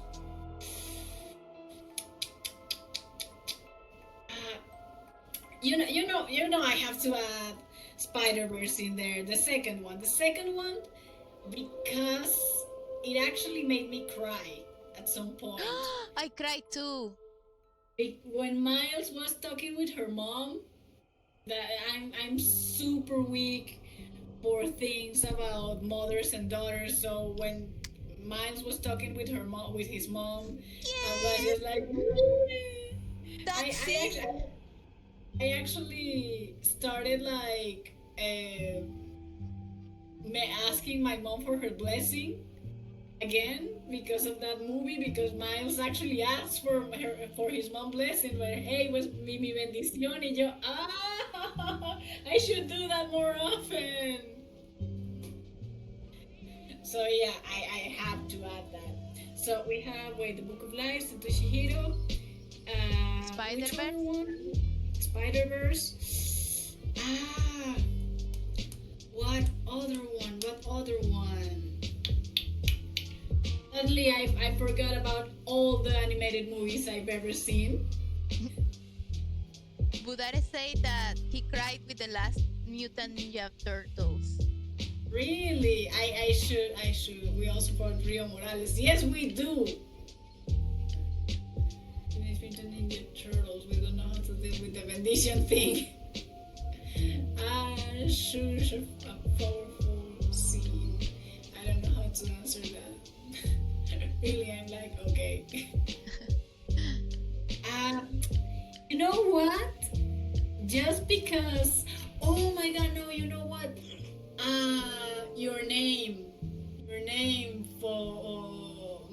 Shinkai. We got 4 That movies. one also made me cry. I started crying from the middle of the movie onward. I was like,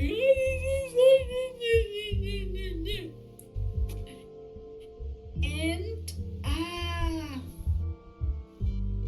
which other one? Because there's like a lot of factors. Right now, I'm just only thinking about the ones that made me cry. But that's a good way to choose a movie. I mean, if it made you cry, it's because it moved you emotionally. So that's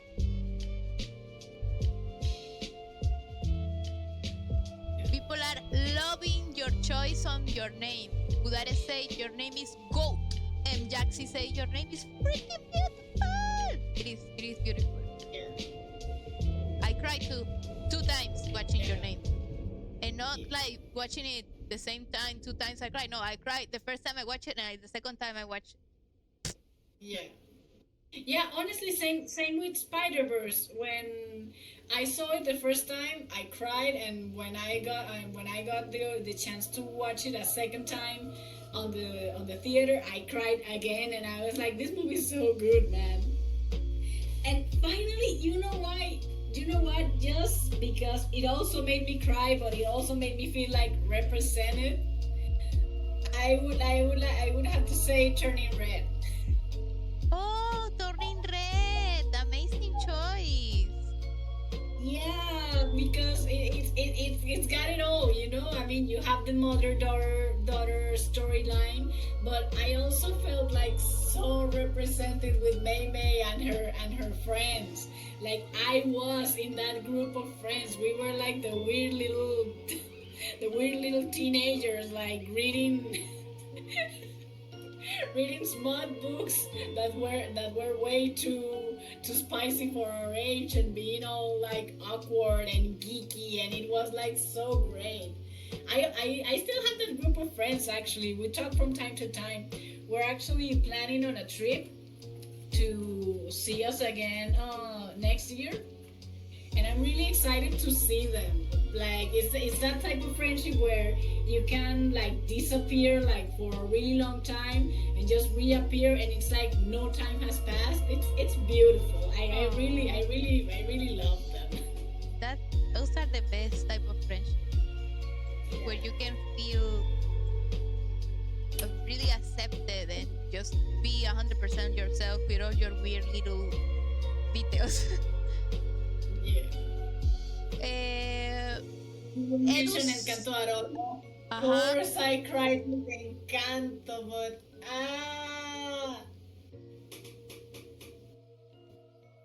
I don't. Encanto is a great movie too. I've seen it more than Turning Red, but maybe if Encanto was I'm joking. I'm just being a Venezuelan.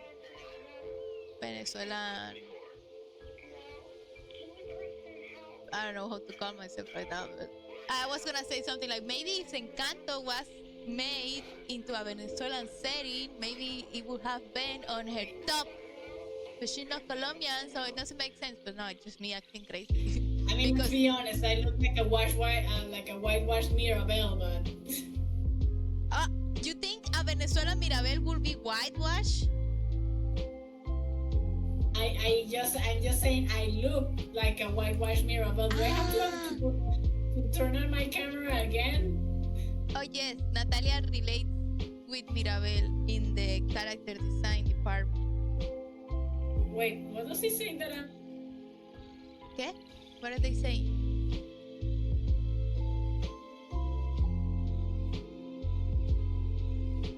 Encanto has arepas and immigration, and okay, it's okay, say Budare. And Jaxi say Turning Red is amazing, it is amazing. But sadly, one of those movies that don't go there, and there is what we needed. And Jaxi said Encanto also has Luisa, y'all. Luisa is my favorite character from Encanto, because for me, I'm sorry for the Encanto fans for what I'm gonna say, but for me, the Luisa song is the only song from the whole movie that actually did like something to me. Like, damn, that song, that one was the one that touched me. I relate to that song, the Luisa song. It really moved my senses. As a big sister, I understand Luisa. She's a really strong one, right? I don't wanna be mistaken. No, the characters. Oh no, Natalia, we cannot hear you, baby. What happened with your audio?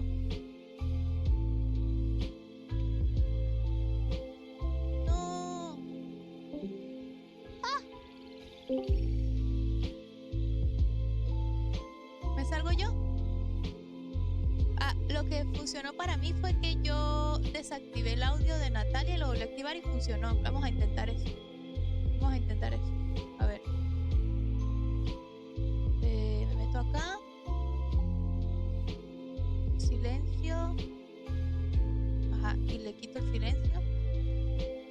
Di algo, baby. Hi, what's up? Ajá. Ah, no, soy yo. Mi Discord a veces se pone loco. Pero ya, estamos de vuelta con okay. Natalia. Okay. Ajá. So I was saying, it's really funny for me because I look like Mirabel, but honestly, I too relate a lot with Luisa. Like I need to be there to help all the people that I can. If I'm not helping, I feel useless. But I don't know. It's like how did I put it? My face says Mirabel, but my trauma says Luisa, and my social anxiety says Bruno. So yeah, I'm practically have them as regals now. Aww. Oh my god, are we getting an Encanto discourse on the chat? Budare say, for me, Encanto isn't doing it. I never seen Encanto. I just remember that I liked it. Edu, you have seen Encanto. What are you talking about? Encanto isn't that good. Really, Turning Red is better. It's very awesome to see how many people relate to Luisa. Even Onward was better. Onward? Oh, I remember Onward. Yeah, Onward. Say that, but you can have your opinion, I guess, even if it's wrong. Ay, Jesus Christ. Budare said, after you see the actresses from Encanto doing arepas, it's just no. Oh boy. Okay. Hi, I have another question that I wrote on my note. But posted since the beginning of the stream because I've been watching since we started. Can I make it? Okay. Okay. So, you mentioned early that you said that you were an artist with ADHD. How do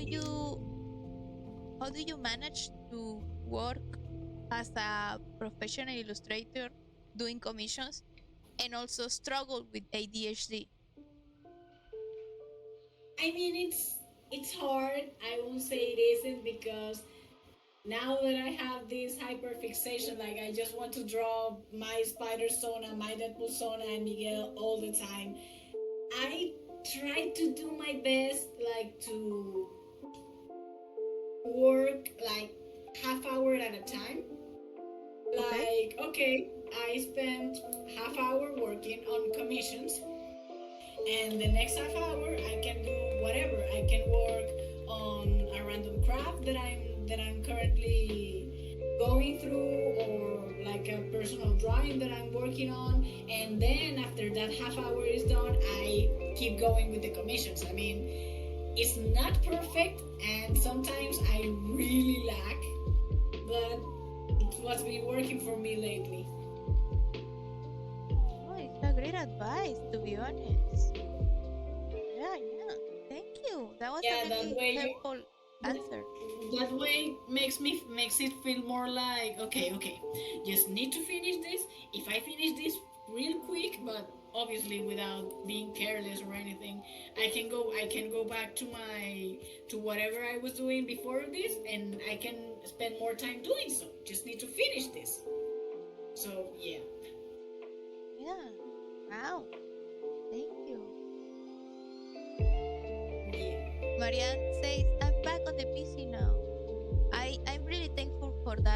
answer because guess what? I am too an artist that struggle with ADHD. Psych. And sadly, I am an awful procrastinator, and I try so many techniques. I tried the Pomodoro technique. I tried not having my phone close to me while working, and every time I get distracted. It's awful. So half an hour sounds like a really good amount of time. Time window to work on. But that I gave a subscription to Marianne. Oh my god. Oh my glove. Oh my glove. I'm gonna put celebration.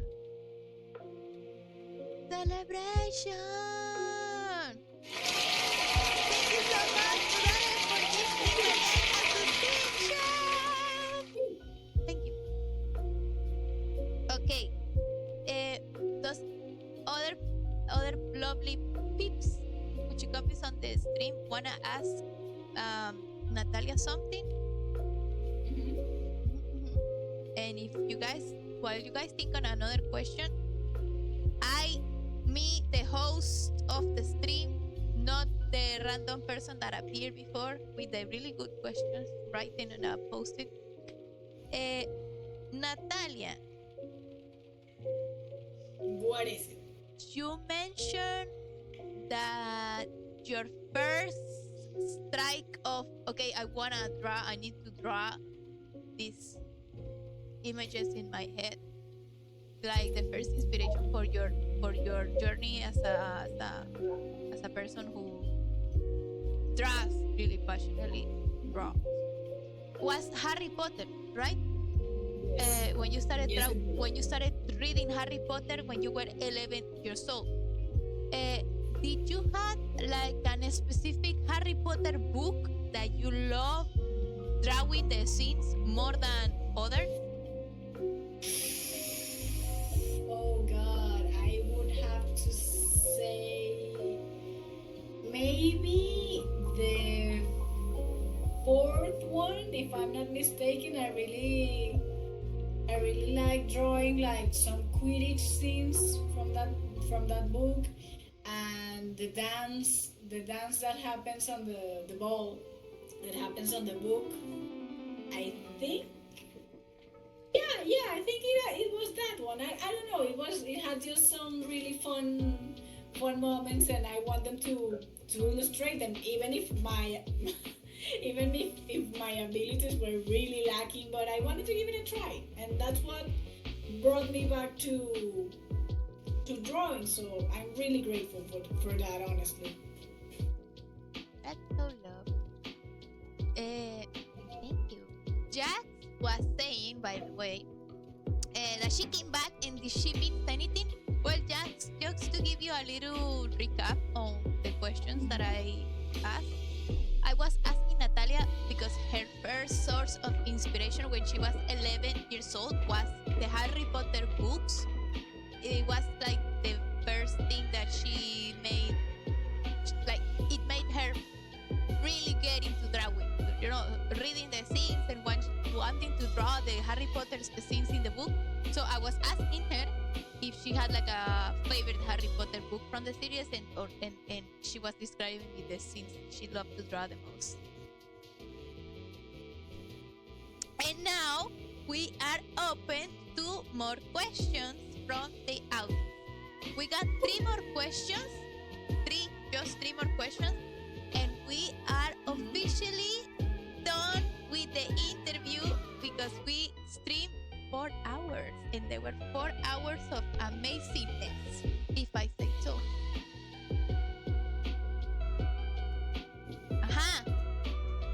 Baby. What do we have here? Okay, perfect.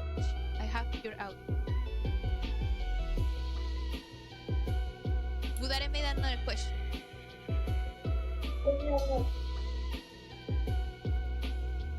What's my favorite anime? Oh God.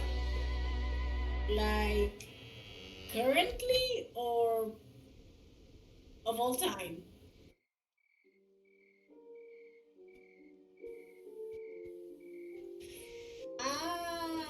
Oh fuck. No, you know what? That's not so hard actually, because there's some series I really love, like Kuroshitsuji or Black Butler, however you want to say it. Chainsaw Man, it's really great. But there's a specific series that I remember watching several times, and it's called Nichijou. It's like a comedy series. I don't know, it always made me feel so nostalgic. And piggybacking on that one, there was another one that was basically the same, but it actually made me cry at the end. It was The Daily Life of High School Boys. Again, a comedy series, totally not like super deep or anything, but I don't know, it was just like so funny, so wholesome. I don't know, those would be my picks, honestly.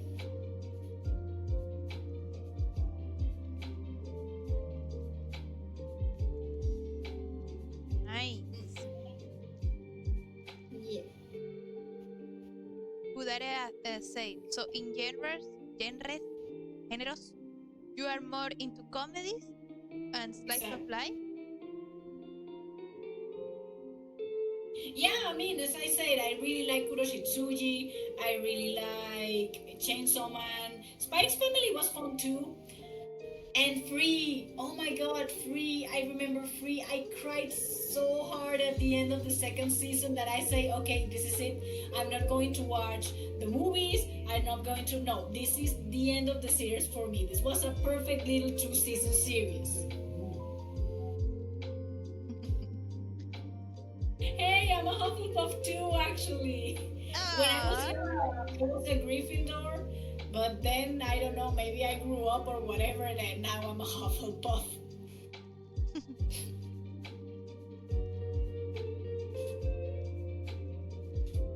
Free was so good. I should actually watch it again. At least the first 2 seasons. It was so fun. And the music was so good. I just enjoyed it for instance of life. Oh boy. I mean, it's relatable. I mean, it's really relatable. Budare say, free, I saw Free, but not. Erika made me watch a YouTube channel about Free, but not. Yeah, I show Budare the The Bridge series, yeah, 50%. Yes! 50% off. Splash I free. love it. Thug Nagisa was so funny. That's the best Nagisa. I remember it. I still remember when he first saw Rin. Rin was the name of the blue-haired guy. He was like, Ray, oh yes, Ray. Yes. Ray. No. Oh yeah, Rin is the redhead. The shark one. boy. Yeah. I love him so much. I love all the characters in Free. They are so special. You know what? I actually was more of a Makoto girl, but just because I love backs. So. Oh. Okay. But yeah, I remember the episode when Nagisa first saw Rei. It was like, oh yes, I'm going to make you my bitch. It was so funny. Okay. The second question that we got on the stream before we finish the interview is from Budare. It's from Edu, and it says, "What's your favorite DBS Abridged movie? What is your favorite?" Oh my god, I don't think I could pick one, but maybe the first one is the one that comes to mind. I don't know, it was just so funny with Gohan like tripping badly on those weird apples. I don't know. It was really funny. The one with Garlic Jr. And now we are waiting for our last question of the interview. Holy molies. This is so good. Favorite Gee. movie of all time. Oh my god. Ah. Wow, that's a tough one actually. Ah, you know what? Actually, even if I don't watch it all the time, but I would have to say Rocky Horror Picture Show. Yes, I love that. It's so funny. I don't know. It's so campy, so stupid. But I really love it. We gotta watch that movie, Budare and I together. When I show that movie, I Oh, get really intense. I mean, I get intense about a lot of things, but when we are gonna watch that movie, me and somebody that I find very special, I get really like, okay, we're gonna watch this. We're not gonna do anything else but watch this. So when I put this movie for somebody else, in this case, when I show this movie to Edu back in Chile, I created a whole freaking mood for the movie. You know, it have to be October, and I put candles and I put the movie on the big screen, and it's like you're not gonna get distressed because you're gonna watch for the first time Rocky Horror Picture Show. So it's just you and the it's movie. so good. Yes, it's an experience. It is. It absolutely is. I mean, I honestly sometimes just put it in the background and start like mimicking the dialogues and stuff. It's so funny. I like sing the songs, or I don't know. It's really good. I really like it, honestly. Yes. One of my dreams is to watch that musical live. I mean, obviously, we're not gonna get the same cast as the movie, but damn, I gotta watch that in real life to see what do they do. You know what I want to watch actually? I want to go to an actual Rocky Horror midnight streaming. That would be so cool. With all the little like rituals you do, like the throwing the rice or the paper or the toilet paper or the water guns. That would be Wow. so cool. I didn't know that was a thing. Yeah, look it up. It's amazing. It's one of the few movies that just keeps getting released over and over again in select theaters, so people can go watch it at like midnight, and people go like in cosplay, and sometimes there's actually actors reenacting the movie as the movie goes. It's super cool. So good. By the way, Marianne, yes, it's the movie. It's a classic. It's like a classic movie.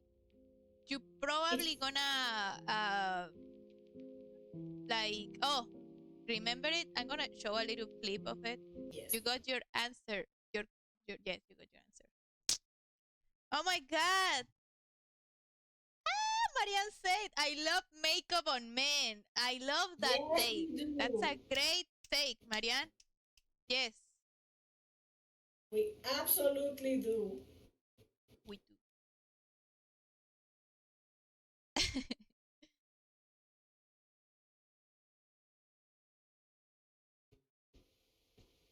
I'm reading the comments.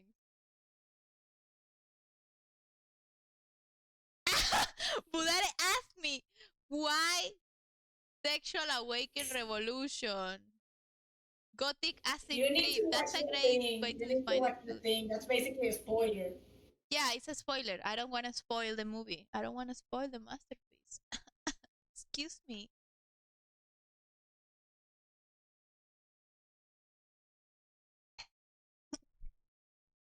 Don't say that. Budare said Erika tried to put makeup on me and I look like an aunt. No, no, no, no, no, no, no, no, no. No, no, no, no, no, no, no. That's not true. He looked cute and gothic, but I have to admit I kinda went crazy. And he was like a little bit, what the heck? When he saw himself in the mirror. Because I said, I'm just gonna do a little bit. And then when I I didn't do a little bit. I said I'm just gonna do a little bit God, and then I went full on trad God, and I said, I'm sorry, I got excited. I can respect that, honestly. But yeah, I love doing makeup on people that don't usually know how they're gonna look. It's fun, but Hmm. yeah, if Budare lets me put on makeup on him again, I promise that I'm not gonna go so wild. I'm gonna go small, like just eyeshadow. The guy shadow. You guys need not know that is called guy shadow when a boy that likes I don't know LG music had eyeshadow on his eye. It's guy shadow. Buy it at your local Whatever, store. whatever works for them, honestly. I know, right? What was that movie? Jaxie, that was some of the clips on the Rocky Horror Picture Show. One of the best Yes. musicals to watch on Halloween. Yes. This is how the cover looks. It's really iconic, honestly. This is the cover.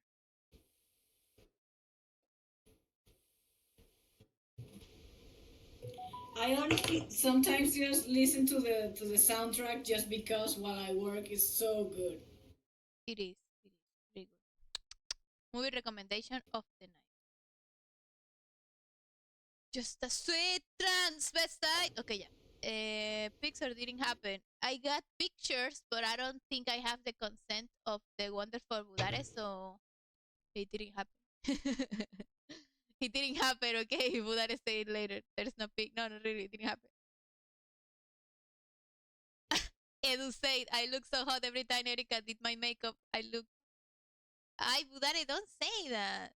I need to learn myself. Not Marilyn Manson from the 90s. I do that with the producers. There are no pictures. Didn't happen. Okay, okay. No, it didn't happen. Didn't happen. Eh, yes, Edu, I'm so glad that you like the times that I did your makeup. I am proud of that. I went for a little more cat eye for Edu's makeup. I remember. Look pretty. Mm. Bueno, my lovely, lovely humans watching the stream. We have reached to the end of this amazing experience interviewing We the have reached the wonderful. 4 hour and a half mark. Yes, 4 hour, 25 minutes, and 43, 44, 45 seconds. We're gonna put a song to say goodbye. Hopefully, we don't get muted if I put a song with copyright. But I like to ask my special guest that is getting interviewed, what song would they like me to put as a goodbye song? In the first interview that we made to Edu suggested a Dragon Ball Z ending. So I want to know what is your song for saying goodbye, Natalia?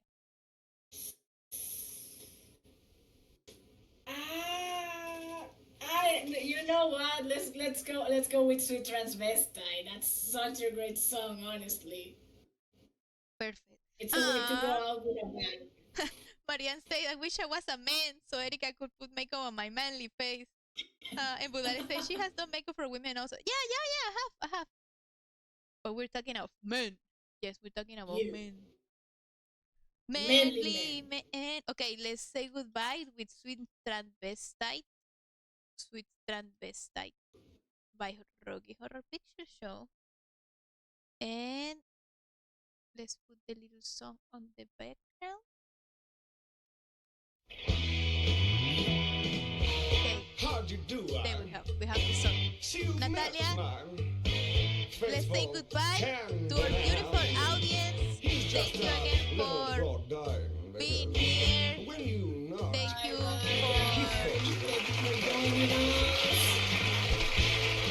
Don't get strung out by the way I look. Don't judge a book by well, final words before we close the stream.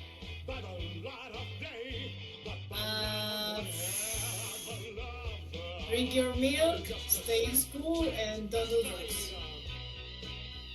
Beautiful. This was amazing. Bye bye. Thank you all. Bye, beautiful beautiful, beautiful babies. Watch Rocky Horror Picture Show if you want to feel powerful and sexy. And don't be afraid to do crazy makeup and prance around the street wearing heels. I love you all and see you tomorrow for another stream. I'm glad we caught you at home. The drugs. Could we use your phone? Bye! We're both in a bit of a hurry. Bye. We'll just say where we are, then go. From transsexual Transylvania.